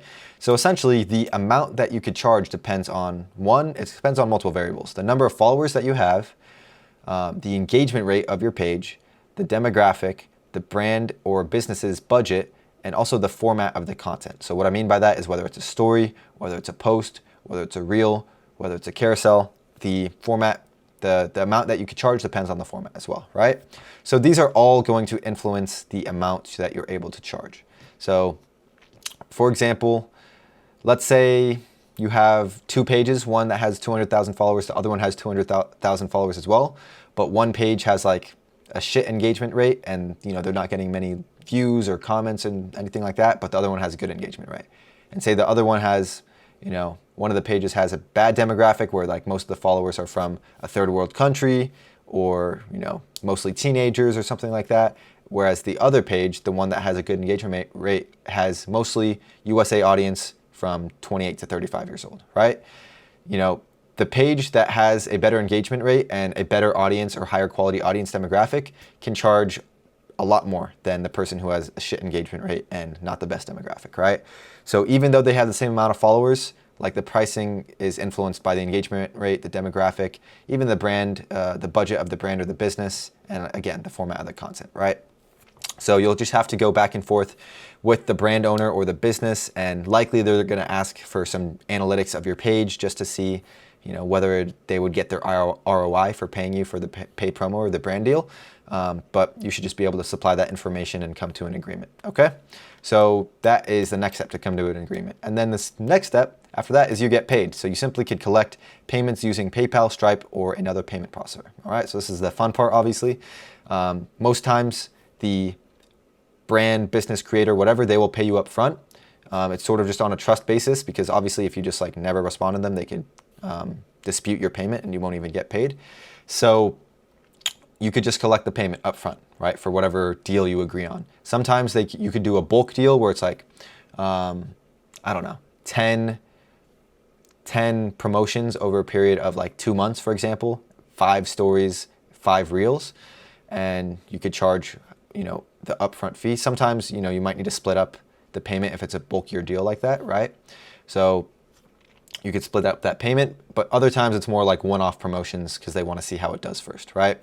So you could collect the payments whether it's a one-off or whether it's a bulk deal with these payment processors here, okay? And then, yeah, once you get paid, you just simply upload a post onto your page, whether it's a story, reel, carousel, post, whatever it is, you upload it. And typically you keep it up for only 24 hours, okay? This is just a standard sort of practice within paid promos and brand deals. So yeah, that's a very simple 4-step process. You find a client, you make an agreement, you get paid first, typically, right? And then you upload the post and keep it up for 24 hours. So that's the 4-step process, all right? So now let me show you one of these examples in action. So first let's go over a paid promo. So this is a carousel format. So it just says TikToker with 2.5 million followers gets banned, then cries in front of the TikTok headquarters. Kind of dumb, but it catches attention, gets people's attention, right? So this is like the first video, and then, or sorry, the first slide, and then the next slide is the video of her in front of the headquarters, sort of like knocking and stuff. Or this is the video itself, I'm not sure, because this is the second slide here. So then there's some text, and then there's always a CTA, right? Follow me, Real Bruna Souza, and DM me Unlock. And in the comment section, or the caption, like I said earlier, follow Real Bruna Souza and DM him Unlock, and he will send you a full blueprint, blah, blah, blah, blah, blah, right? So you could clearly tell that this is a paid promo One, because of the CTA here, and two, because of the CTA here. So this is how you can identify paid promos easily, all right? So essentially, this person, Real Bruno Souza, paid the owner of this page a certain amount, we don't know how much, to make this promotion on the page, right?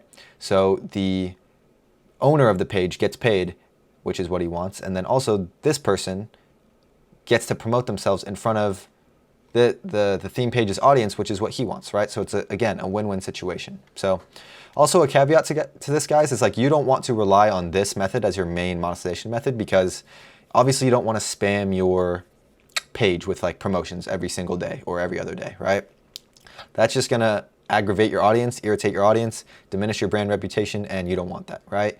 Ideally, every once in a while you could throw in these paid promos, and then also make sure that it's aligned with your niche and with what your audience would be interested in, right? So that way, you know, you could still make money and monetize without having to really do any work, because they're sending you all the content and paying you. And two, you can also not have to worry about diminishing your brand reputation and still hold a strong brand frame, which is important as well. So yeah, this is what an example of a paid promo looks like. There's all certain, you know, formats of this, whether it's stories, reels, but this is a post or a carousel, okay? And then here's also a brand deal example. So this is 11 Stoic. They collabed with Printify, which essentially is a print-on-demand business. It allows people to sell clothes without having the inventory. So you pretty much just have to make the sales, and Printify will handle all of the back end, like, you know, shipping and returns and customer service, but obviously they take a fee for that, right?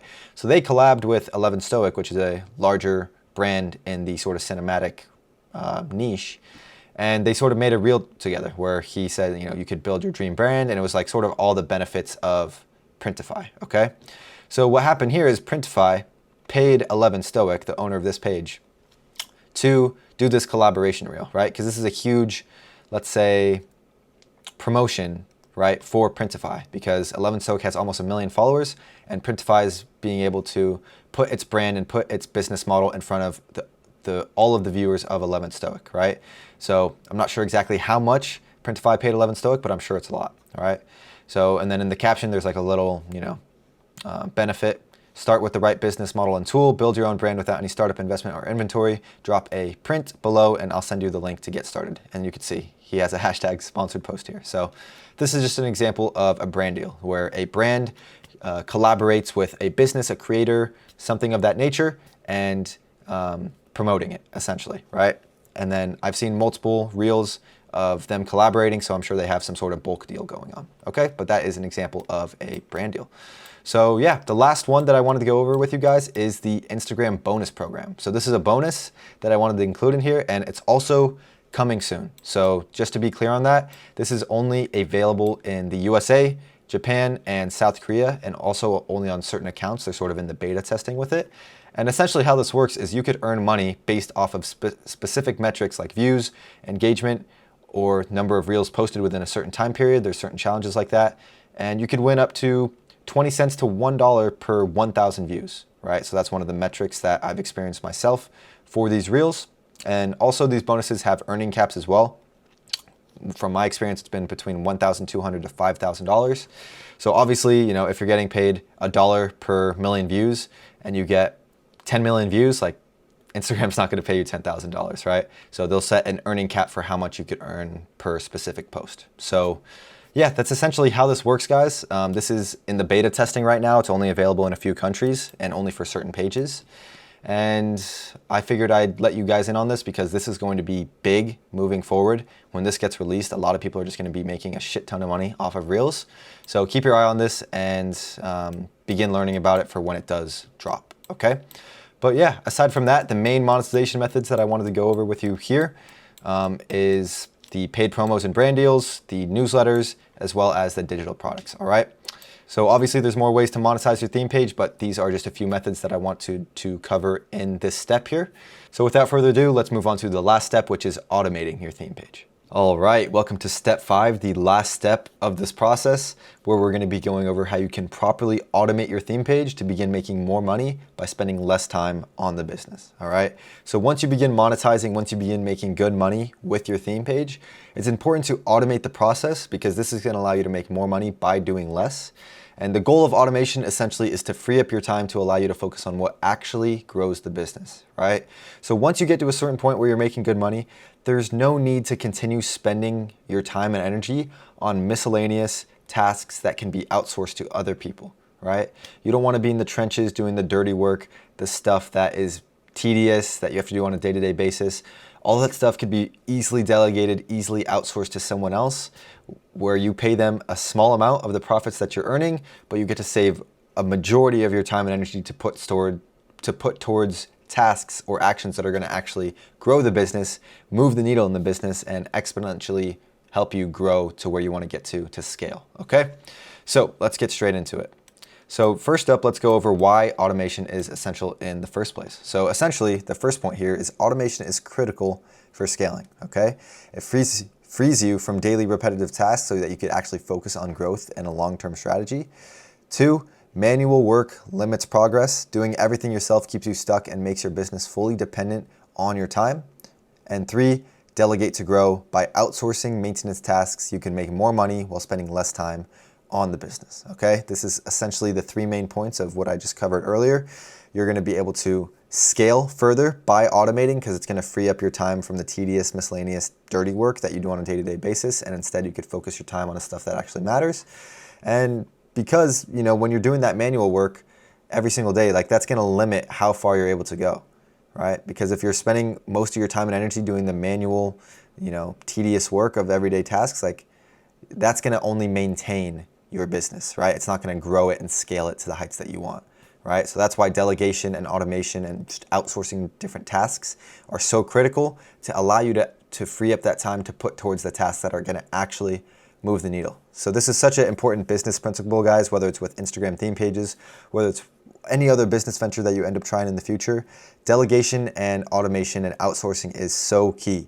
You should not be doing tasks that someone else can do for you, right? You want to be spending your time and energy on things that are more high leverage, things that only you can do, right? So let's go over now when to actually begin automating your business. So I would suggest to begin outsourcing and automating your business once you're consistently earning $500 to $2K per month to focus on growth and high leverage work, okay? Simply reinvest a portion of your earnings early to start automating and scaling your business faster. And overall, shift from a scarcity to an abundance mindset, right? So I feel like a lot of people, when they start making their first, let's say 500 to 2K a month with Instagram or really any other business, I've seen a lot of people get sort of comfortable and they just want to save that money, sort of see the numbers grow in the bank.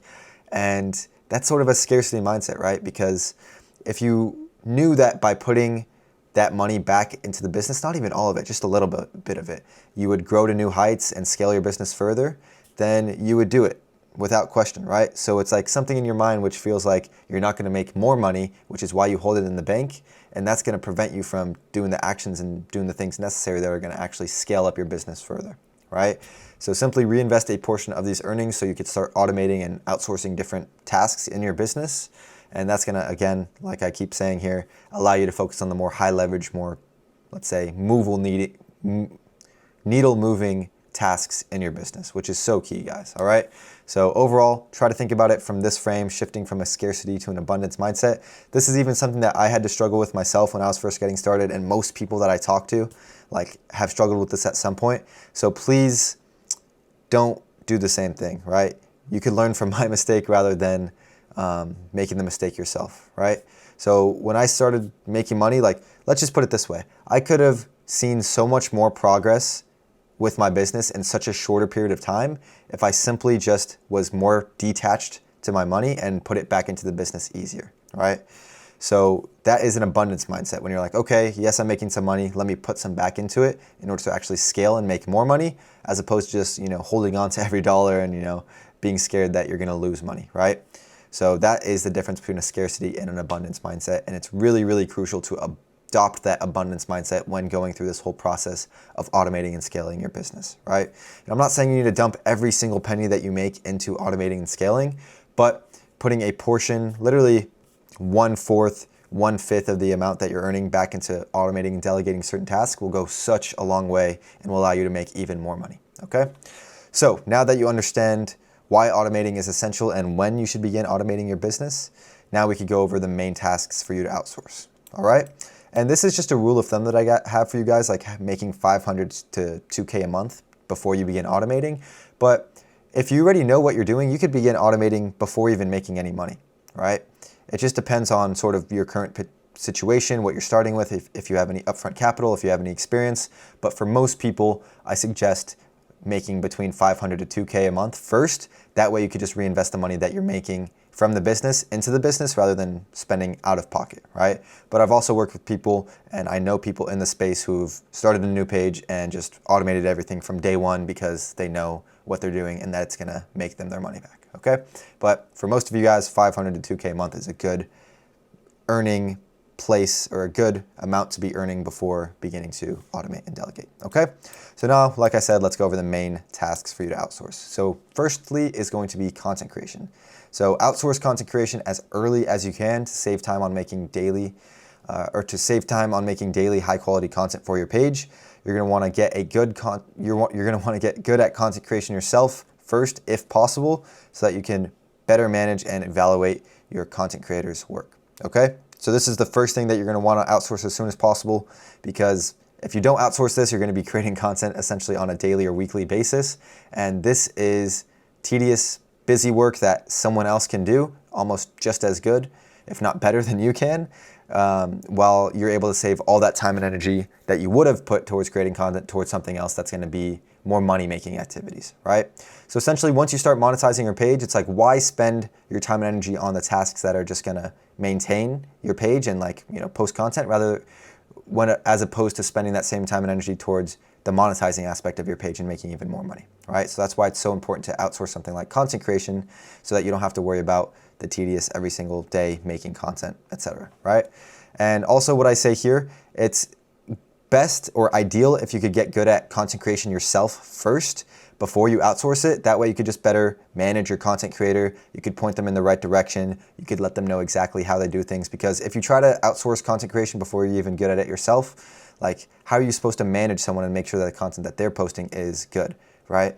Yes, you could just say, oh, I found a good content creator, like, let me just leave everything in his hands, hope he knows how to do everything right. But, it's not ideal to have to rely on someone else to know what to do, right? You need to know what to do yourself, you need to have the skills, and you need to be able to guide, lead, and point someone in the right direction, okay?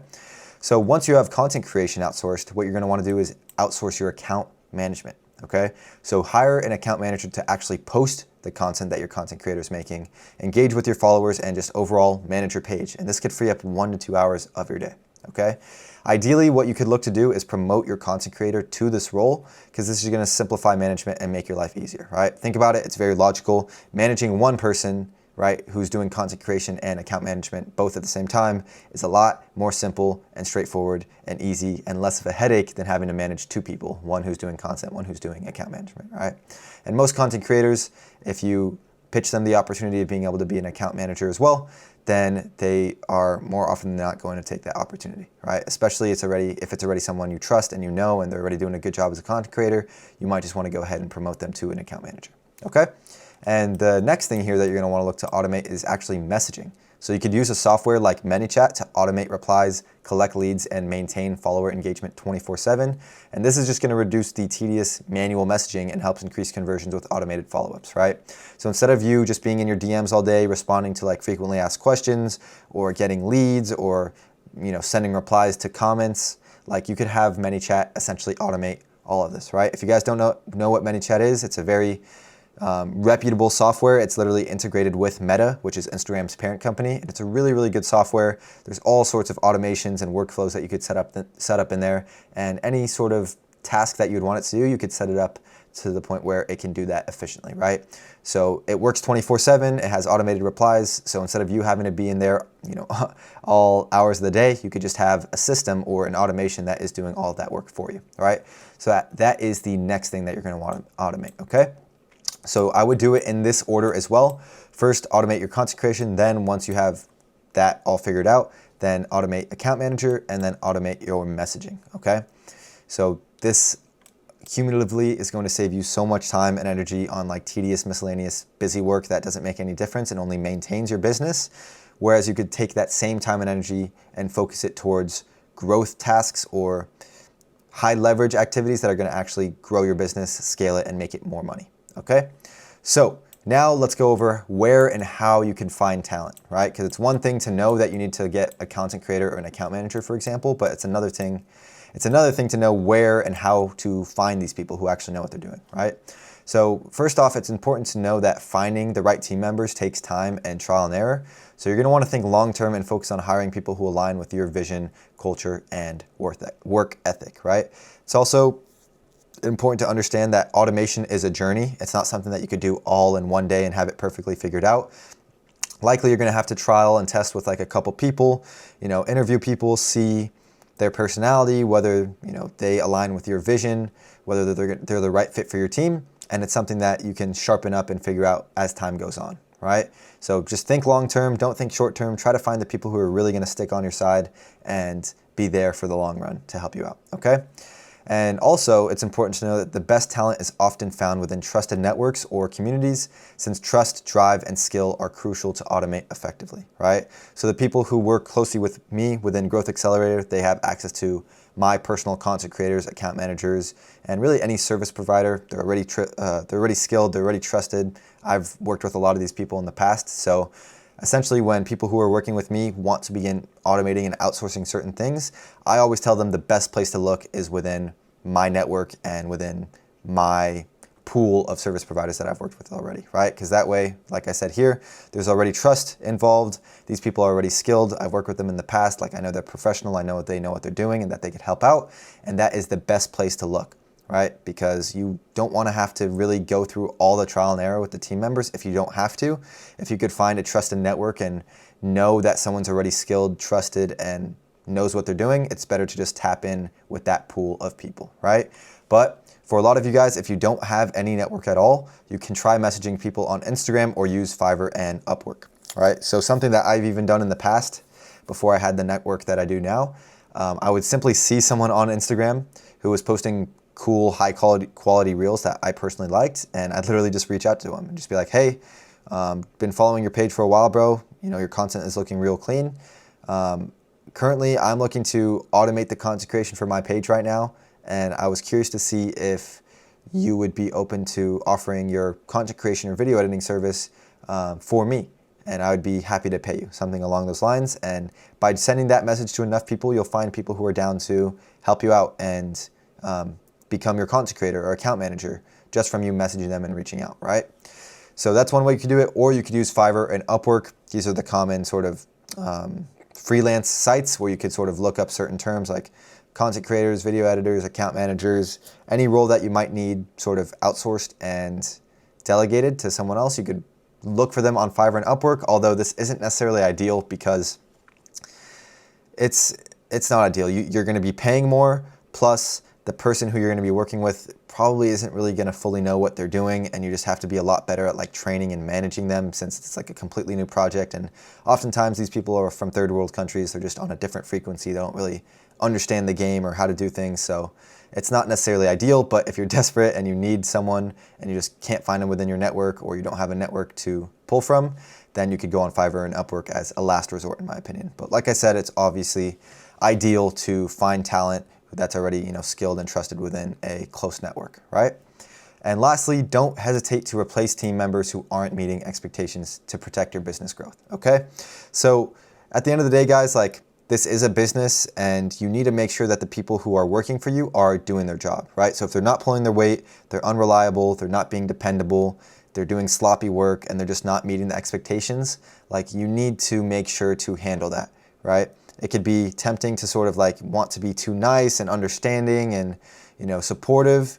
And I'm not saying don't do that. Like you definitely want to be, you want to point them in the right direction at first, but if they're continuing to not meet expectations after you've already warned them, like you're gonna need to dump them and go with someone else. That's just a reality of it. I'm not saying go be a dick and like fire your content creator after like 1 week because he like missed one day. I'm not saying that, but what I am saying is if someone is continually not meeting the expectation and is holding back your business growth, that you want to look to replace them with someone who better aligns with what you're looking for, okay? And that's just gonna allow you to scale up more smoothly and more efficiently throughout this whole process, okay? So yeah, we've covered why automation is essential in the first place, certain roles to automate, in what order to do them, and where and how to find these people. So yeah, this should be clear on how to go about this process. Also, what's important to note is maybe just some like general price ranges for you guys, so you know what to have in mind when looking to outsource these specific positions. So a content creator, let's just say the industry standard for, it's just tough to say, right? Because it depends on the certain type of content that your page requires. Some content is a lot more simple to make, and you could pay someone from like $2 to $4 per reel, for example, for that piece of content. But at the same time, there's other more advanced high-level content that might be like $6 to $8, right? But let's just say on average, it's like $4 to $5. So if you want to outsource content creation to someone else, you're doing 1 reel per day. Let's say it's $120. If you're doing 2 reels a day, instead of $240, maybe you could do like $220 because it could be more of a discount, right? Service providers are down to do, most of the time, they're down to do discounts for bulk deals, right? If you're doing 2 reels per day, that's like pretty decent work on their end. So a lot of people are down to do bulk deals. And also for account manager, separately, it could be as simple as just like $100, $150 a month. But if you have the content creator also become your account manager, then you could just add like an extra $50 to $100 per month on the existing rate that you're giving them for the content that they're posting. And that is good enough as well. All right. So let's just put it this way: to properly automate content creation and account management, if you're posting 2 reels per day, should land you around like $250. Okay. So that's why if you're making $500 to $2K per month, like it shouldn't be the biggest deal in the world to put $250 back into freeing up so much of your time. Guys, you need to think about this. This is going to free up a cumulative of hours and hours and hours that add up to days of time. And time is your most valuable asset, guys. You can't get time back. You could get money back, so use your money to save you time. It's very, very simple, but a lot of people just don't understand it, okay? And then for ManyChat, the message automation, I think it starts up at like $15 a month, but as you continue to get more and more, let's say, conversations going, it raises all the way up to maybe like $40, $50 a month. It depends on the plan. But yeah, this is also not too pricey or heavy of an investment. So yeah, guys, that's just to give you some ranges or some ideas of what you can expect in terms of the actual specific amounts when it comes to outsourcing these certain positions. But aside from that, everything else should be clear on why it's important, when to do it, how to find people, etc. So yeah, guys, this is key. This is going to be very, very helpful when it comes to freeing up your time and focusing on what really matters to scale up your business to those new heights and hit those bigger numbers with this. So yeah, make sure to take this seriously. Don't take the easy way out, and make sure, like I said, to have that abundance mindset rather than scarcity, because it's going to go a long way. Okay. So yeah, without further ado, that is the end of the step-by-step process when it comes to branding, growing, monetizing, and automating your Instagram theme page. And now what I want to do is just go over some mindset, right? Because mindset is very, very important. So let's just dive straight into it. All right, so I just wanted to record this short bit for you guys here real quick, because this is really, really important. If you don't have the right mindset, if you don't have the right mentality going into this, everything that we just covered over the past few hours isn't going to matter, right? If you sit there and you've watched all of this information, you've learned a ton, and you're motivated, you're wanting to get started, but for example, you don't have the right mindset and you don't have the right mentality, and you've got limiting beliefs holding you back, and you end up, getting knocked off track, what really does it matter that you've gone ahead and taken the time to learn all this information in the first place, right? You need to have the right mindset to point you in the right direction and to carry you throughout this process, right? Someone with a good mindset but not the best information will always go farther than someone who has a bad mindset but all of the information in the world, okay? So I just want to give you guys some nuggets when it comes to mindset, things to think about, mental models to abide by, to really ensure that you have the best possible chances of succeeding with the information that I've just given you. That's what it comes down to, okay? So the first concept that I want to go over with you guys is focusing on inputs, not results, okay? Now, what does this mean? There is inputs in life or in business, and then there's results in life, right? And people get them twisted up sometimes. Inputs, for example, are creating a video, making your reel for the day, or posting on your story, or analyzing your data, or spending time doing any of these specific activities, right? Those are inputs. These are things that you have control over that you can do, right? Whereas results, you guys know what that is. It's essentially outputs. Outputs and results are the same thing. Results are the direct result of an input, right? They say Newton's third law, every input has an equal and opposite output, every cause has an equal and opposite effect, right? So an example of an effect or cause or result is the amount of views you get on a reel, for example, right? So if you do the input, right, you post a reel for the day and say it doesn't perform the way that you wanted to, maybe it only gets a few hundred, a few thousand views here and there and you're not very satisfied, that is a result. And what I find is a lot of people get hyper-fixated and they focus on results rather than their inputs. So they're focusing and they're like distracted about how many views they're getting and how, you know, they're not satisfied with the views, and they look at their, you know, count, they're like, oh, why am I not getting these views? Like, I thought this reel was gonna do good. And they focus on that, right? Do not focus on the results, only focus on the input, okay? Focus on posting your reel every single day. Focus on studying your competition and getting a better understanding of your niche and what does well in it and what doesn't do well, right? Focus on analyzing your own data, what does well on your page and what doesn't do well, right? So that's when it is appropriate to look at results or numbers, right? Because you could use it to your advantage, but you don't want to dwell on them. All right, that's what it comes down to. You don't want them to motivate you, demotivate you. You don't want them to discourage you. And I find a lot of people do that, right? That's why it's so important to focus on the inputs, not the results, not the outputs, right? Because at the end of the day, it is the inputs that is going to get you to where you want to get to, right? It's going to be posting those reels. It's going to be, you know, putting that digital product together. It's going to be all these different tasks that you can do that you have control over, which is going to get you the results. So don't focus on the results themselves. They will come by an extension of doing the inputs, okay? So please focus on the inputs. Don't get distracted by the results or numbers, for example, okay? Because those are just results of your inputs. So if you're not happy with the results, if you're not happy with the numbers, the reels you're getting on your page, the money you're making with your page, you need to focus and shift your attention back to the inputs. What do you have control over that you can do to better influence the outcomes that you want? That's what it comes down to, okay? So that's the first concept. The next one is simply, if you don't give up, you can't fail. This is as cliche as it gets, guys, but sometimes cliche things are the most true things in the world. If you don't give up, you can't fail, okay? So many people give this a try for like a few weeks or a month here and there, and they don't get the results that they wanted right away, and they just simply give up. You can't be that type of person. You can't be that type of person who's just sat through all this information for the past few hours, had your notebook down, you're learning, and you're trying to understand the business, just to go ahead and quit after a few weeks of things not going your way, right? The only reason you're failing, which is only a temporary thing, it doesn't actually exist. There's no such thing as failure, but there is a such thing as like temporary setbacks and learning, right? Because failing is not real. What is real is learning from mistakes and using it as an opportunity to learn, right? So there's no failures, there's only opportunities to learn. If you're failing, if you're not doing well, it's because there's something that you don't know, which by knowing would allow you to succeed and not fail, okay? So where I'm trying to get at here is if you don't give up, you can't fail. If you don't give up, you can't fail, right? If you stick with something long enough, right? If you put in the work, if you learn as much as you can about something specific, like for example, in this case, theme pages, and you just put your head down, you don't get distracted by other shiny objects and try to chase another business model, and you just stick with it and you try to learn.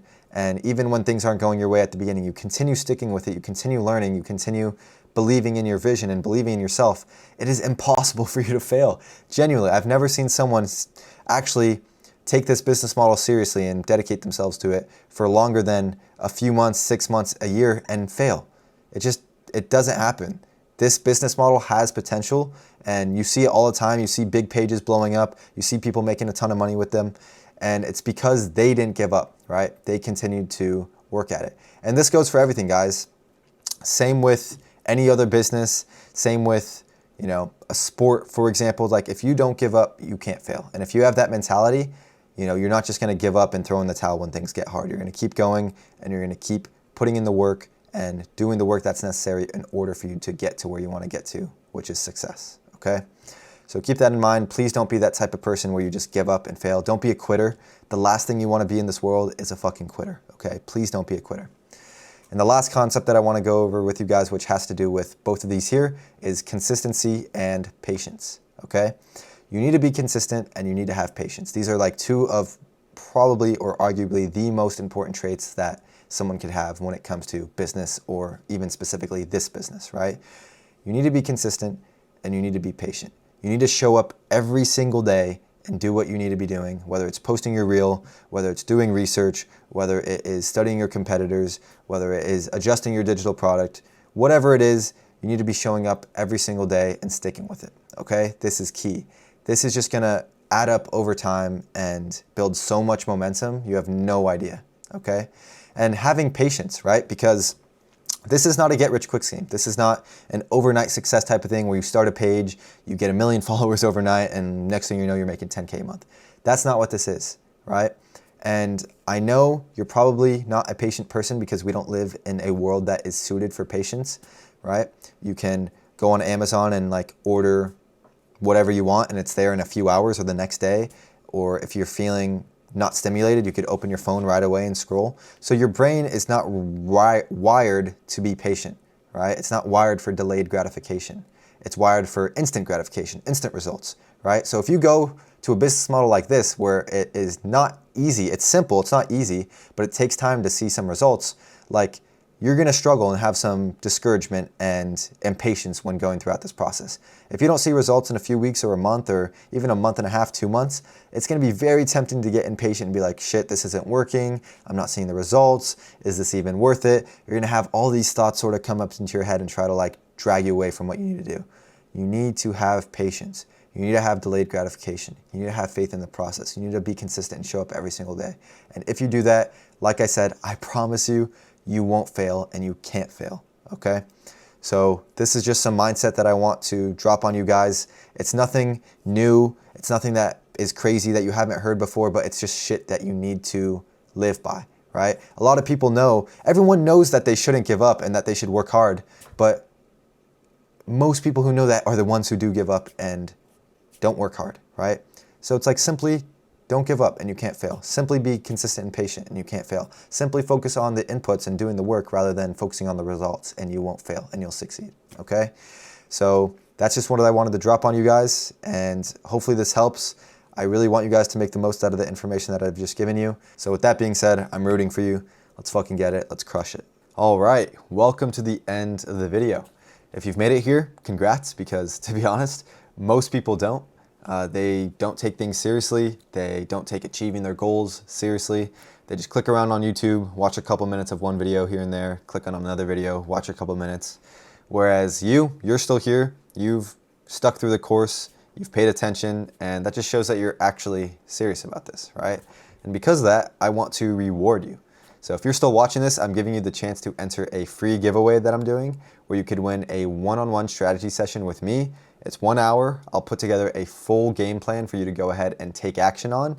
And you could ask me any questions that you have about Instagram, business, anything, and I'll just make sure everything is fully clear for you so you could have full clarity and confidence moving forward. And also on the call, I'll be giving you access to a free 50,000 follower theme page. All right. This is a theme page that I've been growing over the past few months.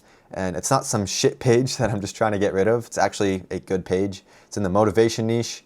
It's growing followers every single day. It has a good engagement rate. It has mostly USA audience, so it's a good page, right?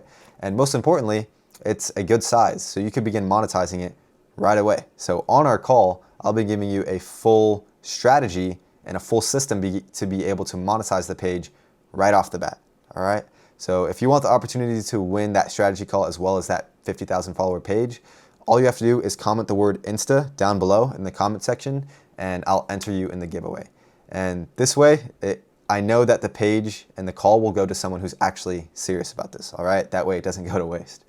And yeah, I'll announce the winner in the next YouTube video. Maybe I'll do a spin wheel with everyone who comments, or I'll just post an announcement on my Instagram story and reach out to the person directly. So make sure you're following me on Instagram @Pashamoga to make sure you don't miss the announcement. But aside from that, guys, I've given you literally everything in this free course. Literally all the information, A to Z, you know, how to start your page, how to grow it, how to monetize it, how to like automate the process and scale up, literally everything. So now it's time for you to actually implement this information that I've given you. Because at the end of the day, they say information is useless without implementation. And it's the same with, like, for example, trying to get a six-pack, right? It's the same exact thing. Like, you don't get a six-pack from watching YouTube videos on how to get a six-pack, or watching YouTube videos about, you know, exercising, or watching YouTube videos or researching and looking up like different diets or meal plans that help you get a six-pack. That's not how you get one, right? You get one from actually going to the fucking gym, from doing workouts, from sweating, from doing certain reps, and from following a diet, from knowing what macros you need to be taking in on a daily basis, what foods to be eating, and even having a personal trainer, right? I mean, it's the same thing for Instagram, guys. It's the same exact thing. Even for me personally, like my first 5 months doing this, as I was talking about earlier, like I'd grown a little bit of a following, but I was making no money. Like I had no idea where to start in terms of monetizing. I had no clear path to follow. I didn't know if I was going in the right direction or doing the right thing. I didn't have the guidance that I needed. I didn't have the proper information that I needed. And it wasn't until I was starting to learn directly from people who were above me, or people who were in the position that I wanted to be in, that I started making progress and actually reaching the results that I wanted to get, right? And I noticed the same thing for the people that I'm working with right now. The people that are learning directly from me, working directly with me, those are the type of people who get the best results from what I've seen. Like, for example, Brandon, he went from 0 to almost 700,000 followers now. Within 9 months, he's making 5 to 6K per month consistently. And Matthias and Michael, they both have followings over 200,000 followers. They got 2 pages each. They've automated the process. You know, they're making thousands of dollars a month consistently as well. And these are the people who are learning and working directly with me. All right. So I know from my firsthand experiences, from the people that I've worked with, as well as the people that are working with me now, that just learning from someone who's in the position that you want to be in is a complete game changer. All right. And because of that, I'm opening up a few more spots for my one-on-one mentoring growth accelerator, where you get the opportunity to work directly alongside of me, one-on-one. I'll put together a custom action plan for you to be able to follow. It's based off of you, your page, your niche, the goals that you're looking to achieve. That way you have a full roadmap, a full blueprint to work off of. And you'll also get access to all of our tools, resources, my inner circle community. You'll get my personal phone number so you can message me with any questions that you have. And overall, you'll have everything that you need to actually grow and monetize your Instagram theme page into a full-blown business. All right. So if that sounds interesting to you, something that you would want to hear or learn a little bit more about, then feel free to click the link in the top of the description. If you qualify, you'll get the chance to hop on a one-on-one call with me, where it'll be really chill, very straightforward. We'll just have a normal conversation. We'll get to know each other. I'll get to understand your situation, see what your goals are, and if I'm able to help, right? Most importantly, if I can help, that's great. We could go ahead and get to work. We'll be on our way. And if it doesn't look like I could help you, I'm not going to try and help you. I could still just give you some free value and point you in the right direction, so you leave the call with some value and with a clear direction and clarity. So yeah, you've really got nothing to lose and everything to gain. At least you could see if this is something for you. All right. And yeah, guys, aside from that, thank you for staying till the end of this video. I hope it was valuable. Please show some support, right? Like the video, maybe subscribe, because this really took a long time to put together in terms of putting the whole course together, all the visuals, filming everything. So any support really would be appreciated. And also, like I said, if you've made it up until this point, feel free to comment the word down below Insta to be entered into that giveaway for the free strategy session, as well as the 50,000 follower theme page. And also, like I said, if you want to hear a little bit more about how specifically you could work with me and I could help you, click the link in the top of the description and we could just have a quick chat. All right. Aside from that, guys, I hope you have a great rest of your day and take care. Peace.